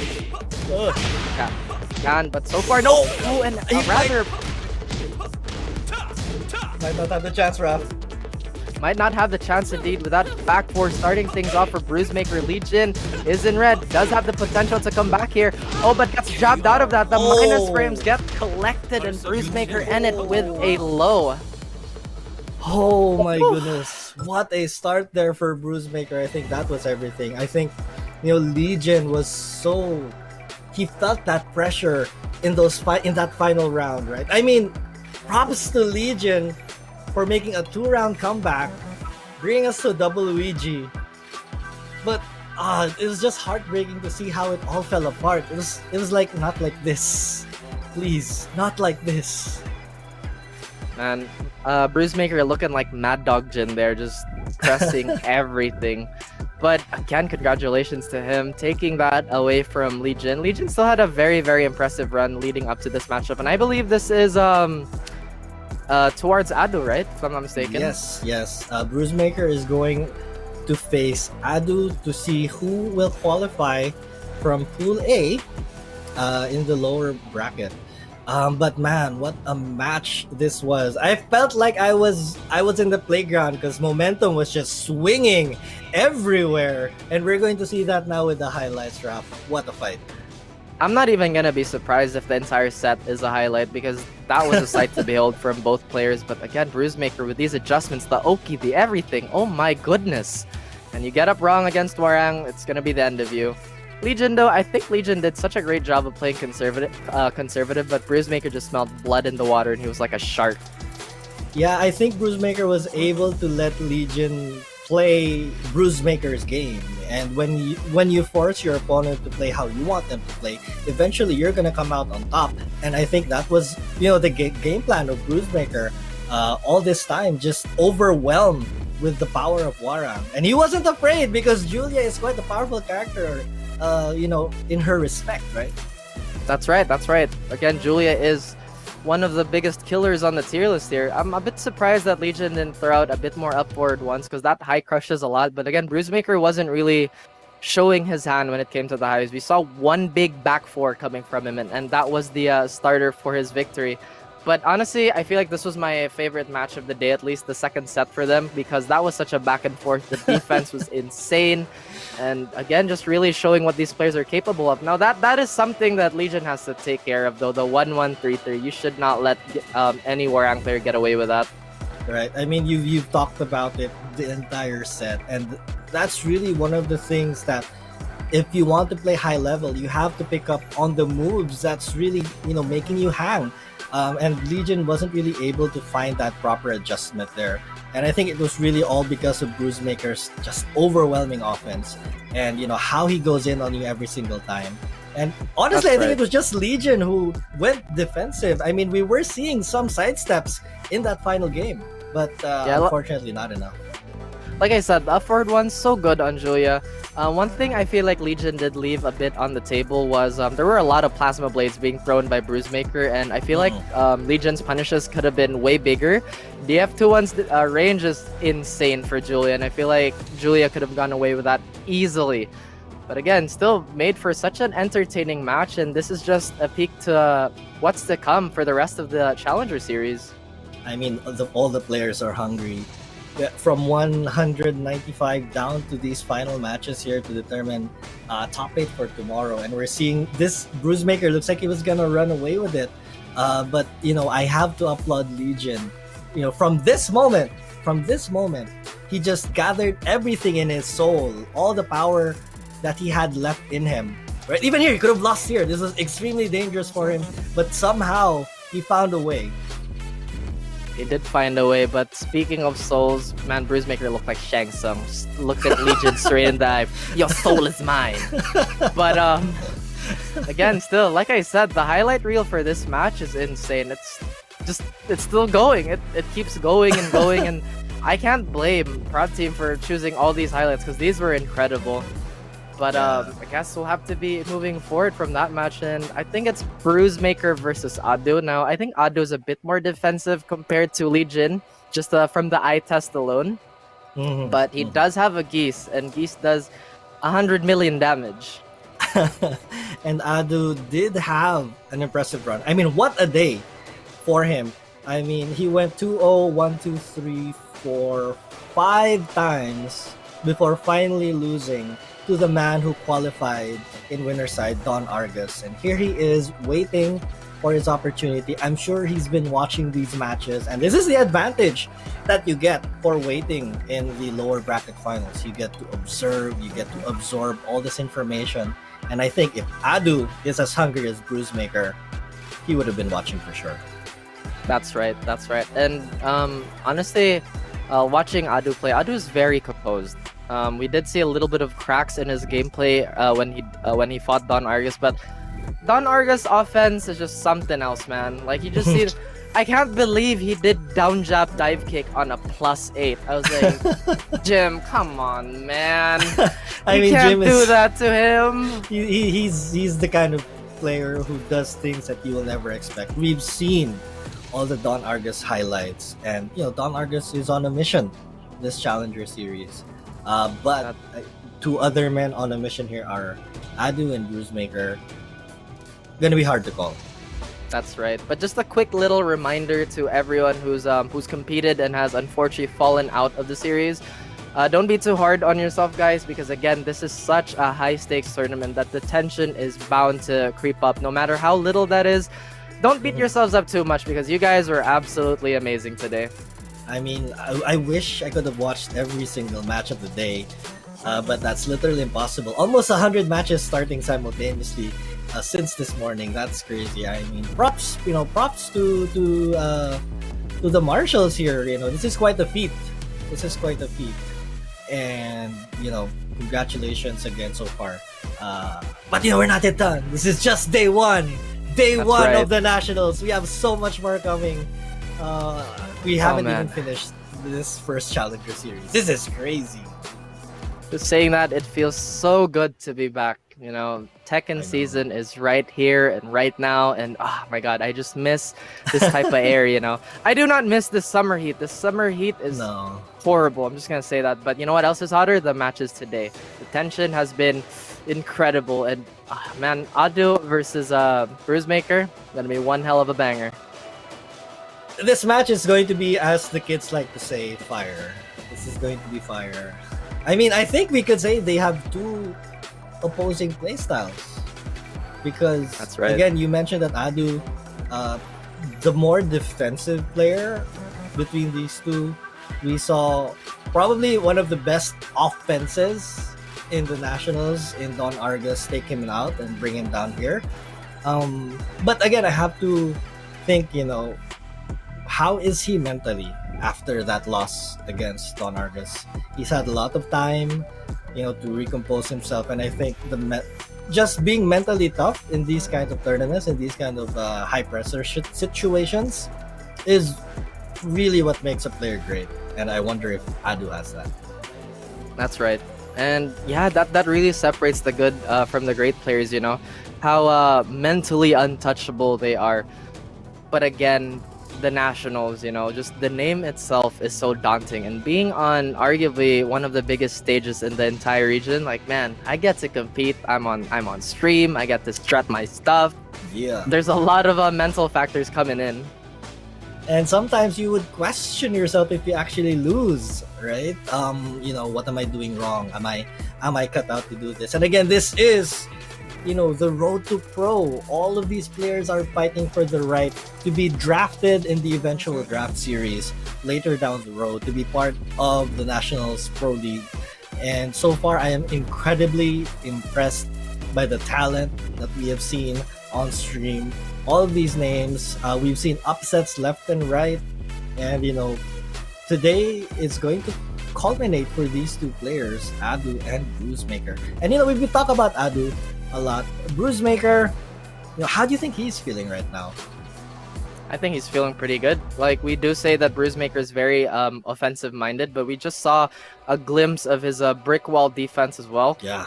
Man, that man was going crazy on those on that low defense in his previous matchup. So, like you mentioned, these players want to capitalize on the momentum they built for themselves. So Bruisemaker is probably going to do that, right? I wouldn't be surprised if he had another Tekken setup on the side, just queued up for rank, and just continue to play and keep that momentum going.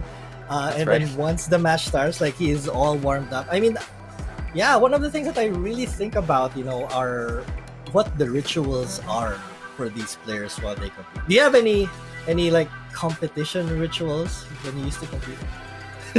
Oh man, so I don't know if I should say it because I might jinx it. I'm a little superstitious that way for pre-game rituals, but since I feel like my competition days are mostly behind me, I always just kind of tell myself, just play your game. It doesn't matter. Like, at the end of the day, you're still gonna be playing. It's not the end of the road for you. Just keep going. And then I listen to music. That's pretty much it. It's really boring. It's not one of those things where, like, I'm gonna do a backflip while I'm wearing these types of socks on a sunny day at 3:45 on a Wednesday. You know what I mean? Some are super specific. It's crazy. And I think we've seen for a lot of pro fighting game players, they've adapted meditation. They've adapted, they even measure the distance, right, between them and the monitor, or take a sip of water, and you just really have to find a way to get in the zone here. Oh, you have measuring things. Of course I do. Well, again. No, that's not actually part of my ritual to But yeah, man, some of these small things will really bother a lot of players. I, for one, am very iffy with my settings when it comes to a lot of games, and just playing at the top level for these players, it's completely understandable to be nitpicky. Oh, my lever is just slightly too loose today. I missed my perfect electric, which obviously I never miss. You know what I mean? Stuff like that. Of course. But yeah. So far, we are going to see, going back to the bracket A. There were a lot of really huge names here, and it's now down to these final two people. So, Bruisemaker, Adu. Bruisemaker, Adu. That's right. And man, what else can we say about Adu? I think Adu has a lot of characters too, but mainly we've seen him play a lot of Geese. And well, we've only seen him play Geese today, so he's probably gonna stick with Geese, right? Most likely, this was the character that brought him to this stage. And again, Adu, definitely one of the strong contenders in this pool. He did just finish outside top 8 for the Cebu Tekken 7 SEA Games Open qualifiers in 2019. And Bruisemaker, again, we know him as the AK Killer. Here we go, just as you predicted, is going to be the Geese. That's right, and the Geese versus the Warang here. Mr. Hunting Hawk versus Mr. Bird. Now, actually no, it's Mr. Howard, guys. Don't quote everything I say. Dragon's Nest, one of the weirder stages in the game. We'll have a lot of sidewall situations, just really weird like that. Though I have to say, its classic theme from Tekken 5 is such a banger. Here we go. Oh, Adu tried a mid-check there at the beginning of the round. Bruisemaker with a bigger one, but Adu with a forward 1+2. The Eagle powers are here, and to the wall we go.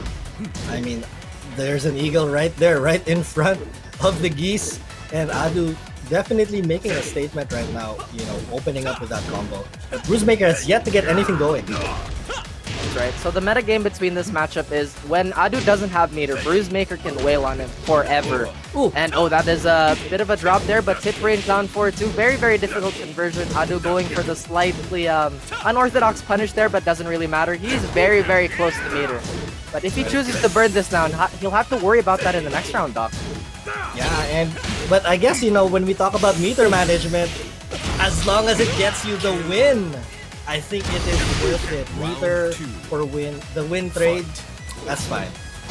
That's right, that's right. There's a thing called thinking about the long game, but you gotta look at what's in front of you right here, right now, and Adu will take the first round to himself. Now, he doesn't have a lot of meter though, Doc. He's fixing that right now. And the Bruisemaker, though, that was a beautiful evasion there, but again, not able to drop, or not able to complete the combo, dropping it right there. I'm seeing a pattern, though, with Bruisemaker with these combo drops.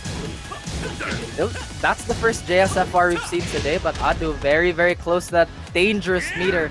That stick of butter is filling up, and no whiff punish on the FF4. But Bruisemaker going for a full jump 3? I don't know, but it doesn't matter. Adu with a great conversion. Yeah, very unorthodox approach from Bruisemaker here, but he's somehow making it work. He's changing up, making these really weird off-rhythm movements, and that was a huge missed opportunity. 2 whip punish opportunities. Oh my goodness, Raph, help me. The forward ones are going unpunished, and Adu will take 2 rounds straight. Going for the double tap there, throwing a Rapukin to avoid the zombie wake up. But now Adu will go into this round with a full stick of butter. Another big drop combo there from Bruisemaker. Let's see if it bites him at the end of this round, but so far looking strong. This is the opening Hwarang really wants. Oh no, that side splat, that could have been huge damage for Adu, but Bruisemaker gets off on a lucky note there. Beautiful punish by Adu as well. Back 1, try to reinforce the mix-up. Beautiful, but an even bigger forward 1+2 by Adu. Can he take this to the wall? Very, very close. A little too far, but he has all the meter in the world, and he does close it out. Wow, Raph, what a third round. My goodness. Like I said, when Geese has meter, it's party time for him. As long as Bruisemaker can capitalize on the times when he doesn't, that's pretty much offense city for him. When he gets that yellow bar, that lemonade, Doc. Ooh, scary. He had a juicy 2 right there beside his meter, and you know that Adu was just thirsting to just let it all out, and he was given the opportunity. Again, Bruisemaker, huge drops throughout that first game, and that may have been the deciding factor. He cannot afford to drop these combos because these combos come when Geese does not have meter, and he really has to take advantage. He really needs to deal as much damage as he can and hopefully weather the storm once the meter comes.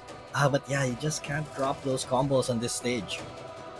Yeah, you really have to maximize as much as you can as a Hwarang, especially in this matchup where Adu will dominate the range game here with the Rapukin and the forward 1+2, and just a lot of gap closing with punishers.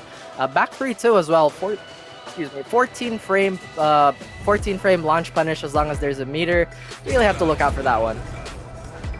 And on we go to the second game here. Bruisemaker, probably the pressure is getting to him because we saw he didn't really drop as much as he did in the previous game. But now, this is what matters. What, as you mentioned, what is in front of him. And can he make that mental adjustment not to drop those combos, to finish things off, finish your food. Finish your food, indeed. Don't leave anything on the table. Once again, Dr. Jimmy, PhD in fighting games, ladies and gents. Oh my god. Oh no. They're in Mishima Dojo. I better just back off just a tiny bit, otherwise they might hit my corner. Oh my goodness, down forward 1-3 to start off the round, and Adu is feeding off this momentum. Bruisemaker getting hit by that sidestep 3, Doc. This isn't looking too good as a start. Yeah, Bruisemaker already down 50%, and again, every time Geese can win a round without having to use meter, such a huge bonus for him. But can Bruisemaker make this comeback? He does have the damage, and he does have the wake-up launch. Potentially, this could be dead for Adu. Yeah, exactly. Big damage off Bruisemaker, but now Adu has meter on his own. Great jab check. Oh, and another great down forward to the Horang. Got this. We'll send him to the wall. Unfortunately, it's not going to be a flush flat splat. Oh He my still God. gets hit by the highs. Seriously, he did. And I don't know if that was mistimed on Ado's part, but Bruisemaker turning this into a Cruisemaker, cruising with 2 easy rounds to start this game. That's right. Bruisemaker's like button checks over, buddy. Let's play. But Play. Adu still. That's exactly. Adu still has that meter to burn. No punish on that back 3. It's gonna be Oh my hurting. goodness, Oh, here the we mind go. game. The mind games indeed, Doc. Now Bruisemaker going for that double down for 2. The Reppuken just to check. Adu not in a great situation here as he gets hit by the Plasma Blade. Bruisemaker with just this uncanny ability to get the plasma blades, and he had Adu flustered so much he sneaks in the grab. Raph, what just happened? I don't know, Doc. Honestly, you tell me. Again, Bruisemaker has such this, like you mentioned, an uncanny ability to just throw off the opponent's game. And one thing I would like to talk about for Bruisemaker, he doesn't play the same in between sets.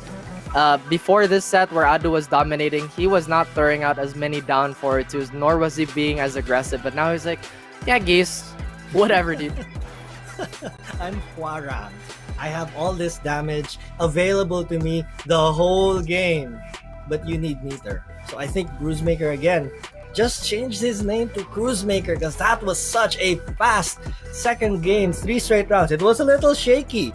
It was a little shaky for the first round. He was down 50% right away, but the mental strength of Bruisemaker is so impressive right now. That was a hit and run. He's like, yeah, I'm gonna get on my bike. I'm gonna get out of Mishima Dojo. Peace out. But yeah, 1-1 again. Now, this is such a great way to just get the day going. You know, these last 2 games, or rather these last 2 series, have been incredibly tense, and Bruisemaker has been a participant in all of them. But right now, it's a bit of a toss-up, as it does look like it's back to him, but who knows what Adu will do. I mean, Bruisemaker just flipped the switch. Literally, he did. But can Adu weather the storm that is called Bruisemaker? I'm sure he may have been mentally shaken in that round. Like, whoa, where did this come from? But here we go. Final.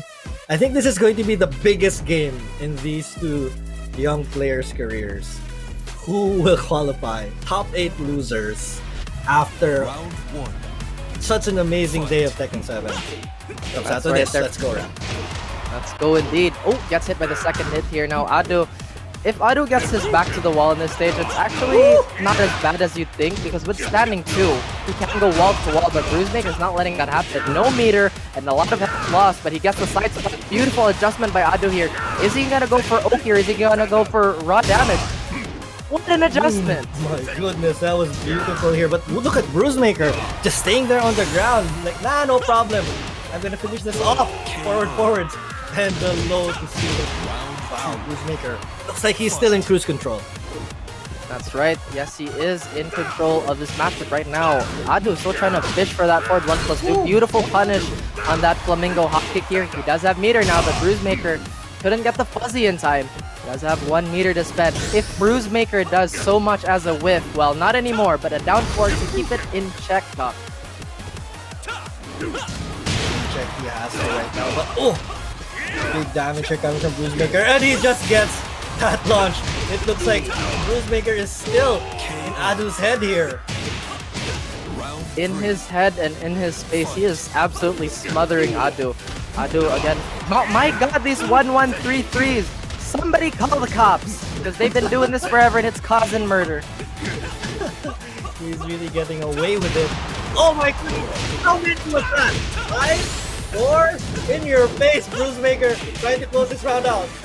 Oh, that could have been a big whiff punish, but the parry! The parry for both players, but no, Adu can buffer the 2. And that is going to be a no-round brown for Bruisemaker. Impressive showing. Oh, Doc.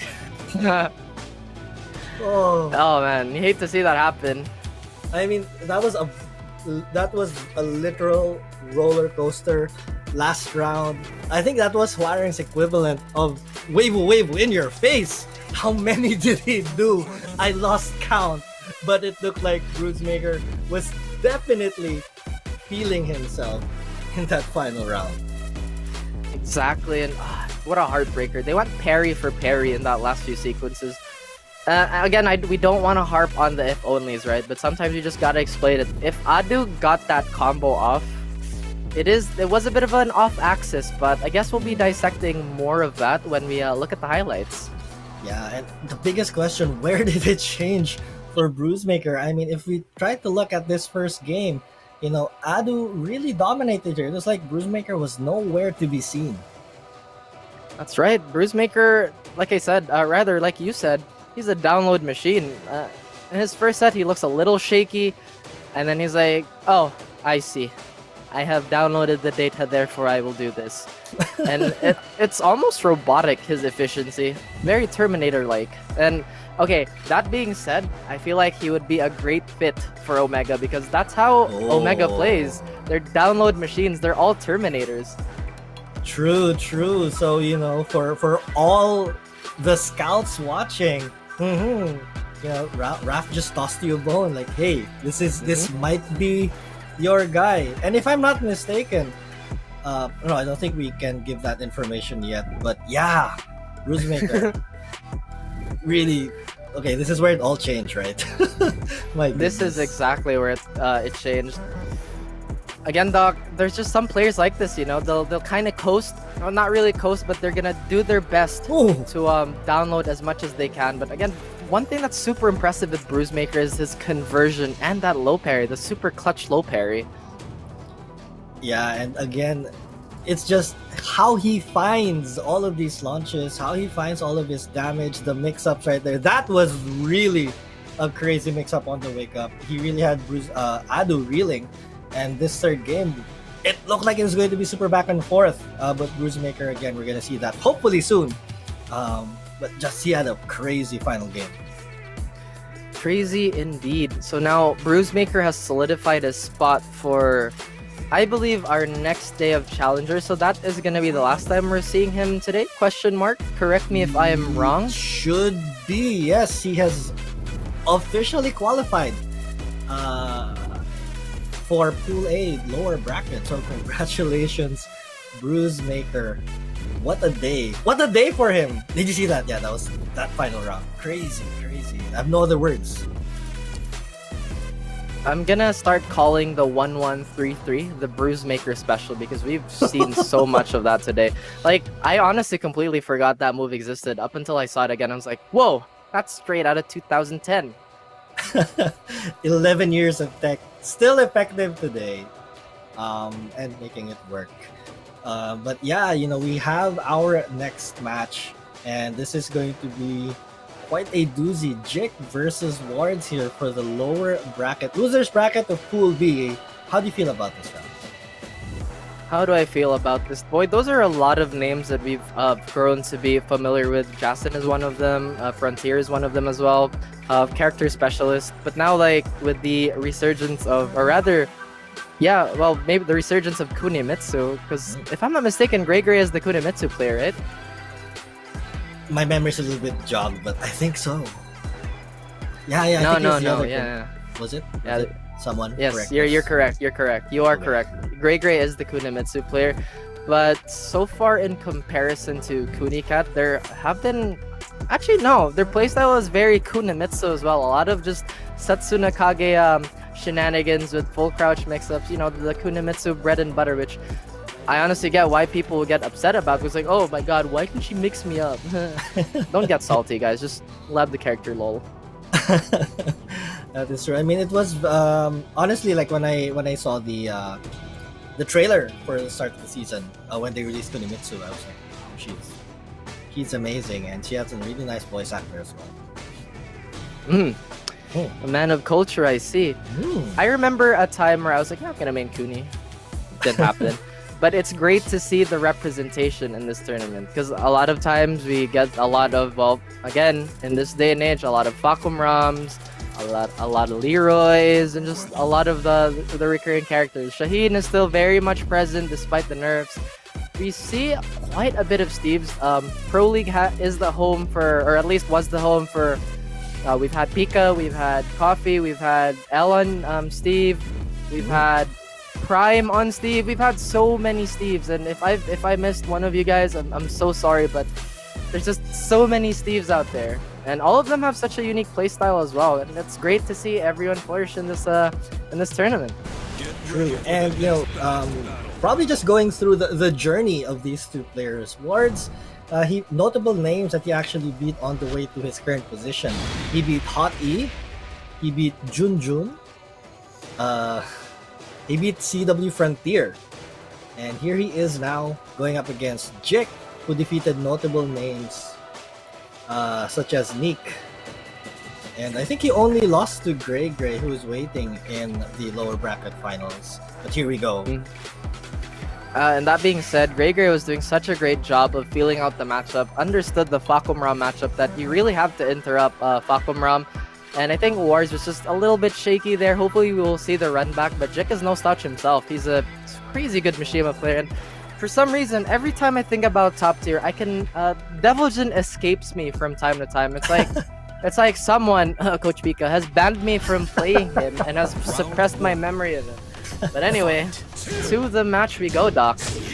Chicken Wars, Deviljin, and Fakumram. It seems like it's going to be a really great match, and I'm curious to see how Deviljin deals with this Fakumram Oh oppression. my god, he's dead, Jim.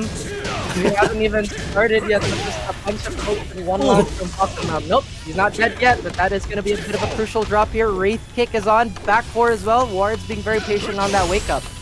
Oh, beautiful whiff punish there from Wards, ready for everything, using Fakumram to max potential, I say. Exactly, and that back one is such a great move as well. What wonderful whiff punisher. It is launch punish itself, but you should never use that out in the neutral. Another electric by Jik here, trying to collect the plus frames of Wards.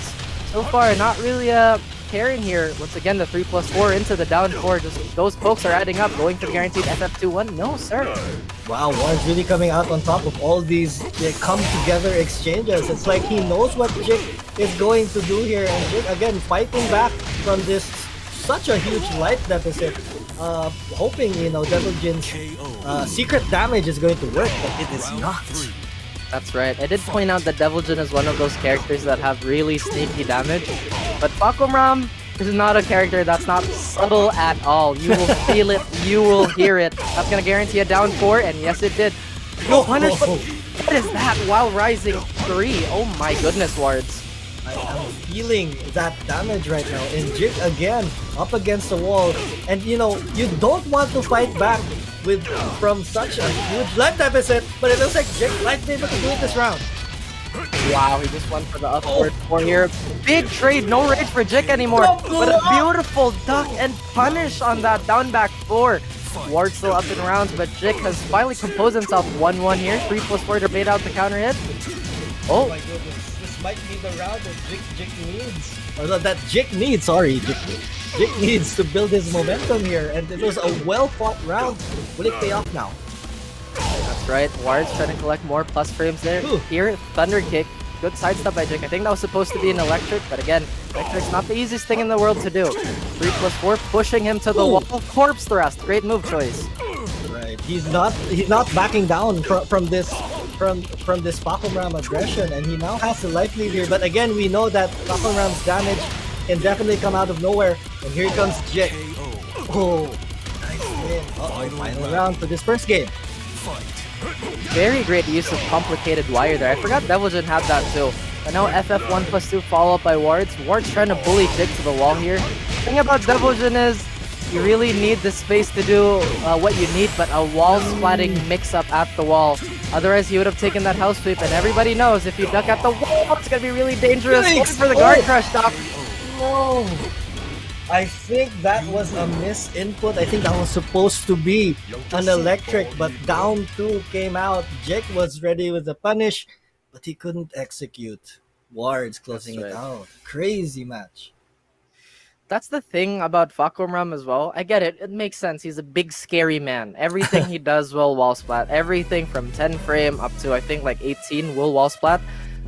So it's like, oh, you did something -10 at the wall? I guess you'll die then. Who does that? Like, what is this balance choice? But again, enough of me griping. Yeah.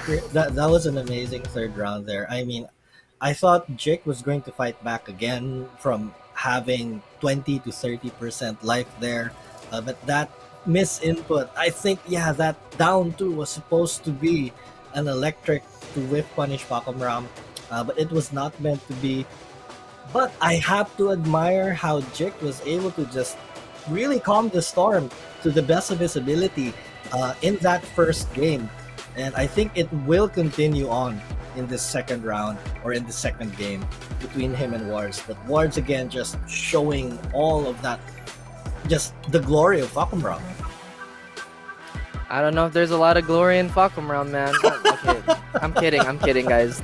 Again, tier lists don't really matter in Tekken because if you play an S tier character and you're bad, you're still gonna be bad, right? But obviously, everyone here is an absolutely great player. Fakumram hits very hard, but he does have his weaknesses because his hurt box extends so much with his moves. He's very prone to whiff punishing, and he's kinda linear. Now, Steve versus Fakumram.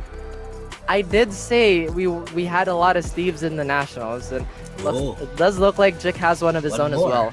Add one more. How do you think Steve does against Fakumram? Horrible. Everybody does horrible against Fakumram. 6-4 every match except himself. That's what you said earlier.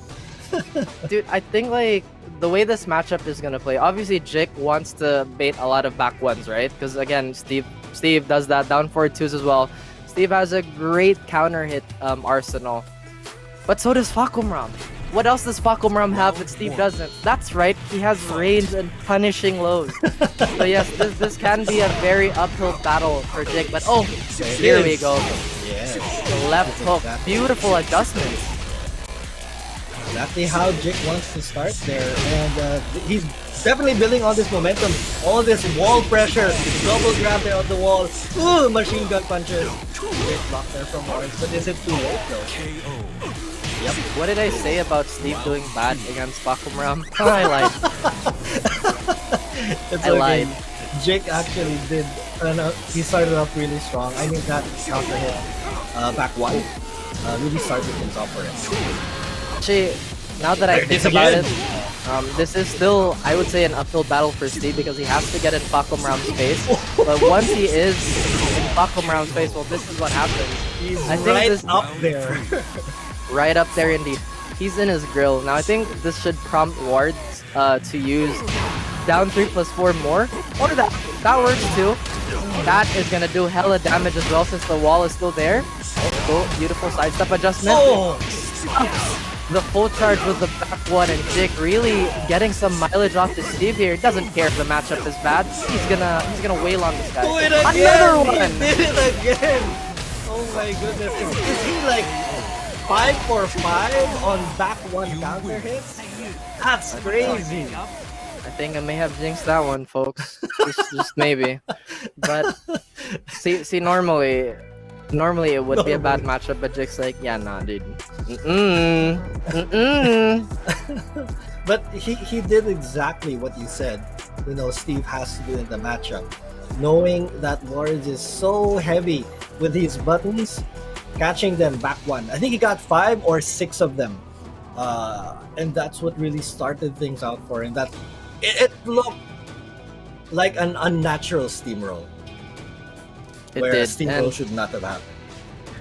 This is also another thing that people should remember competing in any game, really. Like, sure, on paper the matchup is bad, but you gotta realize you're playing against a player and not just the character, so you have to learn the tendencies as well.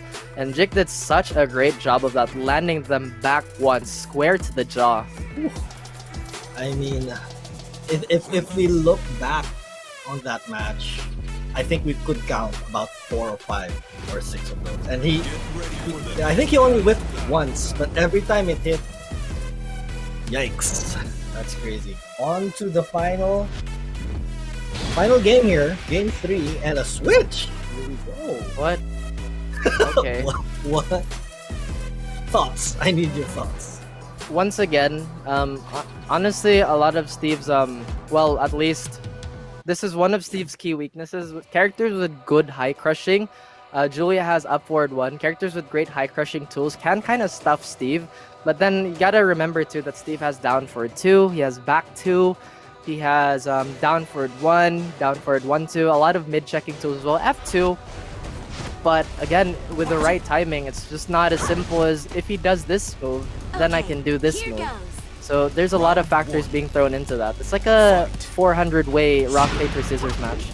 Oh, starting off with the Magic 4, but I think Wards is starting off a bit shaky. You know, every time we have a match on the Nationals, I feel like, or rather a Julia match, I feel like Nature Lover senses a disturbance in the force. Like, wait a minute, I'm not playing. Of course, shout outs to Nature Lover. Ang tunay na Julia.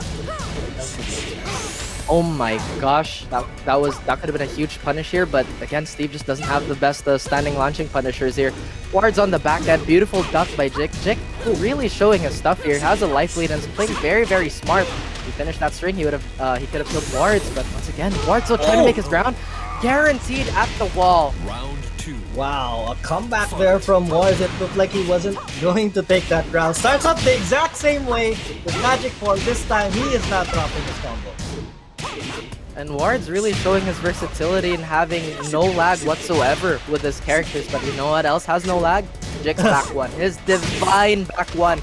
Beautiful side switch, and Wards, you really don't want to press that much against his team. Beautiful Nimrod combination. He hasn't missed any of those either. Ooh, Matrix action right there. And you know, Jik has gone for that grab option on the mix-up on the wall. I think Wards has to catch up or probably pick that up somehow. That's right, but Jik going for the pressure here. Another back 1, but so far Wards has stayed away from that dangerous zone. Another big counter for him. These Magic 4s have been landing a lot. Beautiful third in here. Now Jik, oh my goodness, he's on the back end of this pressure. Okay. Can he make this comeback here? But this is looking good so far for Wards, despite, you know, being on the ground. And it is good for him. Round 4. That's right. And Wards now has the momentum here. One more round to close this out against Jik. But Jik, I know he's not going to give this up as easily as he wants to. Now, while rising 1. Again, a lot of crouch pressure here. Big drop by Wards. What can Jik do? Right, and this is, you know, Jik needs to do something and do something fast because he's about to lose here. This is the final round for Wards. Fighting back from this life deficit again. Oh, huge launch there. Huge launch indeed, and the blue Sonic Fang will finish it off for Wards. 2 apiece, another double Luigi. This day is crazy. Wow, this is so close. What a fight between Jik and Wards, and it looks like, you know, desperation is now showing for these two players. They want to make it to the lower bracket finals against GreyGrey. Did you see that? After unhit, he went for a wild ban. Crazy stuff by Jik here, but again, that hunger is showing. Can Wards convert? Didn't expect the splat there, but the war drums. He's gonna continue the pressure down. What's gonna happen? That's it? No! KO. What a finish there for Wards. He just waited. He knew that the rage drive was coming and he just stopped on a dime. What a way to end it. Like I said, those high crushes will be the death of Steve, and I didn't even know that up back 1 had a high crushing property, but you know, Julia is a bag full of surprises. But again, such an entertaining match that was. A lot of character switches, actually. I think that was the most we've seen today, right? Yes, after every single game, the loser switched characters. And, you know, what a decision there from Wards. I mean, he picked right, and it got him the win. But another amazing match, super close. I think that was our second WBG of the day. Or was it the third? I think it's our third. I think it's our third just for this half of the day. But again, that's just a testament on how close the Challenger Series are. And again, just much love to everybody who joined. Every single one of y'all did great. But these killers, man, we're gonna see more of them in these highlights. And what this whole set was also a highlight for me. I mean, you know, Wards really establishing his pressure Spakum round early on. You can see it right here. He's just absolutely steamrolling. But Jik, he actually did pretty well in this first game. I like the fact that both these players have such a diverse set of characters, because normally you'd see players go for one similar character to another. But no, they went from Deviljin to Steve to Fakumram to Julia. But again, just a great showing. Wards was really super dominant in this first match up until Jik did that great adjustment as well. I mean, he did come back here. I think he took one round in this first game.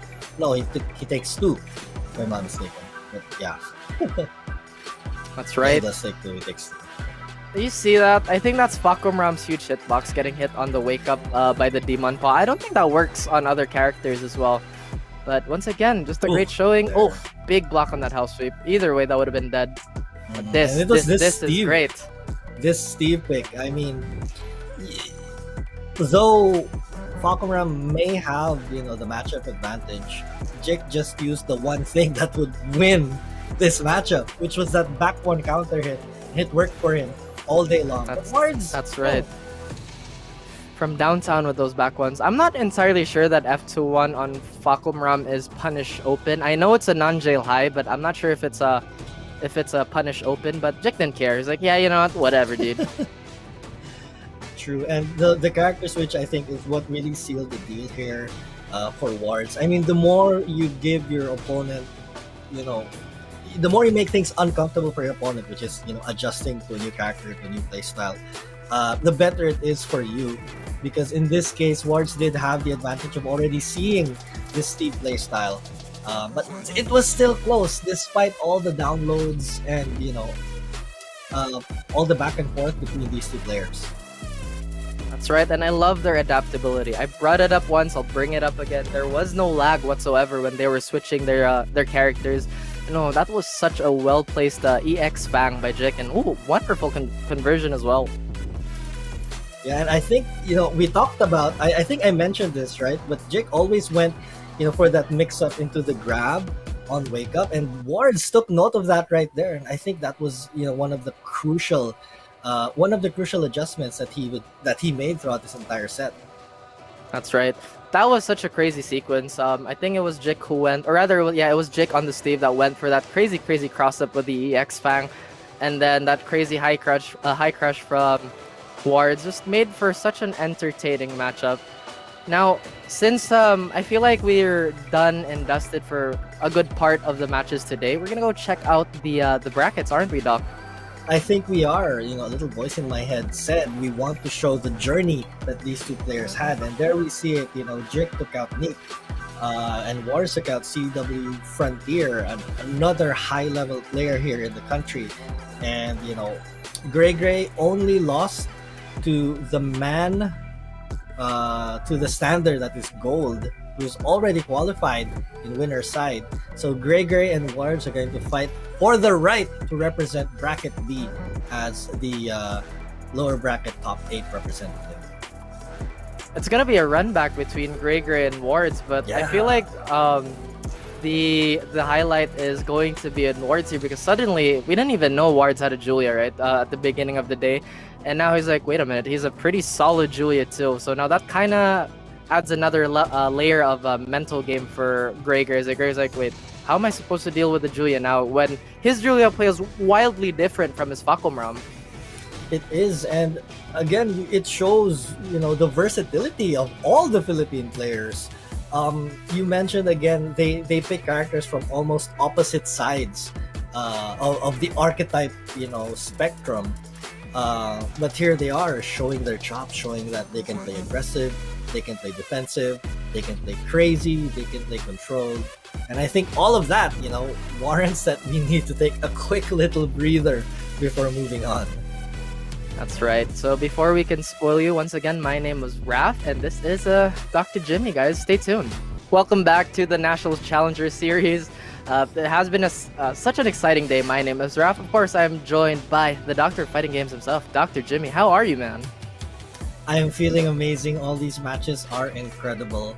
A testament to the talent that lies within the Philippines. I mean, we've had all these huge, major, fighting game tournaments where we have, Tekken tournaments where we have international players come and, take all over top 8. But here we are, showing the talent that is not always seen in these big tournaments. And it just it's just showing us like, wow, there are these amazing, talented Philippine Tekken players all over. 195 participants today, Rock. Crazy.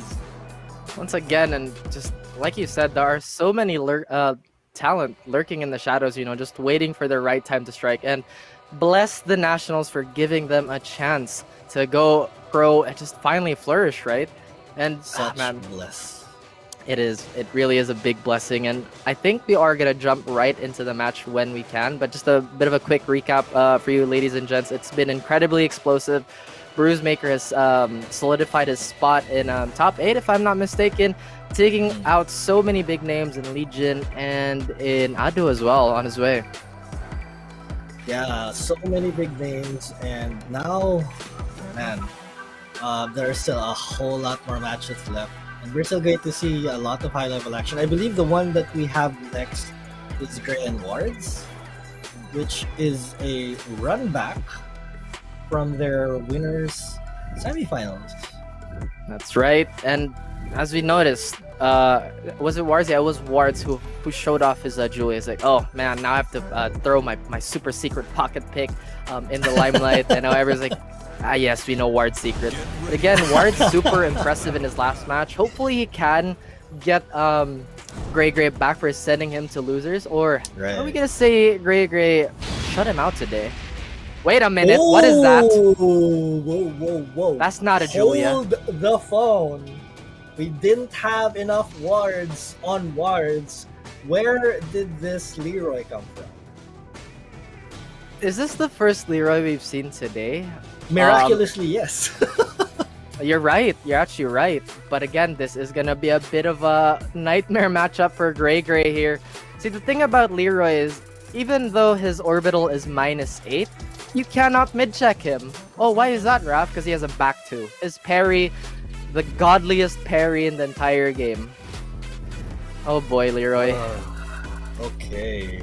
I do feel, or I get this sense that Leroy should do pretty well against this Kunicat. So I think this is Ward's answer after losing to him in the winners bracket. It was like, okay, if I meet him in lower bracket, I'm bringing out this Leroy. That's right, he brought out the blue wards and showed the secret tech. And now wards, yes, like you said, this might actually do super well against the Kunimitsu here. The mask is already off. And of course there's that low brushing wall bounce. Lovely. That's crazy. And the orbital. Okay. Alright guys, I'm not upset or anything, right? But that orbital has been slowed down to all hell, but still super good. But GreyGrey will come out of this exchange on top as he pins Wards to the wall here. Of course. Let's do it again. Of course. It worked, right? It sealed game 1. Let's try to steal round 2 back. That's right. Beautiful power crush by GreyGrey here and a launch punish by Wards. Wards, I really appreciate the fact that he's so good at these many characters. And again, they're wildly different from each other. And that throw is going to close out the round. And that's going to be a quick 2 for Wards. Wow. Wards out of nowhere. We thought we had, warded him seeing his other characters. Apparently, he has more. But can GreyGrey, can he make this comeback? Can he, can he calm this storm? Can he just settle down? And I think that's what he's trying to do right now with the life lead. That's right. The secret of Wards is out, so there's nothing behind that smoke of deceit to hide anymore. And what is the answer to all this? To all these questions? Like I said, you can't mid-check that. What is that? That's -7, guys. Come on. I'm not upset. Yes, you clearly are not. But GreyGrey now able to settle down. He took the life lead. He took his time with that 3rd round, and he puts himself on the board. But another orbital start off on board. That's right, and Wards with the beautiful adjustments. That's nearly 50% health. Hell sweep. Another one. Is he gonna go for the trilogy? Tries to go for another low, but great off rhythm there by GreyGrey. But Wards, oh, he's feeling it. You see those little empty dashes at the end there? He's like, you know what? I'm getting you back. That was so fast. I mean, it was as fast. It ended as fast as it started. I mean, it looked like GreyGrey had something going for himself, but March was like, nah, you know what? I gave you that round. Well, I don't really know if he actually gave the round, Um, but yeah, Wards very impressive with the Leroy first one of the day, and he has taken this 1-0 lead. Exactly. Man, Dr. Jimmy, also professional instigator, ladies and gentlemen, with those statements he's made. But yeah, honestly, that's such an impressive showing from both these players, right? But I just think Wards has the jump on GreyGrey right now. He had the advanced info, and obviously he had the high ground.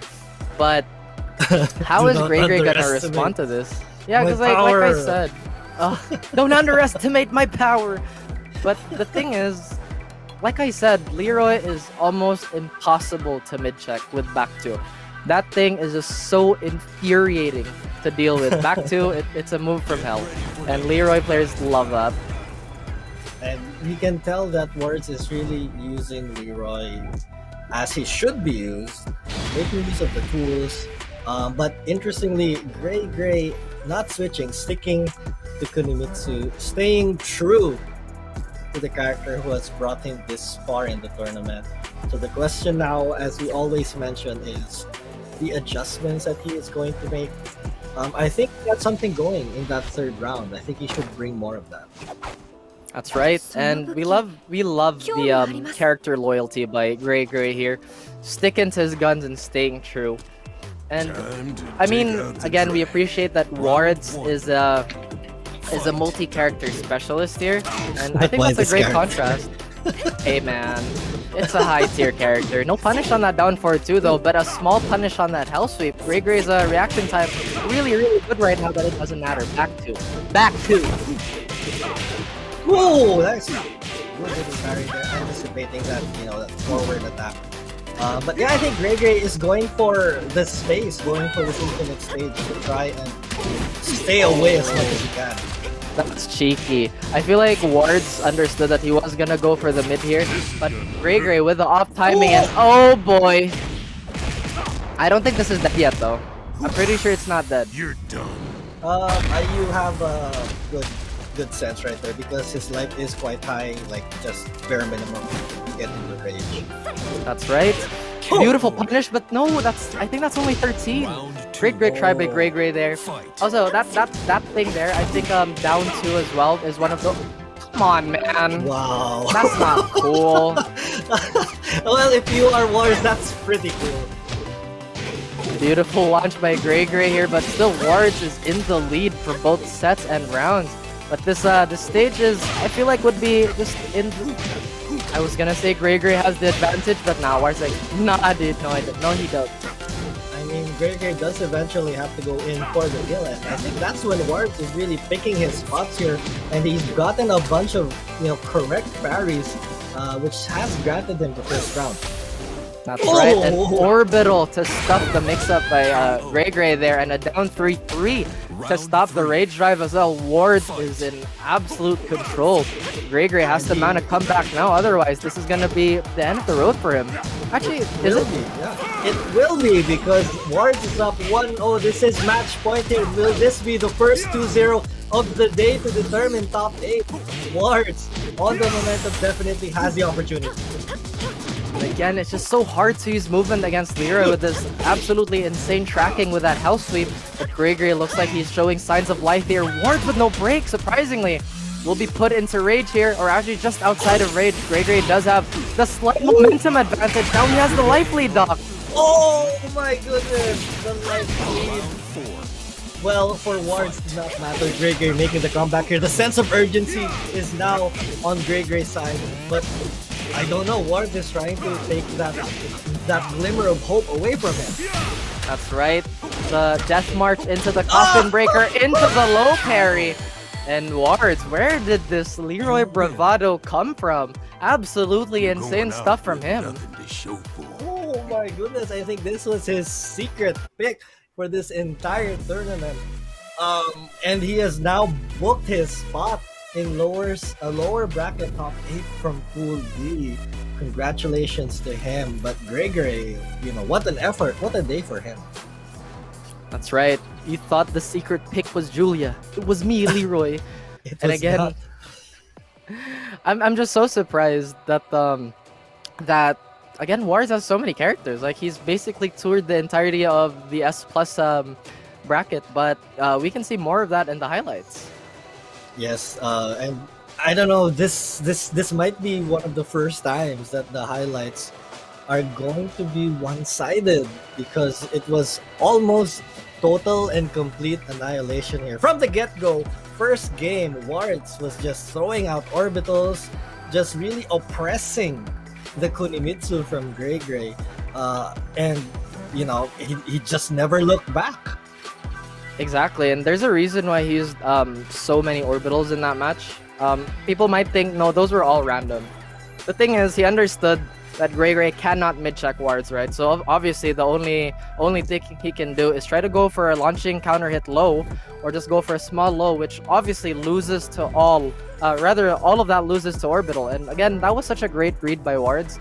It's those little things and those micro adjustments that makes these players so dangerous. And you know, plus the fact that he has such a dangerous character as Leroy, still really strong. I mean, there were a bunch of changes made to Leroy, but still overall he's a really strong character, and we're seeing that on display here, from Wards. And this stage switch, I can respect the strategy from GreyGrey trying to use the movement of Kunimitsu, but you have to go in eventually. And Wards just took full advantage. Yeah, that's the thing too. Like I mentioned, using movement against Leroy is insanely difficult with his tracking, just from his hell sweep alone. It's almost as if you're conditioned to not use movement against him. Again, with FF3, I think FF4 as well. The inputs escaped me, but again, it's just so difficult. And when Leroy is in the hands of a capable player like Wards was in that fight, it's close to impossible. Which eventually history dictates that it wasn't done. GreyGrey couldn't make the comeback. Mad respect for sticking to Kunimitsu. There's a different type of aura for players who are character loyal, and I have to give them a salute. So let's see how things are shaping up right now for this day one. And here we have the brackets here. Actually, KingJon and L. Ooh, that's going to be a spicy matchup. I think that's going to be a Marduk versus a King matchup, if I'm not mistaken. And if, rather, any of those players win, it's going to be Maiven waiting at the very top of this bracket, at least. Wow. Actually, yeah, KingJon is one of the players that we were hoping to catch a glimpse of in this tournament. And looks like we are going to be treated to that, and of course waiting in the latter part of the bracket is Maiven, who was also super impressive today. Like it seems like every bracket has really amazing players who we don't normally see on a big stage like this. So again, shoutouts. This is the Nationals Season 3, Liga ng mga Kampiyon, and we are seeing the development. Again, we are on the path to pro. And Raph, how do you think the Pathers are looking? They are on a very long, precarious, and a very, I would say, twisted road. There's just so many obstacles in the way. But again, those boys, if you ask them, are you gonna give up? They're just gonna say, I don't hear no bell. We ain't stopping. And that's just the grit we really love about the fighting game community. You lose 40-0, but you're like, you know what? Let's keep going. It doesn't matter.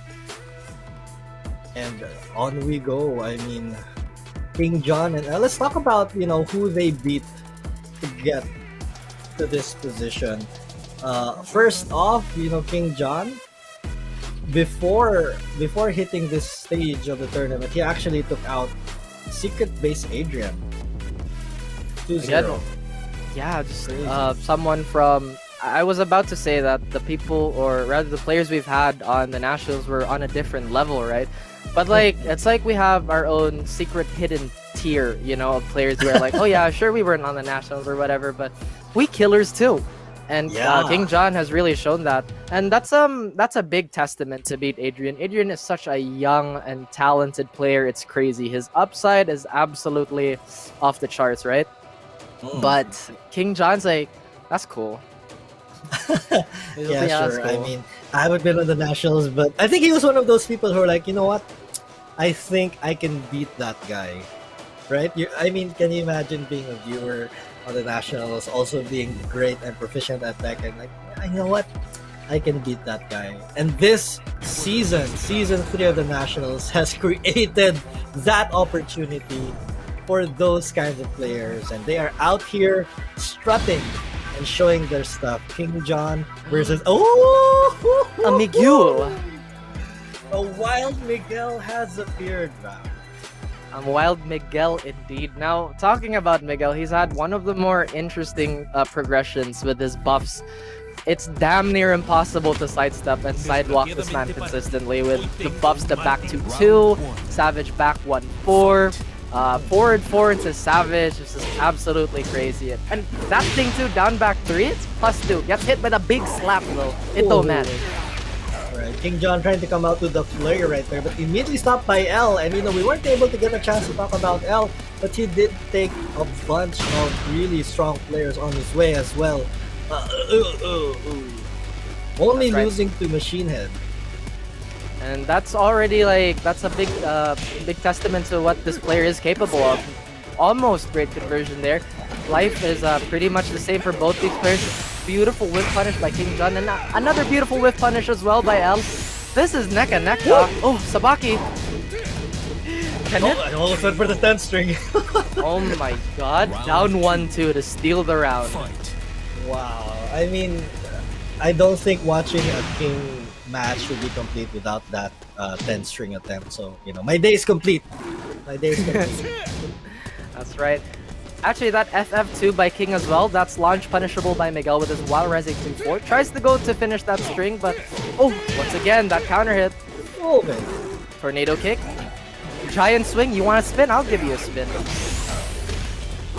Oh, has huge damage, dog. Yeah, you talked about it, you know, if you are by the wall, the King is in front of you, you have to spam that jab. KO. Yep, gotta get that one break out, otherwise it's gonna be big damage. And KingJon start really good in this matchup, but L has taken 2 rounds. The Exciter is here, Savage. Oh! Atlas Hammer, where have I seen this before? You know what, my boys Vinfield and Neri, we've seen that. Tries to go for the Oki here, but nothing. KingJon nearly gets splatted up the wall. L's like, yes, you will get splatted.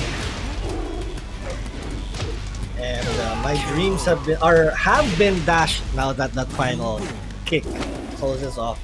But man, I was really excited to see this Miguel, but it was like L was saying, nah, you're not excited. Yeah, like the big Spanish man, this big Spanish angry man ran into the Jaguar masked wrestler, and honestly that was super entertaining. I didn't think I would see an Atlas Hammer today, but I guess I did. And that was so well timed as well. I was like, yes, King players and Atlas Hammers. And that Atlas Hammer heard around the Philippines. I felt it, and I think you felt it as well. I hope our viewers felt that. That was crazy. You know, the confidence that L is showing right now. And again, waiting in the wing, waiting in the next round is Maiven. So these took a lot on the line right now for KingJon as he's down 0-1. It's so funny with King Mains. It's like, dude, did you know Atlas Hammer's -26 and King Mains are like, so I'm still gonna use it anyway. High crushing, fairly fast move, great damage. Again, it's like a hell sweep, you know, very, very tricky to use, but still, that was such an entertaining first set for both these pairs. Will we see KingJon swap different characters though, because it did look like his Miguel pressure was stuffed by L there. It was totally. I mean, he did show signs, right? He did show signs with the Miguel, but L just shattered the dreams right there. He shattered my dreams of seeing a successful Miguel, and we are switching. Yes, Marduk. lore battle, Mr. Eddie. I mean Marduk here on screen. This matchup, I would say it's still fairly even. I think it's a 5-5 matchup, although down back 2 from, I think Marduk has a slight advantage when it comes to poking. Down 3 does 1,000,000 damage. 1 down 2 does 1,000,000 damage. Marduk's counter hit tool is pretty insane, but him being a big body makes it easier for King to land the bigger damage combos. we're going to see that play out right here.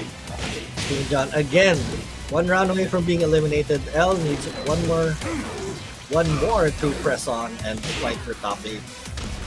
That's right. Actually, we did see L have incredible Marduk defense earlier in the day, but KingJon will get away with that tackle. Goes for the dash up giant swing. So far, no dice. Whoa! What an interaction right there. That was crazy. Okay, game. Down back 3. Big counter hit by L here. Can he convert to the wall? Yes, he can. Full damage. What's for breakfast? He goes for the instant grab. Good choice. Although KingJon still has a realistic chance of getting this. Nope. Down forward 1. Funny that you had to ask what was for breakfast. What was for breakfast was I don't even want to first say round it. win for L. Beautiful conversion. Oh, he's going for the funny stuff here.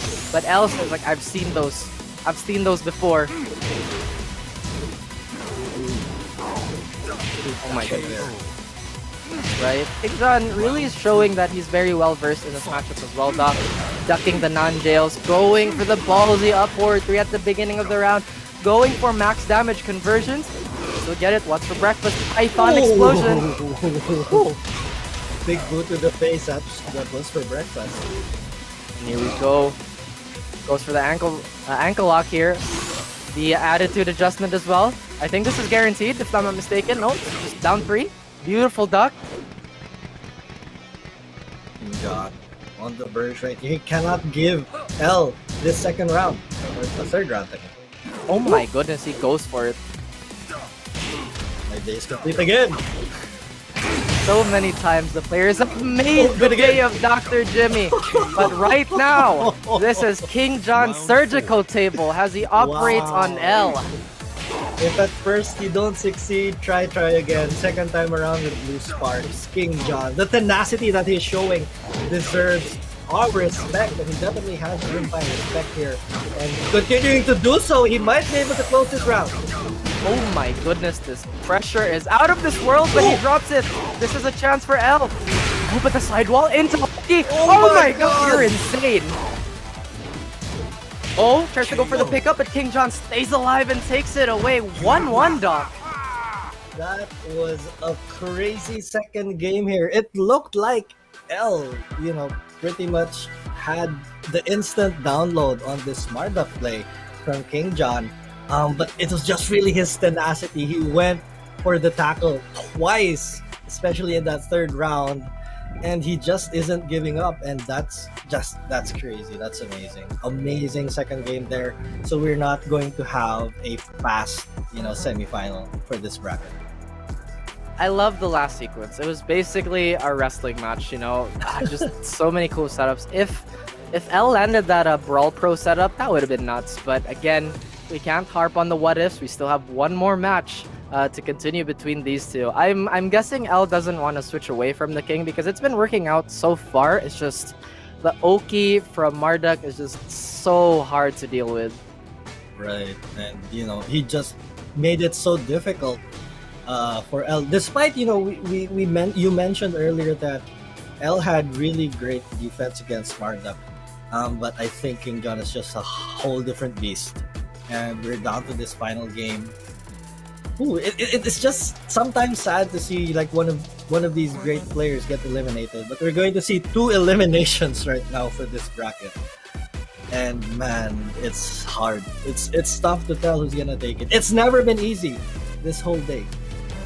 Never has been, and that's just like we said, it's proof that there's so many killers, there's so many lions in this jungle that they just want a chance at that crown to just prove themselves.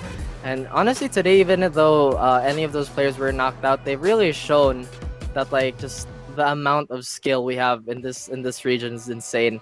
And just moving forward with the match though, KingJon, I think he might just want to continue pitbulling L. L hasn't really shown a lot of those cheeky back ones that Kings love to do. King has also great counter hit tools. FF4 is one of them, but I think DF1 or is it DF4 1+2 with Marduk can actually reach that, so it's a little risky too. And that's quite a predicament right now for L. He needs to make a decision. Will he continue to fight this with King? Will he make the switch? I don't think the stage was that huge. a factor for both of these players. I think both of their characters love using the wall there. So yeah, big decision right now. Biggest decision of L's life. I love Levi how- Liwag. Exactly. I just want to call him L, but like, let's not confuse the audience. Levi. Like, the thing is, KingJon was like, I heard Marduk say, get your cameras ready, folks. This ain't gonna last long. It's like, yeah, you know what? This ain't gonna last long. We've taken that to heart. Definitely. And I think, yeah, talking about confusion, sometimes we might confuse, L with another L, the Vermelion. Yes. So yeah, I heard that there was a little bit of talk why he chose just L. According to my little bird named Hottie. I see. The lore. Mr. Lore himself. And Cheeky down 4 to start. It's like, yeah, I can do that too. Down 3. Look how chunky that low is. Look how much health is missing from L from that one hit. But KingJon showing his defense. It's like, yeah, you want to grab me? I'm going to grab you too. Goes for the melon masher, but goes for... Why is it like that? You break the throw, but he still gets up forward 3. Sidestep. Come on, Doc. Oh my goodness, L is breaking the doors down, choosing the infinite stage here. Yes, Way he to did. seal it. Fight. What a way to seal indeed. Oh, wow. Low parry after down forward 4. Super ballsy by L here. That's going to pay off. Get a good chunk of damage, and Oki as well. This matchup is going to be all about Oki because there are no walls here. Instant Shining Wizard. The execution on these dudes. Right, and that would have been something else. He definitely disguised that. That would have probably been a giant swing. Amazing execution there. Oh, L was aware that if you try to jab out of up forward 3, you get into a tackle mix-up. But great conversion by KingJon here. Once again, this is gonna be a game of Oki. Guess what? Or you're dead. He's dead. Round 3. Fight. Wow, what a change of momentum right there for KingJon. Oh, beautiful throw break as well. Beautiful duck on the 1-2 forward 1. Back 1-2. Now L's like, you know what? You have tech. I have tech. And again, oh my goodness. Round 4. Out of nowhere. Fight. It's like L is bringing out all of these grappling moves, and KingJon is not ready. Exactly. Another Shining Wizard. The knee to the face goes for another ankle lock, Doc. Again, the tech into the attitude adjustment. Here we go. What's for breakfast? Does he stand up? Uh-oh, KingJon on the verge of being eliminated here. Can he make this comeback?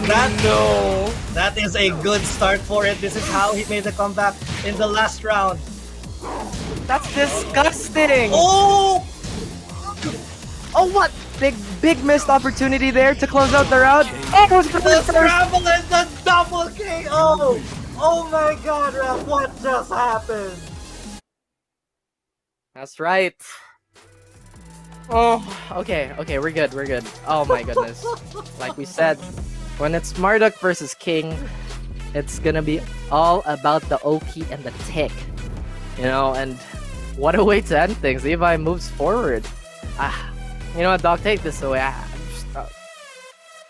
I mean, we saw KingJon throw our heart out there. He got the launch, he got the rage drive, he got the mount, he had Oki, but somehow, some way, L was just able to pull it together. And I think the double KO was such a huge win for L. Just able to hold on to that lead. We thought the comeback was happened. That was an amazing match. We need to take another look. That we are. And well, I wouldn't say there's so few Marduk players. Nah, man. Marduk is one of those characters where we will see more of in the highlights, especially. But again, he's one of those characters where everyone has a pocket of. And it really shows. I'm just curious why, KingJon chose to play Miguel first. I think he wanted to spice things up a bit. But I don't know. It's another one of those what if situations, right? His Miguel really did not get anything going in this round. I mean, he showed signs, But somehow after watching this first game, it was like, as much as I love Miguel, he didn't work in this first game, and it does make you question, should I pick Miguel again? But L just dominated enough to force the switch. And was this Marduk pick too little, too late? It's just a tiny bit, it would have been nice to see KingJon just start off with the Marduk. But again, hindsight is 2020, folks. So don't be too hard on these players because they did great. And they're playing in the tournament. And if honestly, that's already an achievement in itself. Right. And it's so hard to make these kind of decisions, especially when, you have other characters and you sometimes ask yourself, but at the end of the day, you have to applaud, the tenacity of KingJon. This is the tenacity that I was talking about in the second game. Like, L defended the mount really well, but KingJon just kept going for it, and to the bitter end, KingJon just showed he was not going to give up. That was the Brawl Pro tech there too. Like the Jaguar step into forward 3. Because if you kept up there, that would have launched you. But if you didn't stand up, you would have gotten hit by down forward 4-3. But you know what? In Arctic Snowfall, that's where we saw the tech. And oh boy, the damage was disgusting. Look at this. Ooh, was L rolling away at that point? Because it looked like it looked like a where you going moment when he grabbed him by the legs. So the thing is, KingJon had a great read there, right? Because if L stood up wrong, he would have eaten the down forward one. That would have been unavoidable. But KingJon was like, I think he knows that. Let's just go for the grab. This is this crazy, moment though. right here. Like, that's such this a big scramble. Yeah, like the first double KO of the day, and KingJon had so much life there.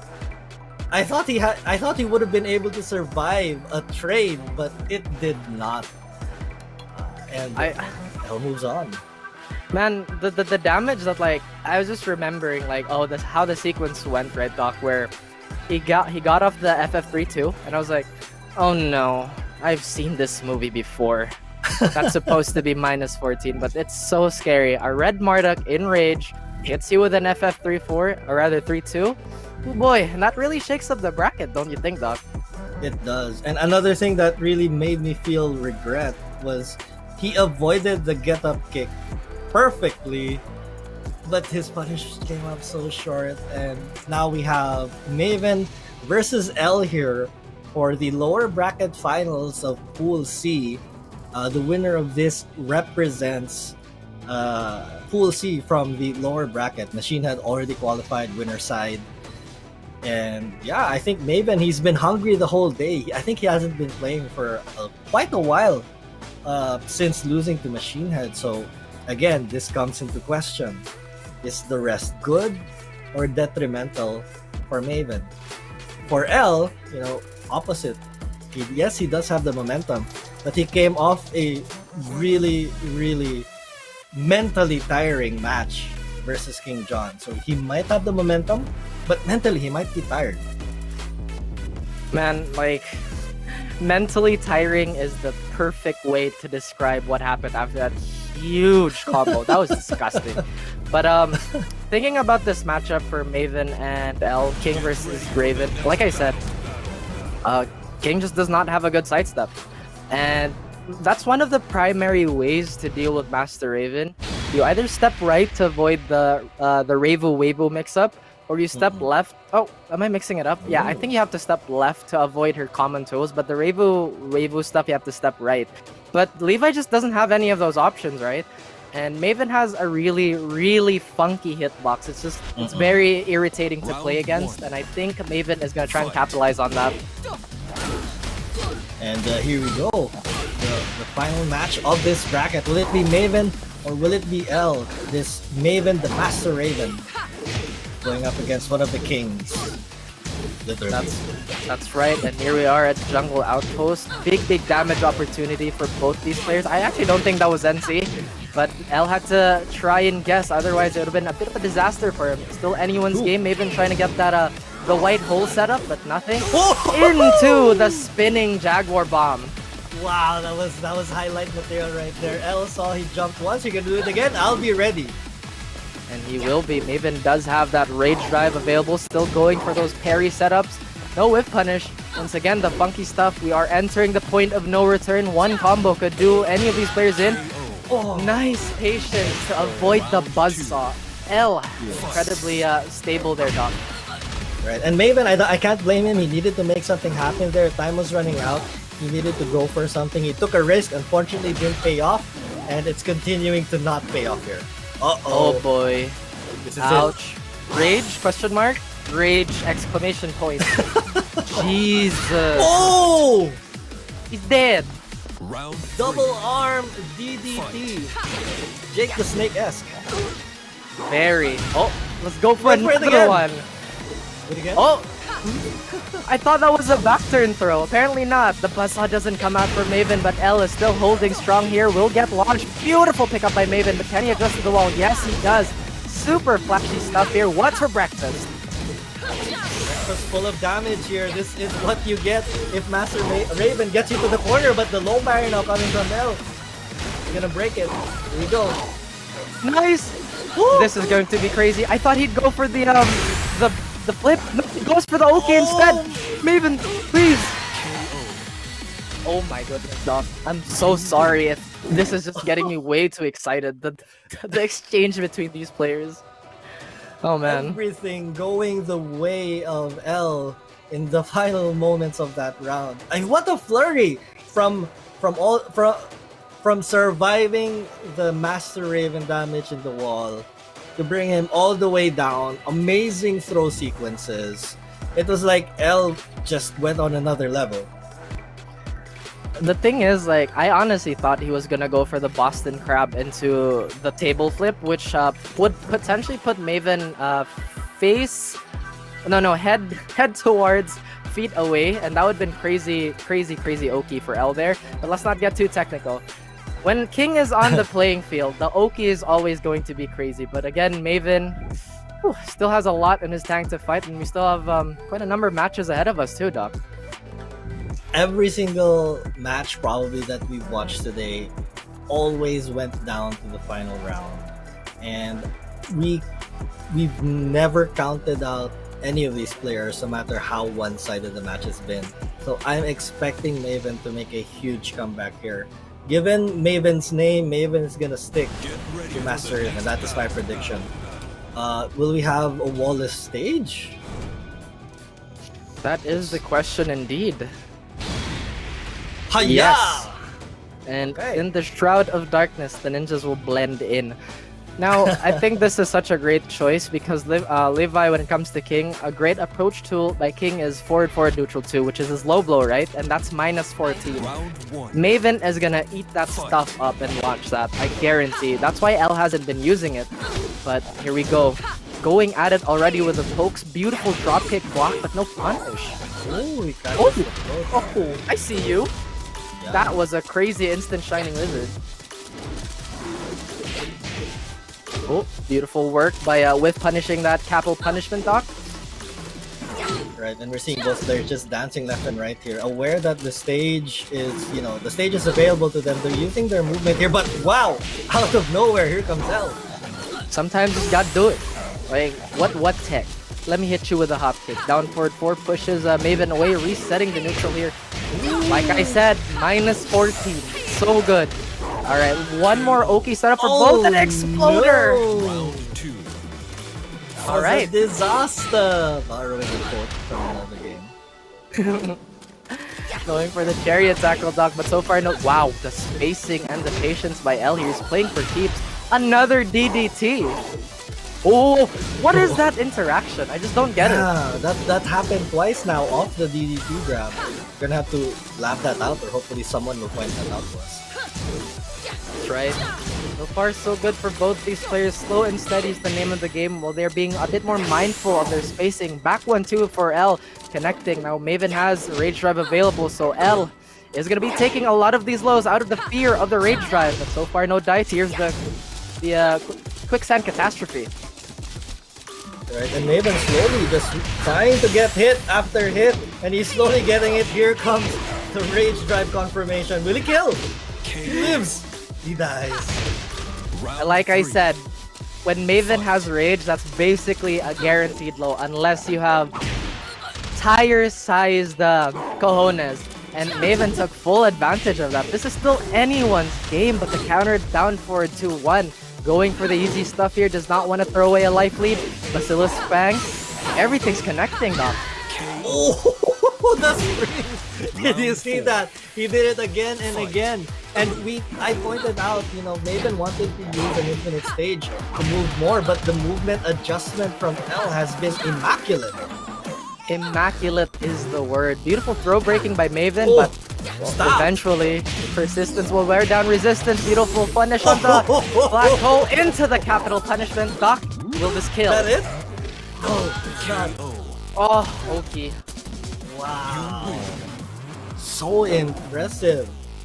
L is qualified in lower bracket. Top 8.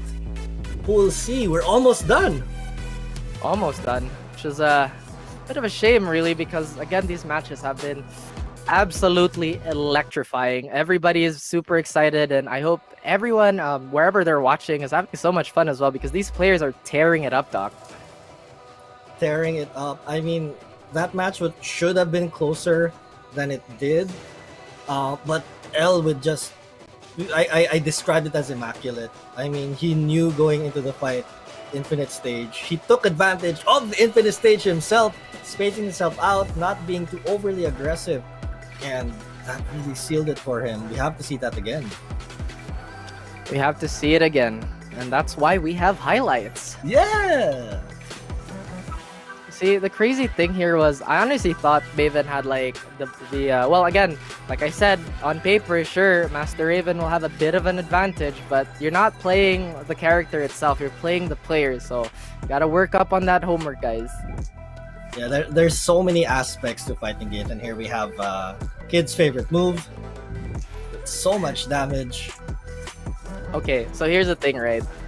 L was, I think it was fair to be upset about Marduk damage, but chain throw damage, nah, son. That hits like a truck too. Freight train.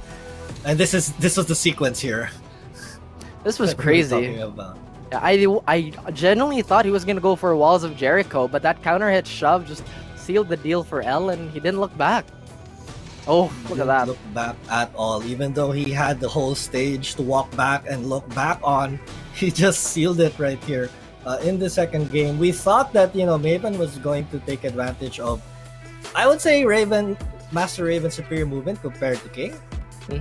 But L just he just backed off when he needed to. He didn't overextend and just used the stage himself. Like, probably the plan backfired here for Maiven. Yeah, and like I said, if you wanna duck a Maiven that has rage, especially in an equal health situation, you're pretty crazy. Alright, otherwise that would have been the hardest read in the world. But against a super entertaining match coming from both these players, L's run his stuff, and what is that? Oki from Shining Wizard, it's crazy. Or rather, running Jaguar Bomb. Yeah, is that guaranteed or something? That was... He Um, pretty much sealed it, right? It's not, but if the King does down forward 3, which is the one that goes into the DDT, if you get up wrong, you will be floated into another combo. So, you know what? Just take the low. But unfortunately, that low was what sealed the deal right there. That was probably checkmate. There for L. Very, very smart in his combo decisions. And yeah, let's take a look at, I believe, which is the final bracket. Pool D. Yeah, I think you're right. And it's again, wow, actually, JellyAce took out Haji. That's one of the heavy hitters as well. Bully falling to RGN, and this is honestly such a wild bracket if you really look at it. But now it's going to be JellyAce versus RGN to face off yet another Jaguar in the form of Tomahawk. I mean, he is one of the 5 kings of Manila. But talking about JellyAce, he did finish really high in one of the Asian tournaments, the ICFC, if I'm not mistaken, preseason week 2. So we know that this man is really strong. And looking at RGN, I can tell that he is strong because he took out, one of the players in the country that I absolutely fanboy over, which is PB Bully. And if you beat PB Bully and you are where you are, you deserve to be there. So this is going to be another high octane lower bracket semi and finals. That's right. And a Katarina. I think this is the second Katarina for today. But just a minor side note to the previous match. L actually has a pocket Maiven, so maybe that's a big contributing factor Round one. for that dub. And of course, thank you to the lore master himself, Mr. Hot E. And now starting off strong is JellyAce. Oh, I think this is a bit of a button check. Is it? Yeah, I think so. It appears that way. Perfect. Okay. So a little anticlimactic there. I was actually super excited for the match to begin, but I was like, why is she throwing herself at Master Raven? But yes, obviously a button check, probably connection check for both players. I'm not sure, but again, you have to be, when stakes are this high, and a spot in top 8 for tomorrow is on the line. Because this is the final bracket of the day. We are almost done with day 1. 195 players from across the country. Luzon, Visayas, Mindanao Nationals Season 3. When stakes are this high, you have to make sure that the conditions are the best possible. Absolutely. And for those people wondering why he was walking forward, no, he wasn't trained wrong as a joke. Doesn't mean he was bleeding, doesn't mean he won the match, but that was just a button check, guys. Hold your horses, relax. But still, we have a very interesting matchup ahead of us. Talking about Katarina, I think Katarina has... I think she's slowly gone back to the corner of Tekken where she's a bit of a mystery again. I remember there was a time where there were so many Katarinas back in the day. Now it's like she's a rare sighting. For sure. And I've seen my fair share of Katarina players. One that actually comes to mind is from outside Manila. If I'm not mistaken, Wapa King, one of the strong players from CDO, also plays Katarina. And yeah, Katarina is actually really fun to watch. I think Cebu has a Katarina player as well who is very close to my heart. So shoutouts to Belden Yap Jr. Definitely. But yeah, like we said, this is definitely going to be an interesting matchup for both these players. Katarina still has a truckload of damage with her broom kick, and has people have found, or other Katarina players have found ways to be a bit more creative with her.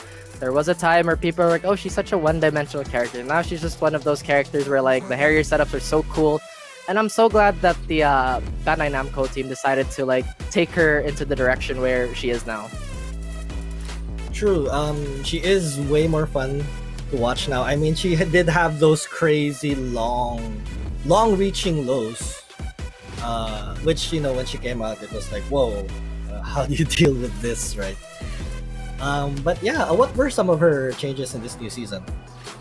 I don't know. Like, I'm just gonna say that outright. I don't know. But the thing is that the key thing about Katarina is when you see that 3-3, duck the third hit, and I think you'll be golden. A lot of her lows are -14. So like I said in the previous match, Maiven is gonna eat that up. She does have one of the few 14-frame launchers from While Rising. So RGN has to look out for that. And hopefully, these players have done their homework. I think when the Nationals announced that Tekken was going to be the first event, I'm sure all of these players, jumped into the training room. They went into their hyperbolic time chambers. They took their senzu beans and started training like crazy. And we're seeing all of these names. Actually, in this bracket, if you look at it, I don't think there was a single former Nats player here in bracket D, is there? I think Haji is in Haji, right? Yeah, I think Haji is in Pool D. But yeah, like you said, everybody went into that hyperbolic time chamber, came out with their Saiyan drip, looking real nice today, mind you. But mind everyone actually. Again, guys, do not discredit any single player in this tournament, because this is just a pool of piranhas and sharks and lions that can swim with scuba tanks with guns and stuff. It's just super dangerous. That's true. I mean, yeah, JellyAce did beat Haji, and Haji was actually on a tear here in the lower bracket. He actually entered really early. And I just actually want to follow what Haji was doing because unfortunately we weren't able to see him today. But unfortunately he took out Asahina, and he even took out YOLO King. Shoutouts to YOLO King. He's actually a Davao Eliza player. But JellyAce, taking Haji out, that's huge, and it continues to build on that story. That there are these hidden ace players in the Philippines. It's not just these names that we always see on the nationals, right? That's right. These players are there. They just need the opportunity.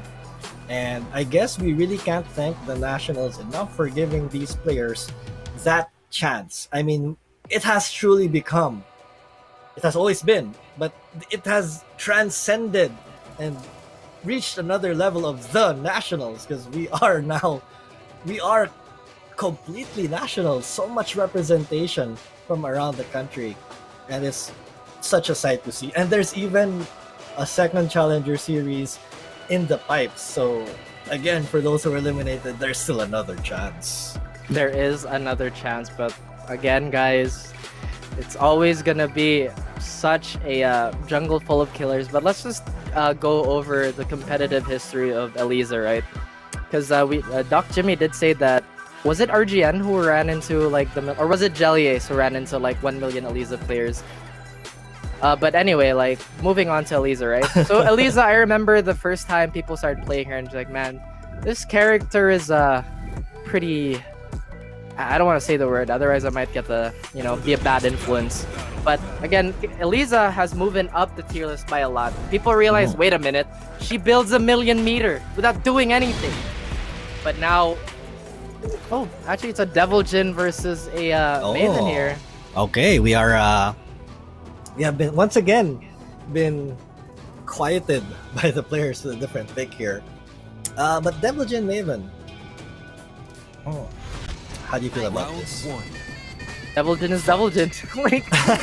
Devil Jin is Devil Jin. Right, and RGN starting off how any Devil Jin player would like, with a Hell Sweep and the Head yes. combo. Yes, the Hell Sweep. Crazy thing about his new string, it's so hard to duck because of Laser Scraper, but JellyAce not paying too much attention to that, trying to grab back the health lead, but so far RGN has been very observant with the spacing, but JellyAce, beautiful sidestep, but the sidewall will not agree with him. Once again, the sidewall is a criminal in this setting. Right, someone called the police. But right now, JellyAce is saying stop, launches with that amazing rage drive. Uh-oh! Oh my god! What just happened? Round 2. Alright, Fight. they're having way too much fun in that corner. Somebody tell them to relax. The black hole is gonna whiff.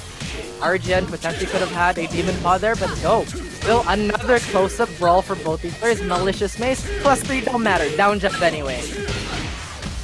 Ooh, the mind game continuing here for RGN, going to break the balcony here, but he drops the combo. Chance now for JellyAce.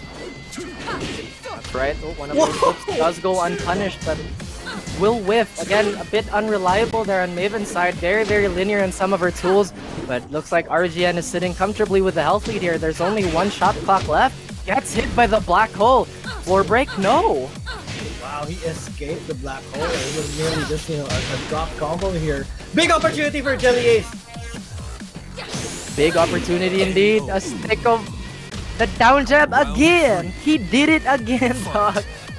No fear right there. I mean, if you need a panic button, I think down jab is everyone's go-to button. That's right. JellyAce was I bet one of the crowd favorites for a stack, but RGN not looking too hungry here as he is getting pummeled. But beautiful block on that buzzsaw. Another big drop. Both players have probably a drop each. If it comes RGN, he's gonna do it again. I'm not gonna drop this time. Yep. Just tries to go for the back four setup here, but no, electric instead. This will potentially kill unless the sidewall doesn't hit. There we go. Broken plate to finish it off. RGN looked a little iffy there with those drop combos, but recovered really nicely, taking advantage of all his combo opportunities. That's right. Again, abusing the +3 on that malicious mace. If you get a counter hit, you get a down laser as well. JellyAce not looking too rattled. We'll put RGN to the wall here. RGN trying to survive the onslaught that JellyAce is causing right now, but the down forward too. The Kid Electric. One's game right now with just over 30 seconds left. Oh my goodness, where are you going? Where are you going, Final sir? round. Close first match here. Oh, down 4. Down jab. Down everything. Demon Hoof that gets stepped by JellyAce. Beautiful adjustment to supplement the weird tracking. Goes for the Sandstorm here. More pressure. A lot of brawling again, Doc. Yeah, both. I mean, JellyAce, he can afford this. You know, the more that RGN gives him the opportunity to like whip punish or to catch him with the wrong string, it's gonna be bad for RGN. He has to be careful here. He doesn't have that much life left. He has none left. You win. And he has none left indeed. Now, JellyAce completely understood the fact that Deviljin is one of those classical characters in the game where he's how would I put this? He's whiskey no chaser. He's very, very old school Tekken. You go for the whiff punishes, you go for the small pokes, you use your movement to dominate. Of course, throw in the crazy mix-ups here and there, but you know, you don't build your game around that. And JellyAce knew that if you brawl a Deviljin, Deviljin might have just a few issues. And yeah, RGN, you know, I mean, it was a crazy first game. That first round had so many weird interactions, and it actually went into the second round. But somehow JellyAce was just able to, you know, just calm down. He was able to out-brawl the brawler, and RGN went a little too aggressive in that final round. He opened himself up too much. And when you're down in life, you really have to pick your spots well and not give your opponent an easy opportunity to end the round. Yeah, the thing is too, Deviljin does not have good get-off-me tools. All of it are incredibly punishable. Corpse Thrust is punishable. Hell Sweep does not low profile. Up forward 4 can get delayed hop kick. So as a Deviljin, you don't really have a lot of fallback options aside from stepping the right things. You do have your the name escapes me. It's a power crush where he armors up. Or well, obviously it's a power crush, right? But he doesn't attack you. He absorbs the hit and then kind of bounces it back. But again, that's still such a big risk. Yep. And we're seeing the switch. It is a geese. From the devil to the geese. Ah, another bird. This time, another winged creature just by name though. RGN looking to fish for that standing 2 or that back 3-2 actually. Fight. Here we go. This is gonna be a spicy match, Doc. Can't wait to see as we are about to begin game number 2. Again, a lot on the line. Winner of this set goes to face Tomahawk in the losers bracket finals of this final Pool D. Oh, That's right. JellyAce just a little late on that chakram, if I'm not mistaken. Goes for the Wild Rising 2 here. One thing that I've noticed with JellyAce or most of the Ravens we've seen today, they don't abuse while standing 1. That or is that while standing 2? The elbow that's only like -8. They can parry into that, but it does look like JellyAce will take the first round. right. This geese pick not paying off so far for RGN. He wasn't able to build meter in that first round outing at all. Close to this first meter though, but JellyAce currently has free reign. Free reign indeed. So far away, or rather just barely close to the meter here. Beautiful sidestep. Doesn't need meter for this full conversion, but the wall will not be RGN's friend here. Beautiful throw by JellyAce. No break. That is going to be a lot of damage, but has to commit to that Mirage. But oh, big damage from RGN. Going to take his first round. No! No, I will not Round let 3. you take your first round. Jumps over that Rapukin as if it was nothing, but that Eagle Claw will finally pay dividends here in this matchup. JellyAce is working with just a slight life deficit that he can take back. RGN though is playing smart. Understand that JellyAce has to get to him. Iron Maul coming out as well. Well, Rising 2, I think. And Again, JellyAce is one round away from taking this 2-0. RGN needs to make something happen and make it happen now. He has the meter to do it. Can he find the opportunity? He tried. He gets the float, though he doesn't sidestep. They're abusing those plus frames. Beautiful step into the sneaky high-low here. Good stuff by JellyAce, and that is pretty much a shutout.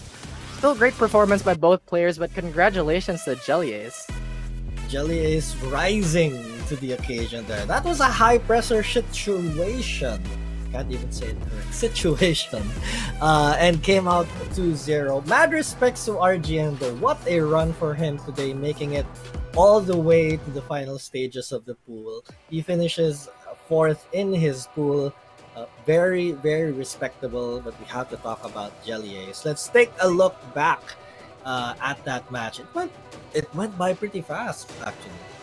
It did, and the highlights will tell the story that some people may have missed. Again, RGN starting off really, really strong here. This corner was a funky corner. They didn't leave this for the rest of the round. They were just staying there and just like trying to strangle each other. Like, ugh. This is their safe zone, actually. And here's this super crazy interaction with the Rage Drive. And we get a bunch more of that here. I don't think we're gonna see it though. That's right, and this was a great showing by both players here. Again, the down jab criminal JellyAce. Such a great job of just shutting down the offense here. I don't think Deviljin has good options for down jab as well. So again, really, really smart choice here. And we can actually see, RGN really trying to make the comeback. He was fighting the best that he could, even with this little interaction there. That was so big brain there from him. But it was this final round where JellyAce really got RGN to hang himself. RGN overextended a bunch of times. He was down half life, opened himself up. JellyAce took advantage, and the geese pick for the second game, I wasn't really feeling it. He only built probably 1 meter in that entire exchange. Yep, and JellyAce really showed that he also has a great mastery of the Maiven geese matchup. Again, the Raven consumes the geese in this matchup apparently, and that is something that was so meta. How do you beat a fireball? Jump over it. That was so meta. Yes, Doc. Sounds like you've done a lot of those yourself. Yes, sir. And again, JellyAce going on to face Tomahawk. So we're gonna see another king. So many kings today. I love it. And once again, just to make sure that we have those those predictions right, let's look at the bracket one more time before we head to mini boss Tomahawk here. I mean, Tomahawk. What can we say about him? Since the day that I saw him perform in one of the locals in Makati, I was like, this guy has it.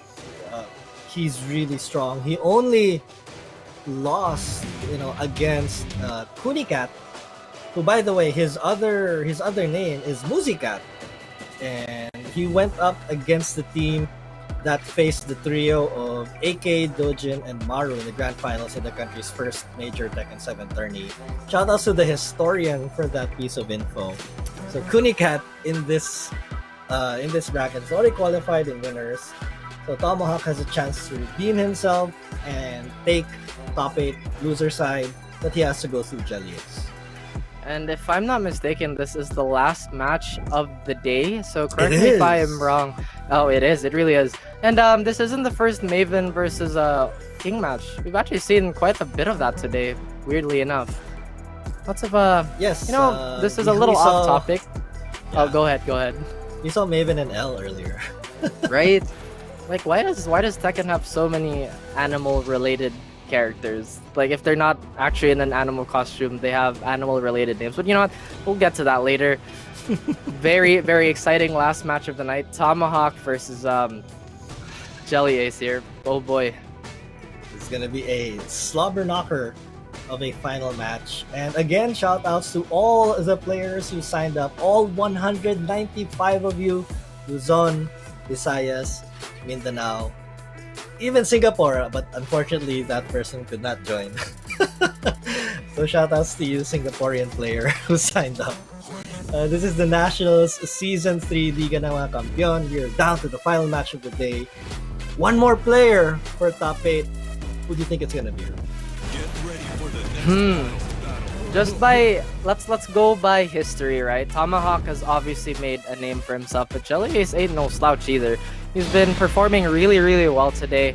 But if we just go by history, I think Tomahawk would take this. But again, anything can happen. It's a fighting game.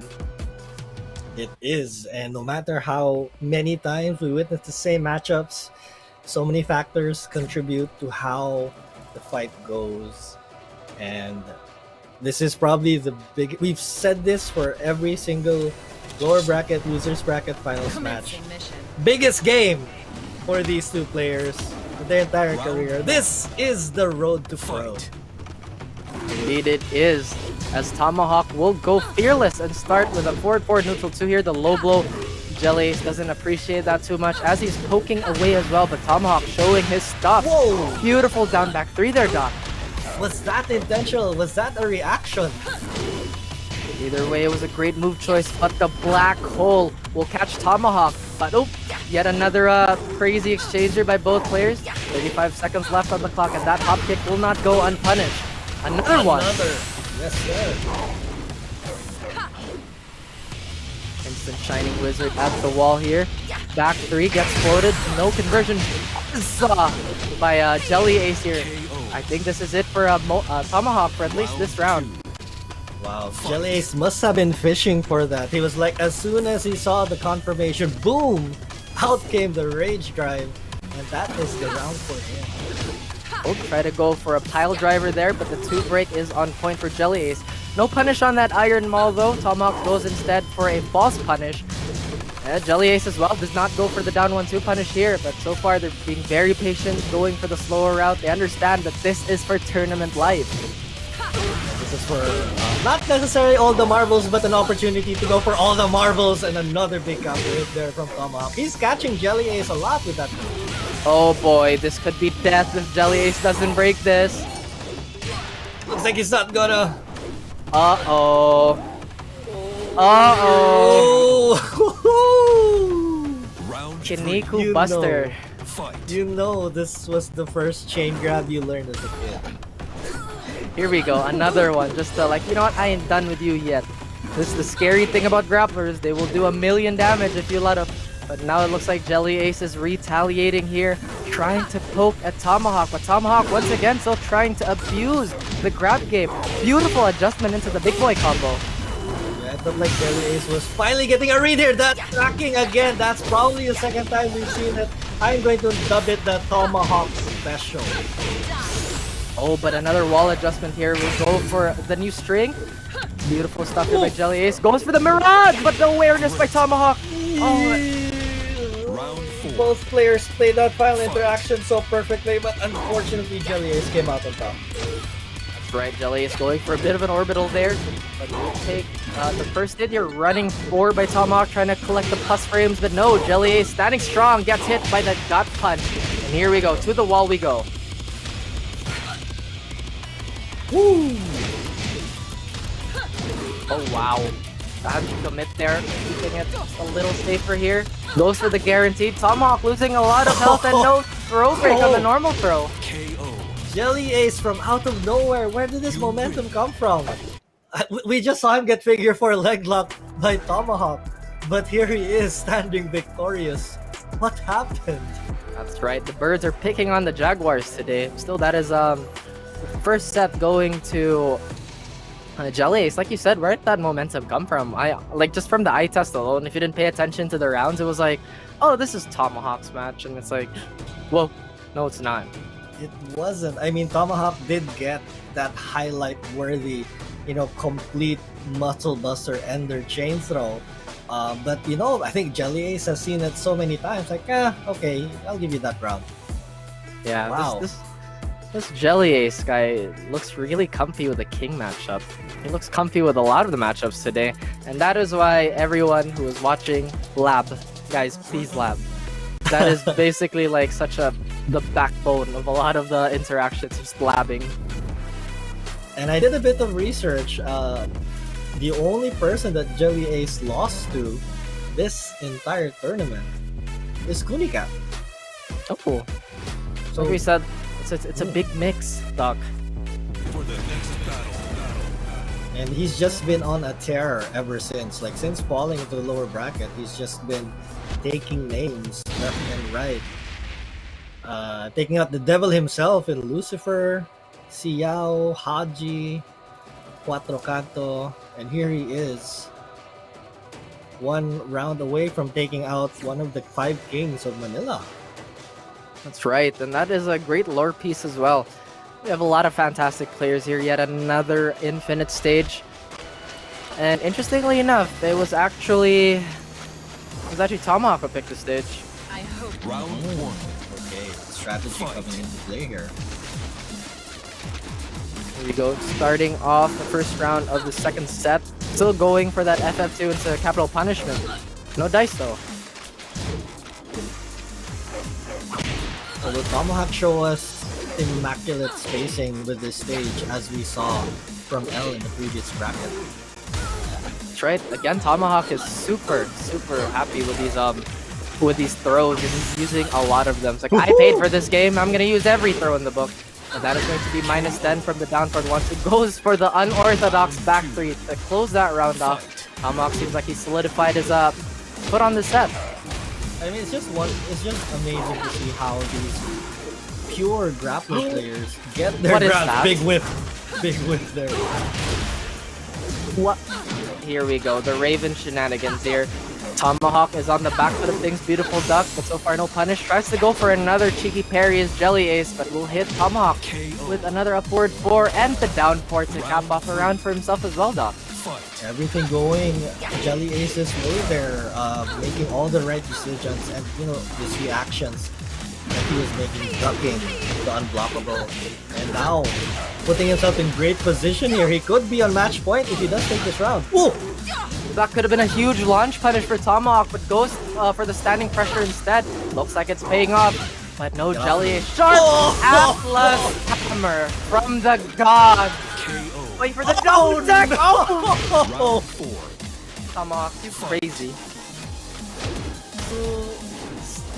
Haymakers coming straight from Tomahawk. He's completely turned this second game around.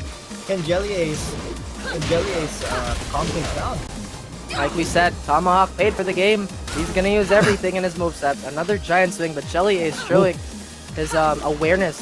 Oh, goes for the duck on that buzzsaw attempt. Goes for the iron maul. Tomahawk being very patient as well, not being reckless with the wake-ups.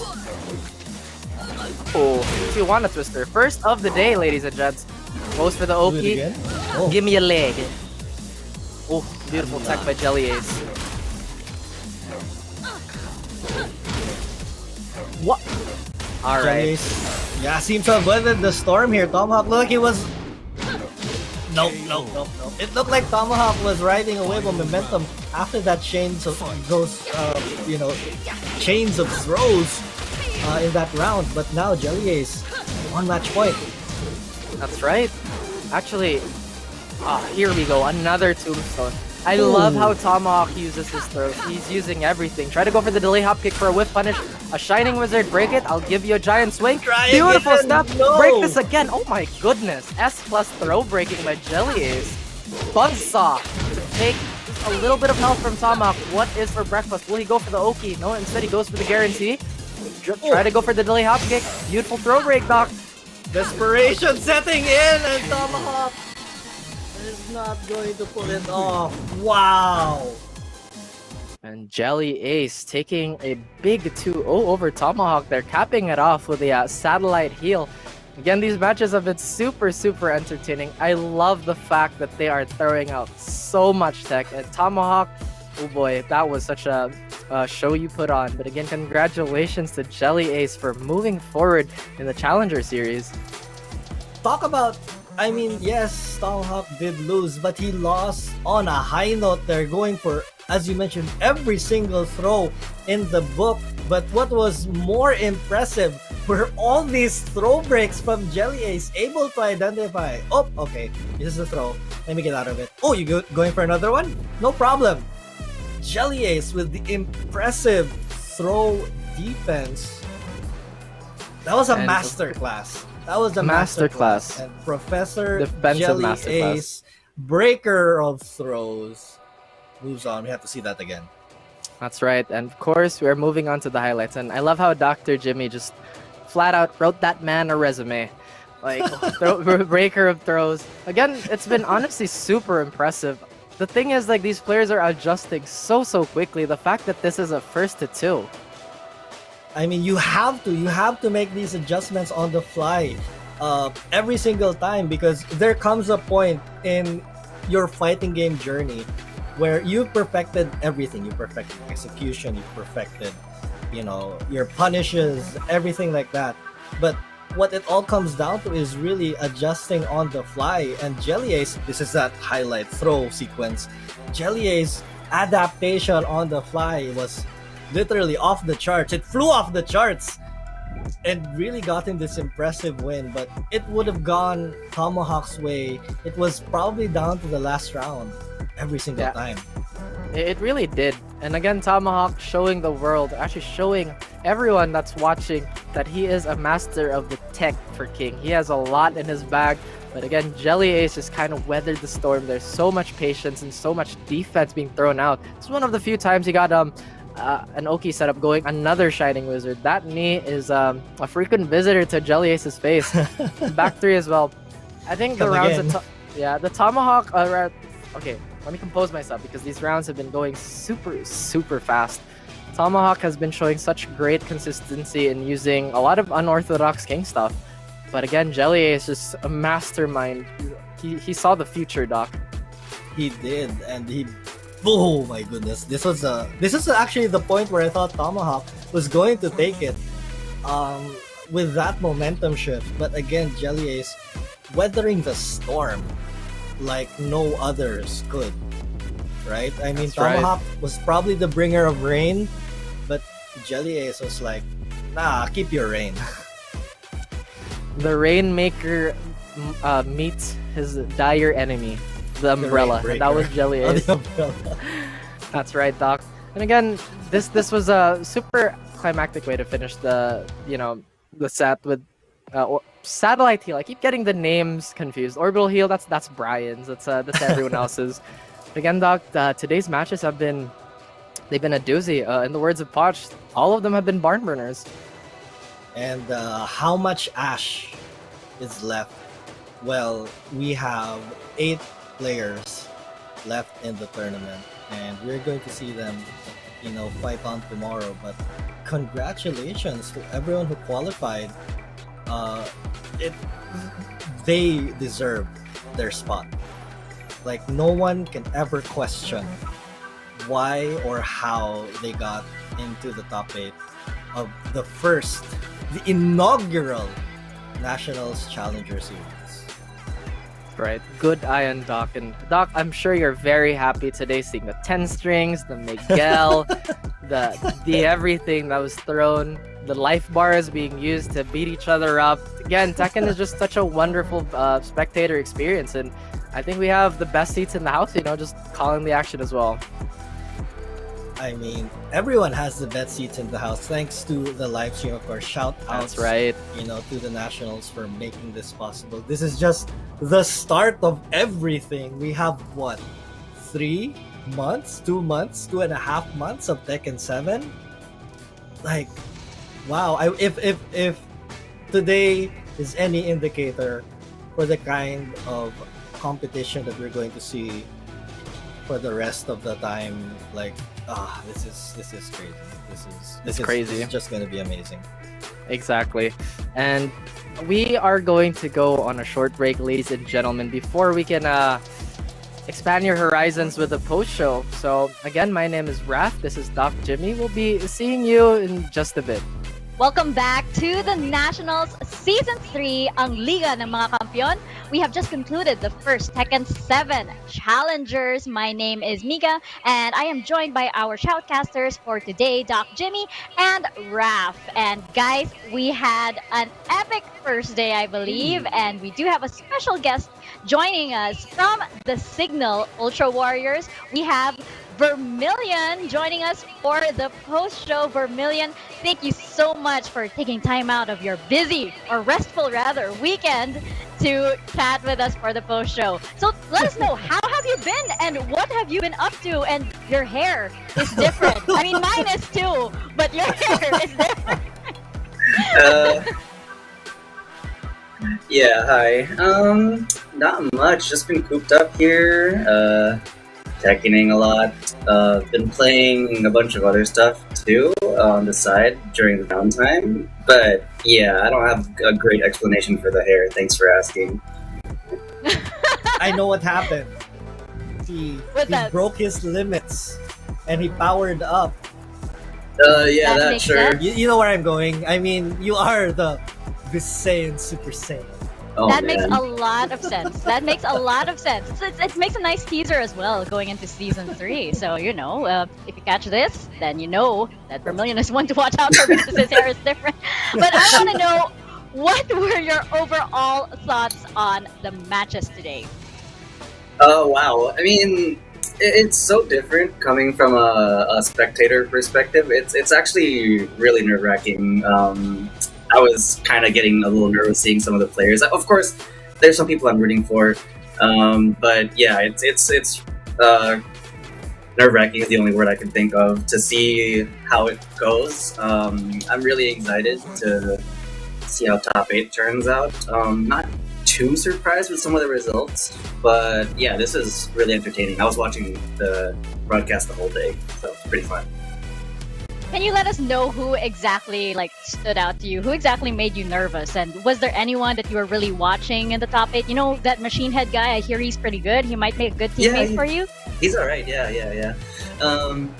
Well, I guess the last match was pretty nerve wracking. Cause JellyAce rather, there was a point where we'd play regularly, so he seemed pretty comfy with a bunch of the matchups. That was good to see. But regardless of that, he played really great throughout the set. MachineHead, I'm really excited about that to see how that goes. I would not expect anything less than him qualifying tomorrow in the top 8. What I'm surprised about is some people falling off the tournament, like Adrian. Actually, I know why, but I'm not going to say. But yeah, I forget who else is in top 8. Who else qualified? Casters, would you know? Well, just off the top of my head, I wouldn't know everyone who qualified. Well, obviously there's Don Argus, which is one of them, gold standard, sure. as you've said, MachineHead. JellyAce, obviously, as you mentioned. Was it Levi who won that match? Yeah. Yes, It was. Yeah, it was. Yeah, Levi qualified with MachineHead, Kunicat, JellyAce, Gold Standard Warriors, and you mentioned I'm- August. I'm pretty sure we're going to be discussing a lot. We're going to go in depth with the top 8 a little bit later. But I want to ask Vermilion, actually, what qualities are you looking for in a teammate for this season? And I don't exactly want to put you on the spot, or maybe I do. Oh man. Who exactly would you think, or would you wish would join you on the Signal Ultra Warriors this season? Oof. Hitting me with the hard questions, Mika. Thanks. I don't know yet. In all honesty, I really would be excited to work with MachineHead again. It would be great to just fight alongside him simply because there's that innate synergy already. Like, we know how we work together. We're pretty chum. We're pretty familiar with each other, so there wouldn't be too much of an adjustment there.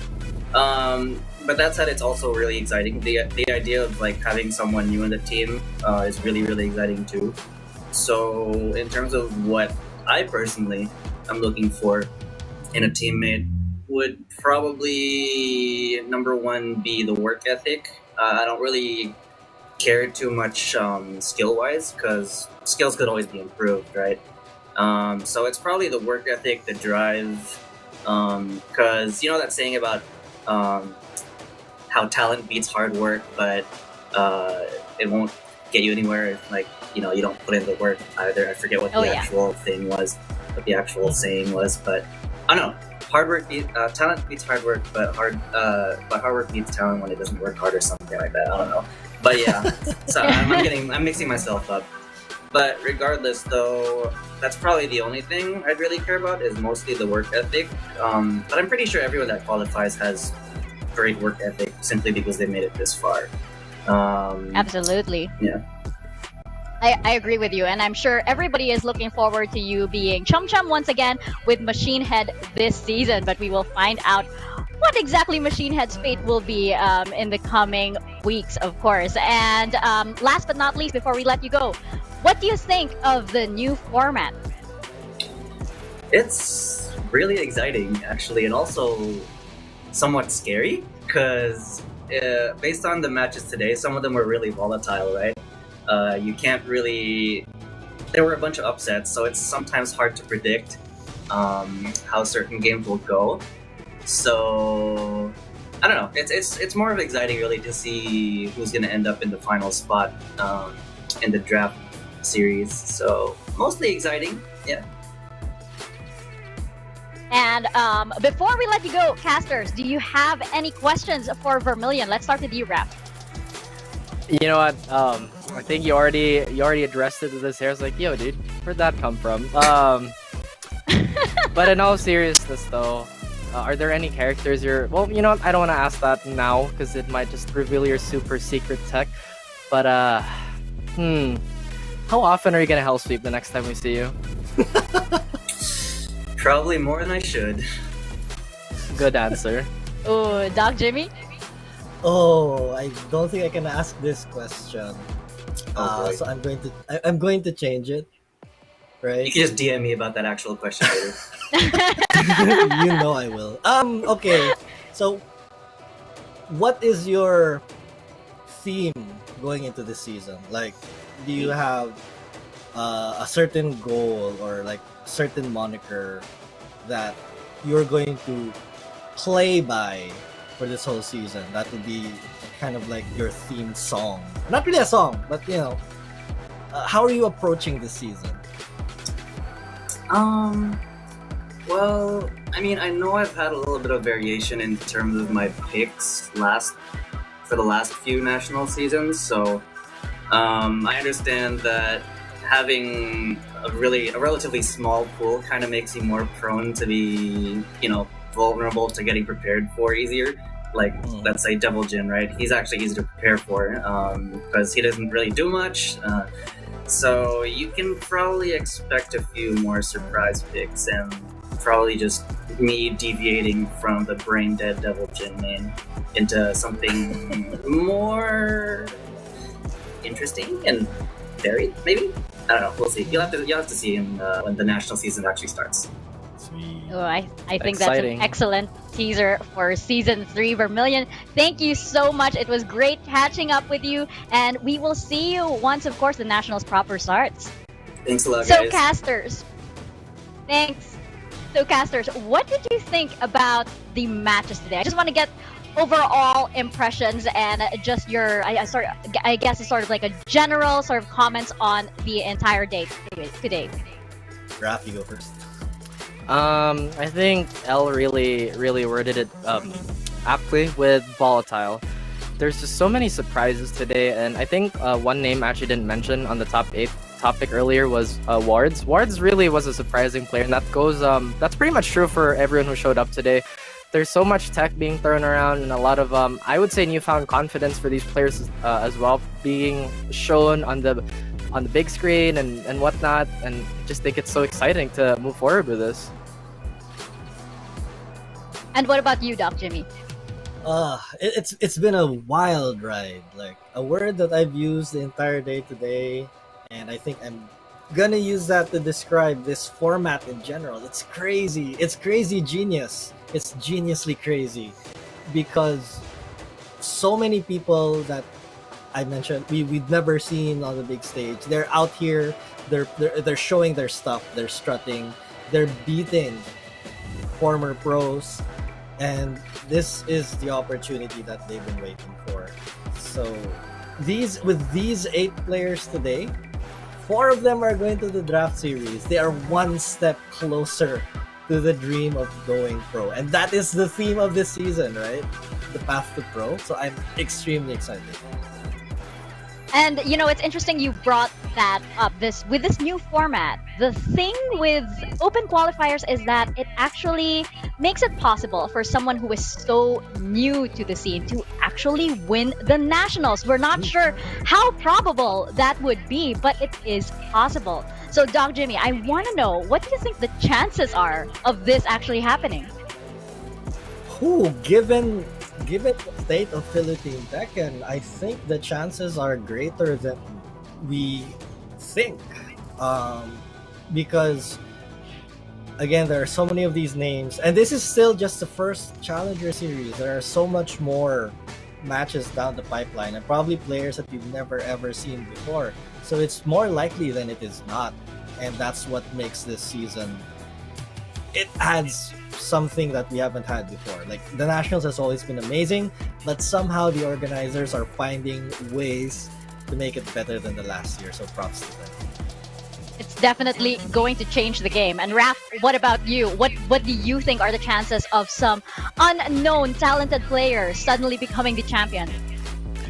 It's not the first time we've seen that happen in Tekken as a game, right? We've seen a lot of that happen a lot, but here in our region, oh man, the thing is, like, the Nationals players have proven to be on a different league on their own.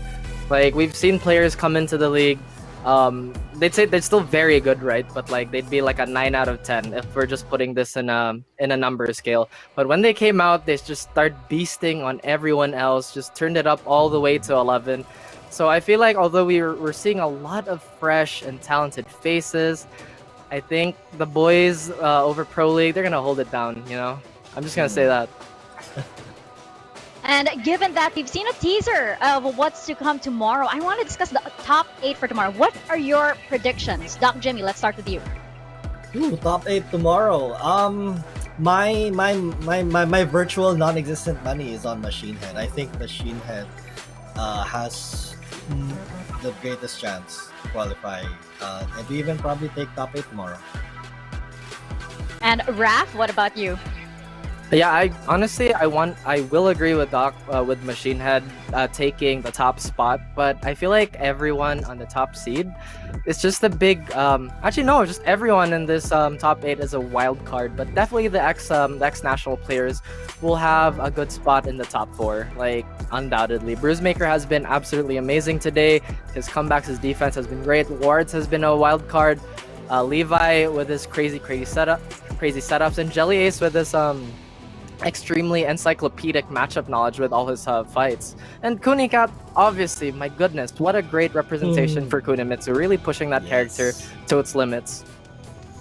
Absolutely. And you know what? I think that, yes, MachineHead might have an edge over here. I mean, placing third once again during Season 1, Conference 1, is, not to be taken lightly. But, I think the idea of this mystery person coming out of nowhere and suddenly being champion is incredibly appealing. And right now, we are going to see these, sort of mystery men by reviewing the brackets that we have and all of the pools that we had for today. Just an amazing show over here. And Raph and Doc Jimmy, I know that you guys didn't cast, or rather it was a Poch and Kid earlier. I want to get your thoughts on the pools. Which group do you think was like sort of like group of death, and which pool do you think held the most potential? Ooh, that's tough. Let me take this one first, Raph. Sure. I honestly think that the pool of death was MachineHead, because they had so many really strong players. They had Secretbase Adrian, they had Maiven, who proved to be really strong. Of course, MachineHead was there. There was KingJon, who was so he was so impressive in his final match. It had Chongy Bears, right? These are all really known names in the Philippine scene. So for me, the bracket of death really. I mean, all the brackets were really strong, but I think the one that was really scary was bracket C. And Pool A over here, we have Don Argus. And I think that, Don Argus over here, who do you think was his biggest challenge so far, Raf? Oh man, that's so hard to say. Watching Don Argus just kind of molly roll everyone. But I feel like the matchup with Adu was really, really tough. Because like I said, Adu is a very composed player. And one standing two from Geese, that's pretty much a Cambodian death combo for you. So it's really, really tough to call when to do that. And again, just looking at the losers bracket as well, this was so hard to call. Because again, these are all very strong players. And I feel like one of my favorite matches of the day as well was in the form of... Well, I'll answer that later if ever that question arises. Oh no, go ahead. We'd love to know what your favorite one was from this. One of my favorites today was Bruisemaker versus Legion. That was a defensive masterclass. Well, there were again, mistakes are unavoidable, right? But again, the defense and the grit both players showed, really, really impressive. And Doc Jimmy, I want to know your thoughts on this bracket over here with Gold Standard qualifying for the top 8 tomorrow. What do you think his chances are?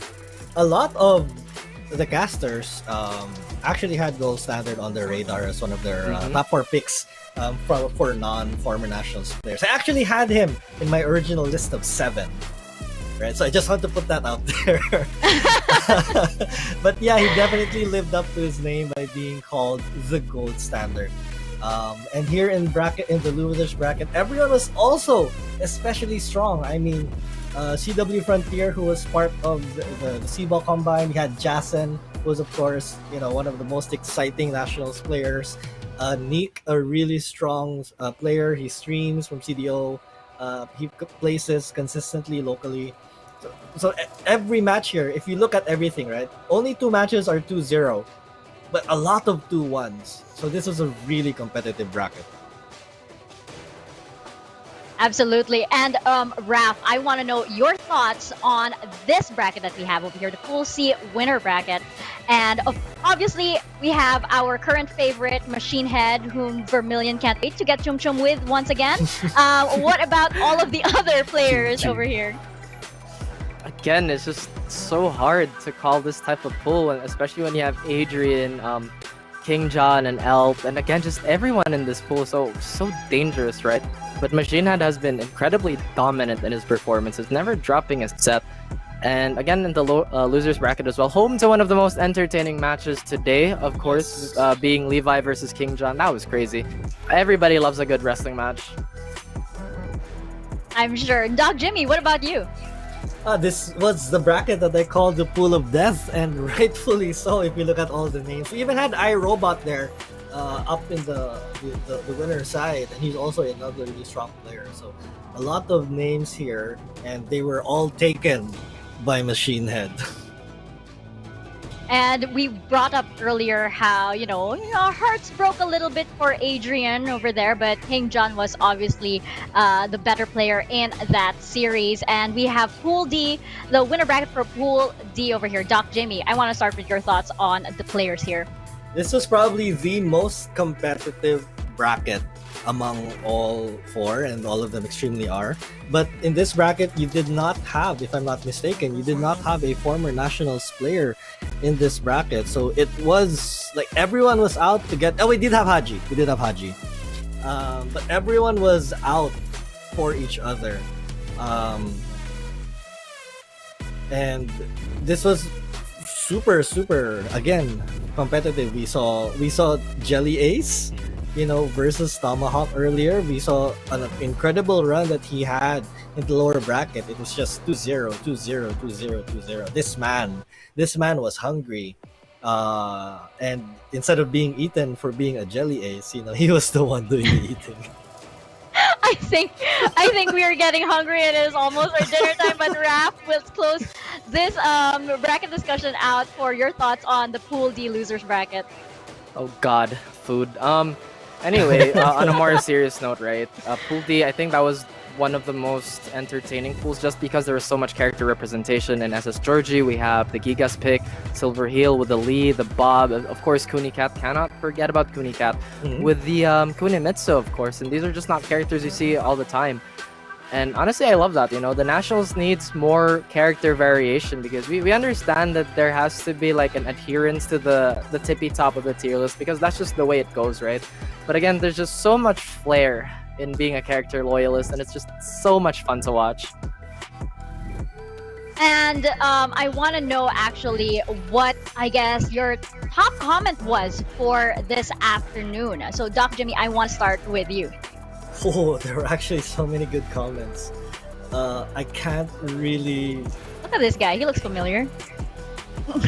Oh, of course. This guy yes. looks kind of familiar. The Nationals format is great. Wow. Who's Yeah. this guy? Who's Yeah, he to this say guy this? looks really familiar, and he says like the Nationals' new format is great because we finally have an answer for everyone who keeps asking, "Paano po ba maging pro player?" I do agree there, and the open qualifiers itself, like we mentioned, opens the floodgate.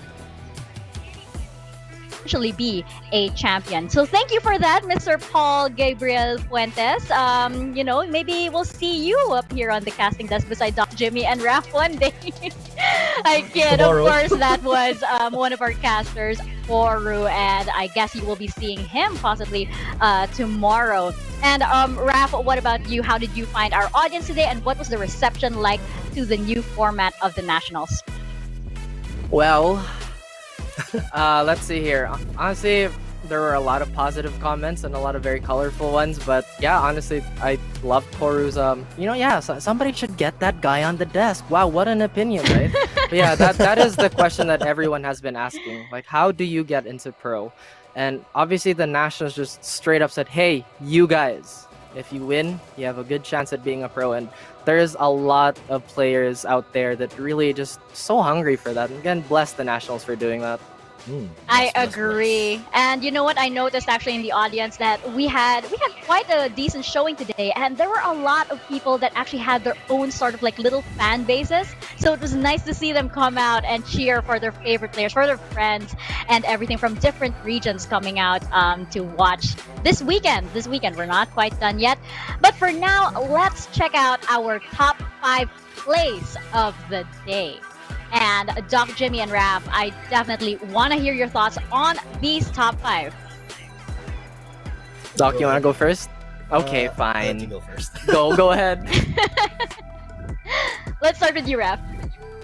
All right. So again, Adu versus iTenri just really shows how Adu is so composed, and like I said, just all about that composure. But getting the short end of the stick here is Adu getting hit by the plasma blade into the merciless setups that Warang has, and honestly, these are super entertaining. And look at that disgusting Oh, damage this from one. KingJon. Oh, this was a Yikes. heartbreaker. This was the double KO. I think KingJon could have had a better punish off the spring kick, but unfortunate there. This is the highlight. Oh, This was funny. Oh, crazy. The interactions there, like, you don't see Yeah. that every day. Exactly, and oh boy, the King's special with the Atlas Hammer. Absolutely love that move. Today we haven't seen an Atlas Hammer being blocked, I don't think. So the Like, Atlas 2 for Hammer 2. is divine today. Yeah, it's 2 for 2. I mean, following up with its name, being the hammer of a god. so to wrap things up, I actually want to ask one last question for you guys. Which player do you think from today? I'm pretty sure our favorite franchise players are watching this, like Vermilion. Which player do you think is making them, shift uncomfortably in their seat and, making them a little nervous? I just want to hear one name. Let's start with you, Doc Jimmy. Oh, off my mind, gold standard. And what about you, Raph? Is this excluding the ex-national I players? think this is or- excluding the ex-nationals players. Who is a fresh face that you think are making the pros, kind of sweat a little bit? Gold standard. Oh, well, ladies and gentlemen, you know to look out for Gold Standard and, of course, all of the other amazing players tomorrow because that wraps it up for the first day of the National Season 3 Tekken 7 Challengers Series. So tune in tomorrow for the playoffs as we find out who advances to our draft series. My name is Mika, and on behalf of Doc Jimmy, Raph, Potch Spice, and Kid, thank you so much for watching. We will see you tomorrow.